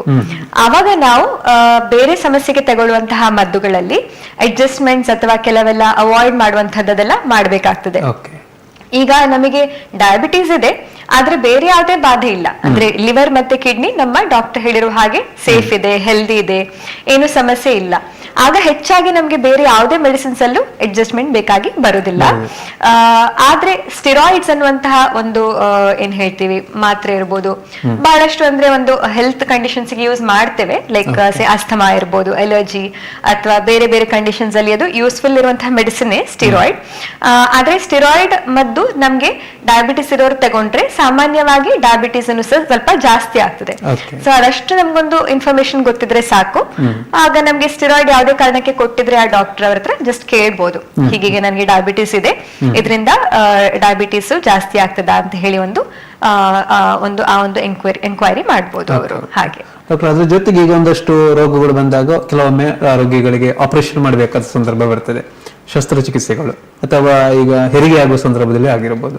ಅವಾಗ ಒಂದು ವೇಳೆ ಡಯಾಬಿಟಿಸ್ ಇದ್ದಾಗ ಅದು ನಿಯಂತ್ರಣಕ್ಕೆ ಬರಬೇಕು, ಇಲ್ಲದ್ರೆ ಅದನ್ನು ಆಪರೇಷನ್ ಮಾಡ್ಲಿಕ್ಕೆ ಆಗಲ್ಲ ಎನ್ನುವಂಥದ್ದು ನಮಗೆ ಒಂದಷ್ಟು ತಿಳಿದು ಬರುವಂಥದ್ದು. ಇದು ಯಾಕಾಗಿ ಅಂತ, ಆಪರೇಷನ್ ಯಾಕೆ ಆಗಲ್ಲ? ಹಾ ಸರಿ. ಸೊ ಈಗ ಅಂದ್ರೆ ಆಪರೇಷನ್ ಆಗಲ್ಲ ಅಂತ ಅಲ್ಲ ಆಕ್ಚುಲಿ. ಈಗ ಹೌದು, ಯಾಕೆಂತ ಹೇಳಿದ್ರೆ ಈಗ ಅನೆಸ್ಥಿಷಿಯಾ ಡಾಕ್ಟರ್ ಇರ್ಬೋದು ಅಥವಾ ಸರ್ಜನ್ ಡಾಕ್ಟರ್ ಇರ್ಬೋದು, ಅವರಿಗೆ ಮೇನ್ ಈಗ ಅದರ ಔಟ್ಕಮ್ ಅಂದ್ರೆ ಈಗ ಆಪರೇಷನ್ ಆದ ಮೇಲೆ ಅದರ ಫಲ ಏನಿದೆ ಅವ್ರು ಅದನ್ನ ಎಕ್ಸ್ಪೆಕ್ಟ್ ಮಾಡ್ತಿರ್ತಾರೆ. ಅಂದ್ರೆ ನಮಗೆ ಈಗ ಉದಾಹರಣೆಗೆ ಎಮರ್ಜೆನ್ಸಿ ಅಲ್ಲದೆ ಇರುವಂತಹ ಆಪರೇಷನ್ ತಗೊಳ್ಳುವ, ಉದಾಹರಣೆಗೆ ಒಂದು ಯೂಟ್ರಸ್ ಆಪರೇಷನ್ ಮಾಡ್ಬೇಕು, ಗರ್ಭಕೋಶವನ್ನ ತೆಗಿಬೇಕು ಯಾವುದೇ ಒಂದು ನಾನ್ ಎಮರ್ಜೆನ್ಸಿ ಕಂಡೀಷನ್ಗೆ. ಆವಾಗ ಏನಾಗ್ತದೆ, ಗರ್ಭಕೋಶ ತೆಗಿಬಹುದು ಆಪರೇಷನ್ ಮಾಡಿ, ಆದ್ರೆ ಅದೊಂದು ಡೀಪ್ ಆರ್ಗನ್ ಅಂದ್ರೆ ಒಂದು ಡೀಪ್ ಆಗಿರುವಂತಹ ಒಂದು ಅಂಗಾಂಗ, ಅದನ್ನ ತೆಗೆಯುವಾಗ ನಾವು ಬಹಳಷ್ಟು ಲೇಯರ್ಸ್ ಒಳಗೆ ಹೋಗಿ ಅದನ್ನ ತೆಗೆಯುವಂತಹ ಒಂದು ಪ್ರೊಸೆಸ್ ಅದು. ಆವಾಗ ಈ ಶುಗರ್ ಜಾಸ್ತಿ ಇದ್ರೆ ಎಲ್ಲಿ ಆದ್ರೂ ಸಹ ಒಂದು ಇನ್ಫೆಕ್ಷನ್ ಆಗುವಂತಹ ಹೈ ರಿಸ್ಕ್ ಇರ್ತದೆ. ಸೊ ಒಂದ್ಸರಿ ಇನ್ಫೆಕ್ಷನ್ ಆದ್ರೆ ಅದು ಆ ಆಪರೇಷನ್ ಮಾಡಿರುವಂತಹ ಫಲ ಸಹ ಸಿಗ್ಲಿಲ್ಲ, ಪ್ಲಸ್ ಇನ್ಫೆಕ್ಷನ್ ಅದು ಯಾವುದೇ ಲೆವೆಲ್ಗೂ ರೀಚ್ ಆಗ್ಬೋದು. ಮತ್ತೆ ಆ ಇನ್ಫೆಕ್ಷನ್ ಕಂಟ್ರೋಲ್ ಮಾಡ್ಲಿಕ್ಕೆ ಆಂಟಿಬಯೋಟಿಕ್ಸ್ BP ಡೌನ್ ಆಗ್ಬೋದು, ಎಷ್ಟೋ ರಿಸ್ಕ್ಸ್ ಆ ಸೆಪ್ಸಿಸ್ ಅಂತ ಹೇಳ್ತೀವಿ ಇನ್ಫೆಕ್ಷನ್, ಅದರಿಂದ ಬರ್ಬೋದು. ಹಾಗಾಗಿ ಒಂದು ಹೈ ಶುಗರ್ ಇದ್ದವರಿಗೆ ಆದಷ್ಟು ನಾವೊಂದು 2-3 ವಾರ ಆದ್ರೂ ಒಳ್ಳೆ ಕಂಟ್ರೋಲ್ ಮಾಡಿ ಆ ರೇಂಜ್ ಅಲ್ಲಿ ಮಾಡಿ ಅಂತ ಹೇಳ್ತೀವಿ. ಬಟ್ ಎಮರ್ಜೆನ್ಸಿ ಇದ್ರೆ, ಯಾವ್ದೋ ಒಂದು ಹಾರ್ಟ್ ಆಪರೇಷನ್ ಆಗ್ಬೇಕು, ಯಾವ್ದೋ ಒಂದು ಬ್ರೈನ್ ಸರ್ಜರಿ ಆಗ್ಬೇಕು, ತುಂಬಾ ಎಮರ್ಜೆನ್ಸಿ ಇದೆ ಅದು, ಆವಾಗ ನಾವು ಇದನ್ನ ನೋಡಲ್ಲ. ಸೊ ರಿಸ್ಕ್ ಮತ್ತೆ ಬೆನಿಫಿಟ್ ಅದನ್ನ ನಾವು ನೋಡ್ಕೊಂಡು ಆ ಸಿಚುವೇಶನ್ ಅಲ್ಲಿ ನಮ್ಗೆ ರಿಸ್ಕ್ ಜಾಸ್ತಿ ಇದೆಯಾ ಅಥವಾ ಬೆನಿಫಿಟ್ ಜಾಸ್ತಿ ಇದೆಯಾ ನೋಡ್ಕೊಂಡು ನಾವು ಸಜೆಷನ್ ಕೊಡ್ತೀವಿ. ಹಾಗೆ ಮುಖ್ಯವಾಗಿ ಮಧುಮೇಹ ರೋಗಿಗಳಲ್ಲಿ ಈಗ ಏನಾದ್ರು ಕೃತಕ ಸ್ವೀಟನರ್ಗಳನ್ನು ಬಳಸಿಕೊಳ್ಬಹುದಾ ಎನ್ನುವುದರ ಬಗ್ಗೆ? ಹೌದು. ಸೊ ಮಾರ್ಕೆಟಲ್ಲಿ ನಾವು ಸಾಮಾನ್ಯವಾಗಿ ನೋಡ್ತೀವಿ, ಆಕ್ಚುಲಿ ಸುಮಾರು ಆಪ್ಷನ್ಸ್ ಇದೆ ಇವಾಗ ಆರ್ಟಿಫಿಷಿಯಲ್ ಸ್ವೀಟ್ನರ್ಸ್ ಅಂತ ಹೇಳಿ. ಅದು ಅಂದ್ರೆ ಈಗ ಸಾಮಾನ್ಯವಾಗಿ ಡಯಾಬಿಟಿಸ್ ಅವರಿಗೆ ನಾವು ಸಡನ್ಲಿ ನಾಳೆಯಿಂದ ಏನು ಸಿಹಿ ತಿನ್ಬೇಡಿ ಅಂತ ಹೇಳುವಾಗ ಒಂದು ಟ್ರಾಮಾ ಅಥವಾ ಒಂದು ಮನಸ್ಸಿಗೆ ಒಂದು ಇದಾಗಿ ಆಗ್ತದೆ. ಸೊ ಸಡನ್ಲಿ ಎಷ್ಟೋ ಜನರಿಗೆ ಒಂದು ಅದನ್ನ ಬಿಡೋದು ಕಷ್ಟ ಆಗ್ತದೆ. ಆವಾಗ ನಾವೇ ಅವ್ರಿಗೆ ಸಜೆಸ್ಟ್ ಮಾಡ್ತೀವಿ, ಸೊ ಸದ್ಯಕ್ಕೆ ನೀವೊಂದು ಚಹಾ ಅಥವಾ ಕಾಫಿಯಲ್ಲಿ ಬೇಕಾದ್ರೆ ಈ ಆರ್ಟಿಫಿಷಿಯಲ್ ಸ್ವೀಟ್ನರ್ ಅಥವಾ ಕೃತಕ ಒಂದು ಈ ಸ್ವೀಟ್ನರ್ ಏನಿದೆ ಅದನ್ನ ಬಳಸಬಹುದು ಅಂತ. ಆದ್ರೆ ಇದು ಒಳ್ಳೇದಾ ಅಂತ ಹೇಳಿ ಕೇಳಿದ್ರೆ ಇದಕ್ಕೊಂದು 100% ಕ್ಲಿಯರ್ ಇನ್ಫಾರ್ಮೇಶನ್ ಇವಾಗ ಇನ್ನೂ ಇಲ್ಲ ಹೇಳ್ಬೇಕು ಅಂತ ಹೇಳಿದ್ರೆ. ಮತ್ತೆ ಎಷ್ಟರ ಮಟ್ಟಿಗೆ ಸೇಫ್ ಅದು ಸಹ ಒಂದು 100% ಕ್ಲಿಯರ್ ಇನ್ಫಾರ್ಮೇಶನ್ ಕೊಡುವಷ್ಟು ಇನ್ನೂ ಇಲ್ಲ. ಬಟ್ ಬಹಳಷ್ಟು ಅಧ್ಯಯನಗಳು ನಡೀತಾ ಇದೆ ಈ ಒಂದು ಇದರಲ್ಲಿ. ಆದ್ರೂ ಒಂದು ಪ್ರೆಸೆಂಟ್ಲಿ ಇರುವಂತಹ ಮಾರ್ಕೆಟ್ ಅಲ್ಲಿ ಈಗ for example sugar free tablets ಇರಬಹುದು, ಅದೇ ಒಂದು ಬ್ರ್ಯಾಂಡ್ ಅಲ್ಲೆಲ್ಲ ಬರ್ತದೆ. ಸೊ ಒಂದು up to some extent it is safe. ಅಂದ್ರೆ ಒಂದು 2-3 ಟ್ಯಾಬ್ಲೆಟ್ಸ್ ಗಳೇನಿದೆ ಅದನ್ನ ಒಂದು ದಿವಸಕ್ಕೆ ಬಳಸಬಹುದು. ಆದ್ರೆ ಯಾವ್ದೋ ಒಂದು ರೋಗಿಗೆ ಅವನು ಸಕ್ಕರೆ ಅಥವಾ ಸಿಹಿ ಇಲ್ಲದೆ ಬದುಕಬಹುದು, ಹಿ ಇಸ್ ವೆರಿ ಹ್ಯಾಪಿ, ಏನದಿಲ್ಲದೆ ನಾನು ಖುಷಿಯಾಗಿ ಇದ್ದೀನಿ, ಬೇಡ ಅಂತ ಹೇಳಿದ್ರೆ ಅದು ಬೆಸ್ಟ್ ಇರ್ತದೆ. ಸೊ ಅದನ್ನ ಕಂಪ್ಲೀಟ್ ಅವಾಯ್ಡ್ ಮಾಡೋದು ಬೆಸ್ಟ್ ಇರ್ತದೆ. ಬಟ್ ಕಷ್ಟ ಆಗ್ತಾ ಇದೆ ಅಂತ ಹೇಳಿದ್ರೆ ಆ ಒಂದು ಫೇಸ್ ಅಲ್ಲಿ, ಆ ಒಂದು ಅಡ್ಜಸ್ಟ್ಮೆಂಟ್ ಫೇಸ್ ಅಲ್ಲಿ ಬೇಕಾದ್ರೆ ನಾವು ಈ ತರ 2-3 ಆರ್ಟಿಫಿಷಿಯಲ್ ಸ್ವೀಟ್ನರ್ ಟ್ಯಾಬ್ಲೆಟ್ಸ್ ನ ಚಹಾ ಅಥವಾ ಕಾಫಿಯಲ್ಲಿ ಬಳಸಬಹುದು. ಅಪ್ ಟು ಸಮ್ ಎಕ್ಸ್ಟೆಂಟ್ ಹೆಚ್ಚಾಗಿ ಇದನ್ನ ಸೇಫ್ ಅಂತಾನೆ ಹೇಳ್ಬೋದು. ಎಲ್ಲೋ ಒಂದು ಅಲ್ಲಿ ಇಲ್ಲಿ ಸ್ವಲ್ಪ ರಿಪೋರ್ಟ್ಸ್ ಇರ್ತದೆ ಏನೋ ಒಂದು ತೊಂದರೆ ಇರುವಂತದ್ದು, ಅದು ನಮ್ಗೆ ಇದರಿಂದಾನೇ ಅಂತ ಹೇಳೋದು ಸಹ ಕಷ್ಟ. ಸೊ ಹಾಗಾಗಿ 100% ಸೇಫ್ಟಿ ಅನ್ನುವಂತ ಒಂದು ಹಂತದಲ್ಲಿ ನಾವಿನ್ನೂ ಇಲ್ಲ, ನಮ್ಗೆ ಇನ್ನು ಸ್ವಲ್ಪ ರಿಸರ್ಚ್ ಅದಕ್ಕೆ ಬೇಕು. ಬಟ್ ಆ ಒಂದು ಅಡ್ಜಸ್ಟ್ಮೆಂಟ್ ಫೇಸ್ ಅಲ್ಲಿ for a short period 2 to 3 ಪೆಲ್ಲೆಟ್ಸ್ ಅದು ಸೇಫ್ ಅಂತ ಹೇಳಿ ಇವಾಗ ಇದೆ, ಅದು ಸ್ಟೇಟಸ್ ಇದೆ. ಹೌದು. ಈಗ ಮಧುಮೇಹ ರೋಗಿಗಳು ಈಗ ತಪಾಸಣೆ ಮಾಡಿಕೊಳ್ಳುವಂಥದ್ದು ಅಂದ್ರೆ ಎಷ್ಟು ಬಾರಿ ಮಾಡಿಕೊಳ್ಬೇಕು ಮತ್ತು ಅದನ್ನು ಯಾವ ರೀತಿಯಾಗಿ ಮಾಡಿಸಿಕೊಳ್ತಾ ಇರಬೇಕು ಅನ್ನೋದ್ರ ಬಗ್ಗೆ? ಸೊ ಈಗ ನಮ್ಗೆ ಉದಾಹರಣೆಗೆ ಈಗ ನನಗೆ ನಾಳೆ ಗೊತ್ತಾಯ್ತು ನನಗೆ ಮಧುಮೇಹ ಇದೆ ಅಂತ ಹೇಳಿ. ಸೊ ಆವಾಗ ಫಸ್ಟ್ ಗೆ ನಾವೇನ್ ಮಾಡ್ತೀವಿ, ಒಂದು ಜನರಲ್ ಎಲ್ಲ ಒಂದು ಬೇಸಿಕ್ ಟೆಸ್ಟ್ ಅಂತ ಹೇಳಿ ಹೇಳ್ತೇವೆ. ಒಂದು ಯಾವ ರೇಂಜ್ ಅಲ್ಲಿ ಇದೆ ಅಂತ ನೋಡಿ ಹೇಳಲಿಕ್ಕೋಸ್ಕರ RBS ಮತ್ತೆ HbA1c ಹೇಳಿದ್ವಿ. ಲಿವರ್ ಫಂಕ್ಷನ್ ಅಂತ ಮಾಡ್ತೀವಿ, ಲಿವರಿನ ಸ್ಟೇಟಸ್ ನೋಡ್ಲಿಕ್ಕೆ. ಕಿಡ್ನಿ ಫಂಕ್ಷನ್ ಅಂತ ಹೇಳಿ ಇದೆಲ್ಲ ರಕ್ತ ಪರೀಕ್ಷೆಗಳೇ ಮಾಡ್ತೇವೆ. ಕೊಲೆಸ್ಟ್ರಾಲ್ ನೋಡ್ಬೇಕು ಸ್ಟಾರ್ಟಿಂಗ್ ಅಲ್ಲಿ. ಆಮೇಲೆ ಯೂರಿನ್ ಟೆಸ್ಟ್ ಮಾಡ್ತೀವಿ. ಇದ್ರ ಜೊತೆ ಒಂದು ಅಲ್ಟ್ರಾಸೌಂಡ್ ಮಾಡ್ತೇವೆ ಹೊಟ್ಟೆಯಲ್ಲಿ, ಒಂದು ಫ್ಯಾಟಿ ಲಿವರ್ ನೋಡ್ಲಿಕ್ಕೆ ಅಥವಾ ಬೇರೆ ಏನಾದ್ರು ಇನ್ಫೆಕ್ಷನ್ಸ್ ಇದೆಯಾ ನೋಡ್ಲಿಕ್ಕೆ, ಅಥವಾ ಪ್ಯಾನ್ಕ್ರಿಯಾಸ್ ಗ್ರಂಥಿಗೆ ಏನಾದ್ರು ಸಮಸ್ಯೆ ಆಗಿದ್ಯಾ ನೋಡ್ಲಿಕ್ಕೆ. ಇದೆಲ್ಲ ನೋಡ್ಲಿಕ್ಕೆ ನಾವು ಅಲ್ಟ್ರಾಸೌಂಡ್ ಅನ್ನು ಮಾಡ್ತೀವಿ. ಇದರ ಜೊತೆ ನಮ್ಮ ಕಣ್ಣಿನ ಪರೀಕ್ಷೆ ಇದೆಲ್ಲ ಒಂದು ಬೇಸ್ ಲೈನ್ ಅಲ್ಲೇ ಮಾಡಿಬಿಡ್ತೇವೆ. ಕಣ್ಣಿನ ಪರೀಕ್ಷೆ, ಮೂತ್ರದ ಪ್ರೋಟೀನ್ ಮತ್ತು ಕಾಲಿನ ನರ ಇದು ನೋಡ್ಲಿಕ್ಕೆ. ಇದೆಲ್ಲಾ ಪರೀಕ್ಷೆಗಳು ನಮ್ಗೆ ನಾರ್ಮಲ್ ಇದ್ರೆ ವರ್ಷಕ್ಕೊಂದ್ಸರಿ ಮಾಡಿದ್ರು ಸಾಕು. ಇದೆಲ್ಲ ಸೆಟ್ ಆಫ್ ಟೆಸ್ಟ್.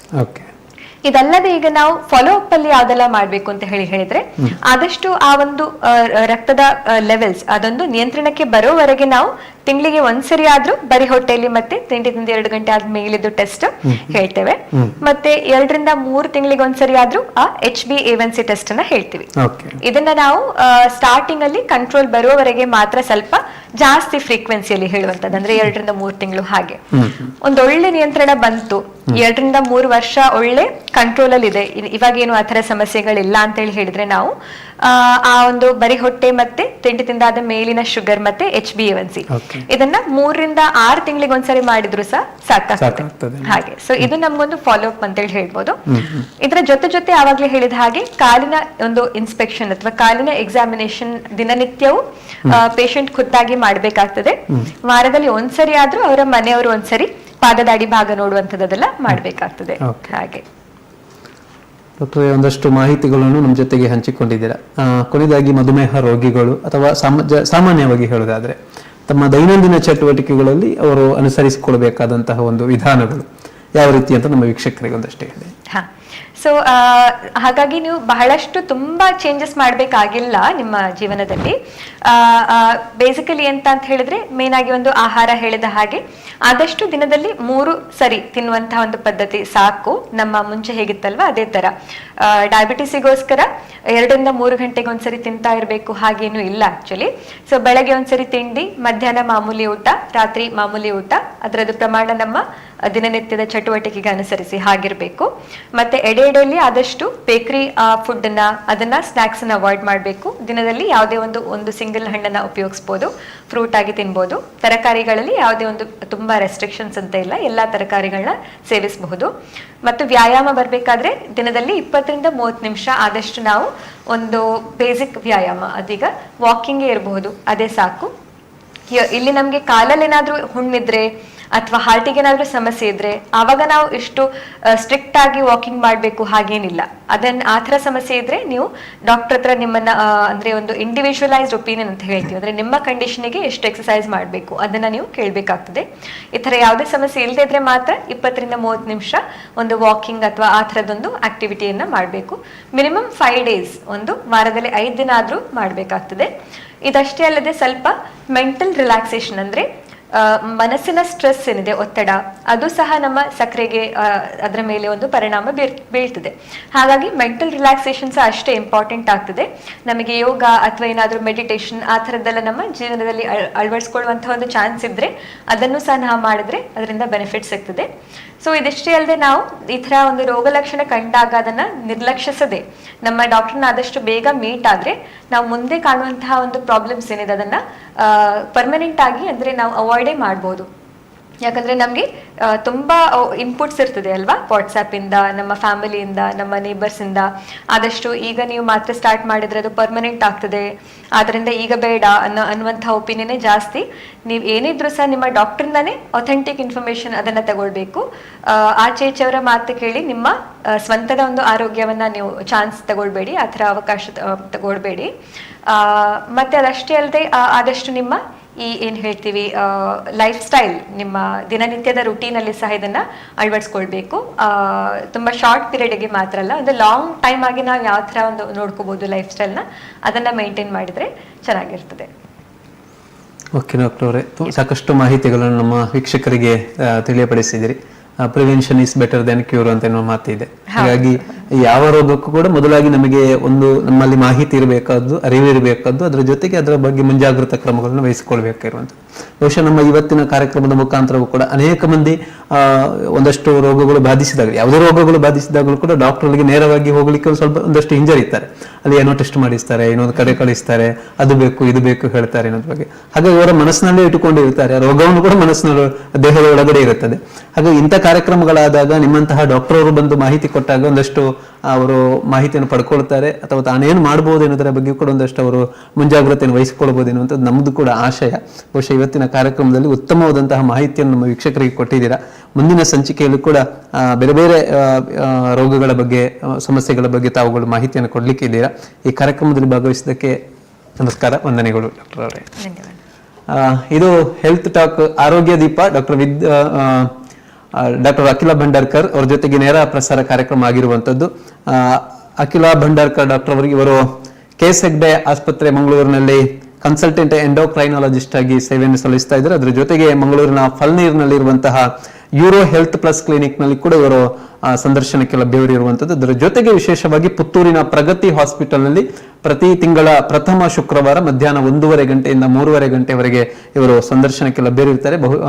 ಬಹಳ ವಿಷಯ ಮುಖ್ಯವಾಗಿ ಮಧುಮೇಹ ಇವತ್ತಿನ ವಿಚಾರದ ಏನು ಇತ್ತು ಅದು, ಅದರ ಜೊತೆಗೆ ಥೈರಾಯ್ಡ್, ಒಬೆಸಿಟಿ, ಮೂಳೆಯ ಆರೋಗ್ಯ ಮತ್ತು ಅಸ್ಥಿರಂಧ್ರತೆ, ಮುಟ್ಟಿನ ತೊಂದರೆ, ಮೈನರಿಯುವಿಕೆ ಮತ್ತು ಬೆಳವಣಿಗೆ, ಮತ್ತೆ ಅಧಿಕ ಕೊಬ್ಬಿನ ಸಮಸ್ಯೆ, ಕೂದಲಿನ ಅಸಹಜ ಬೆಳವಣಿಗೆ, PCOD ಇದರ ಬಗ್ಗೆ ಎಲ್ಲ ಹೆಚ್ಚಾಗಿ ವಿಶೇಷವಾಗಿ ತಜ್ಞರಾಗಿರುವಂತಹ ಡಾಕ್ಟರ್ ಅಖಿಲಾ ಭಂಡಾರ್ಕರ್ ಅವರನ್ನು ತಾವು ಸಂಪರ್ಕಿಸಬಹುದು, ತಮ್ಮ ಸಮಸ್ಯೆಗಳನ್ನು ಪರಿಹರಿಸಿಕೊಳ್ಳಬಹುದು ಎನ್ನುವಂತಹ ಮಾತನ್ನು ಹೇಳುತ್ತಾ ಇದು Arogya Deepa health talk with doctor Akhila Bhandarkar ವಿಶೇಷ ಸರಣಿ ಕಾರ್ಯಕ್ರಮದ 2ನೇ ಸಂಚಿಕೆಯ ಕಾರ್ಯಕ್ರಮ. ಮತ್ತೆ ಮುಂದಿನ ಸಂಚಿಕೆಯಲ್ಲಿ ನಾವು ಭೇಟಿಯಾಗೋಣ. ಇನ್ನೊಂದು ಆರೋಗ್ಯ ಸಮಸ್ಯೆಯ ಬಗ್ಗೆ ಪರಿಹಾರವನ್ನು ಮತ್ತು ಅದು ಯಾವ ರೀತಿಯ ರೋಗ ಲಕ್ಷಣಗಳನ್ನು ಹೊಂದಿರುತ್ತವೆ ಎನ್ನುವುದರ ಬಗ್ಗೆ ವಿಸ್ತೃತವಾದಂತಹ ಮಾಹಿತಿಯನ್ನು ತಮ್ಮ ಮುಂದೆ ಪ್ರಕಟಿಸಲಿಕ್ಕಿದ್ದೇವೆ. ತಾವು ಕೂಡ ಆ ಕಾರ್ಯಕ್ರಮದಲ್ಲಿ ಕರೆ ಮಾಡಿ ತಮ್ಮ ಸಮಸ್ಯೆಗಳು ನಮ್ಮ ಜೊತೆ ಡಾಕ್ಟರ್ ಜೊತೆಗೆ ಹೇಳಬಹುದು. ಅಲ್ಲಿವರೆಗೂ ಕೂಡ ನಮಸ್ಕಾರ. ಈ ಕಾರ್ಯಕ್ರಮದಲ್ಲಿ ಭಾಗವಹಿಸಿದ ನಮ್ಮೆಲ್ಲ ವೀಕ್ಷಕರಿಗೂ ಕೂಡ ಮತ್ತೊಮ್ಮೆ ನಮಸ್ಕಾರ.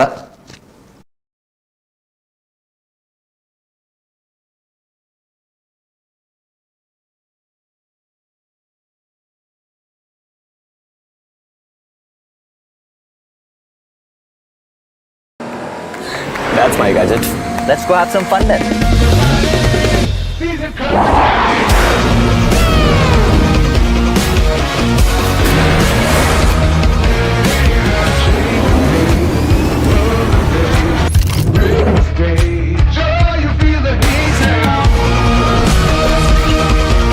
Introducing the hot and techy Brezza SCNG.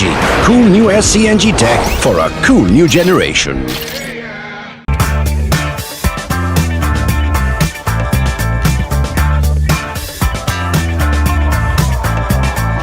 Chetana's beauty lounge, ನಿಮ್ಮೊಳಗಿನ ಸೌಂದರ್ಯದ ಅನಾವರಣದ ತಾಣ. Aesthetic spa, makeup, hair styling, salon ಹೀಗೆ ಎಲ್ಲಾ ಸೌಂದರ್ಯವರ್ಧಕ ಸೇವೆಗಳು ಒಂದೇ ಸೂರಿನಡಿ. ಚೇತನಾಸ್ ಎಜುಕೇಶನಲ್ ಫೌಂಡೇಶನ್ ಮೂಲಕ ವೈವಿಧ್ಯಮಯ ಬ್ಯೂಟಿ ಕೋರ್ಸ್ಗಳು. ಮೇಕಪ್ ಆರ್ಟಿಸ್ಟ್ ಆಗಬೇಕೆಂಬ ಕನಸಿರುವವರಿಗೆ ಅತ್ಯುತ್ತಮ ಅವಕಾಶ. 2 ದಿನಗಳಿಂದ ಆರಂಭಿಸಿ 6 ತಿಂಗಳವರೆಗಿನ ವೈವಿಧ್ಯಮಯ ಬ್ಯೂಟಿ ಮೇಕಪ್ ಕೋರ್ಸ್ಗಳು. ಅಂತಾರಾಷ್ಟ್ರೀಯ ಮಟ್ಟದಲ್ಲಿ ಸೌಂದರ್ಯವರ್ಧಕ ತರಬೇತಿ ಪಡೆದಿರುವ ಚೇತನಾ ಎಸ್ ಅವರಿಂದ ನುರಿತ ತರಬೇತಿ.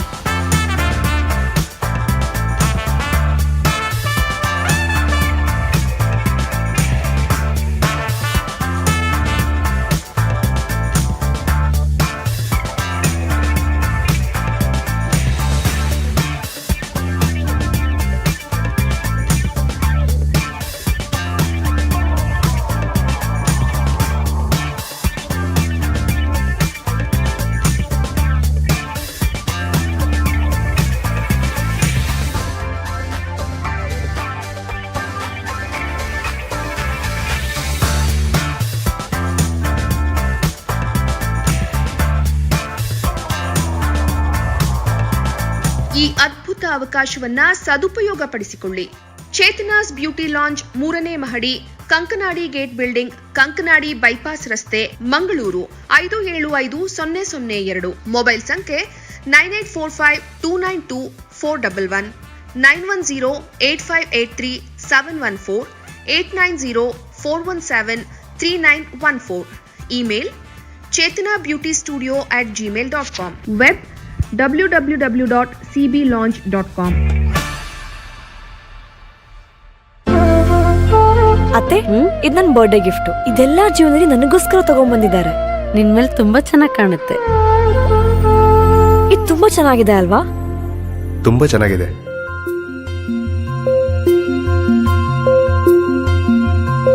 It will look really good on you. Amma? Huh?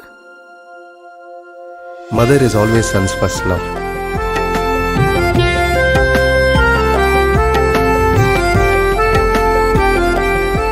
ಪ್ರತಿ ಪೀಳಿಗೆಯ ಪ್ರೀತಿಯ ಮಳಿಗೆ GL ಆಚಾರ್ಯ ಜ್ಯುವೆಲರ್ಸ್.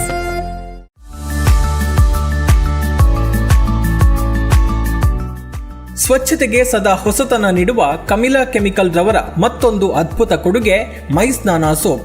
ಮನಸ್ಸಿಗೆ ಇಷ್ಟವಾಗುವ ಪರಿಮಳಯುಕ್ತ ಮತ್ತು ಆಹ್ಲಾದಕರ ಸ್ನಾನಕ್ಕಾಗಿ ಉಪಯೋಗಿಸಿ ಕಡಲೆ ಹುಡಿ ಮಿಶ್ರಿತ ಮೈಸ್ನಾನ ಸೋಪ್ ಫಾರ್ ನ್ಯಾಚುರಲ್ ಬ್ಯೂಟಿ ಹಾಗೂ ಗುರು ಡಿಟರ್ಜೆಂಟ್ ಲಿಕ್ವಿಡ್ 4 ಬಗೆಯ ಪರಿಮಳ 4 ರೀತಿಯ ಕಲರ್ನಲ್ಲಿ. ಇಂದೇ ಸಮೀಪದ ಅಂಗಡಿಗಳಲ್ಲಿ ಕೇಳಿ ಪಡೆಯಿರಿ. Manufactured and marketed by Kamila chemical industries, Halegate, Bettampadi, Sullia, Dakshina Kannada. Mobile 9448463101, 9902711871.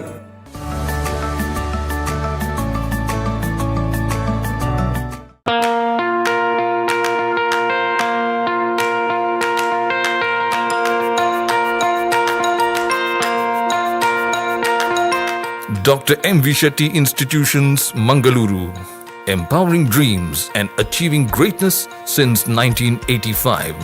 Dr. M. V. Shetty College prides itself in its history of 38 years.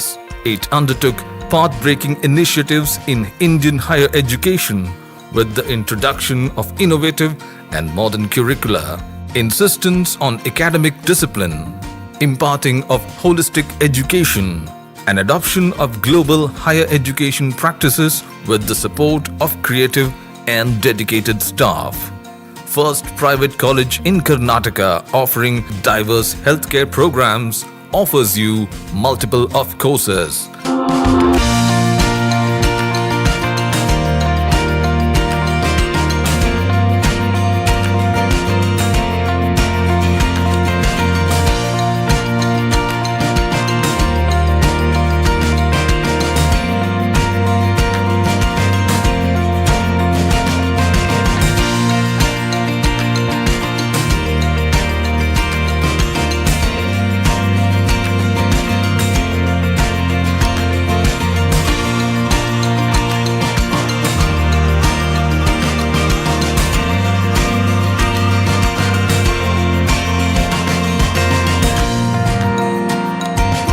Dr. M.V. Shetty Institutions is a nurturing ground for an individual's holistic development to make effective contribution to the society in a dynamic environment.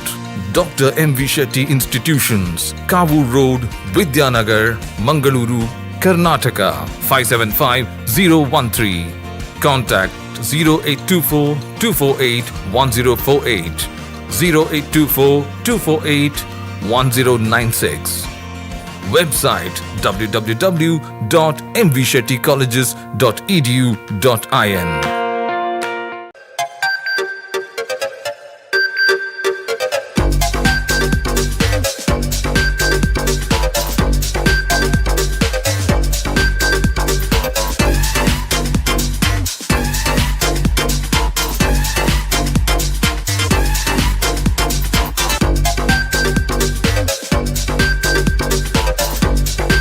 Navratan Electrical and Plumbing, wholesale dealers in electricals, plumbing, hardware, home appliances, sanitary, LED lights and electronics. All brands electronics and electrical items are under one roof. Navratan Electrical and Plumbing, opposite Sachin Traders, Main Road, Darbe, Puttur. Contact 8105973951, 9481644951. 9663814451, 08251 200 551.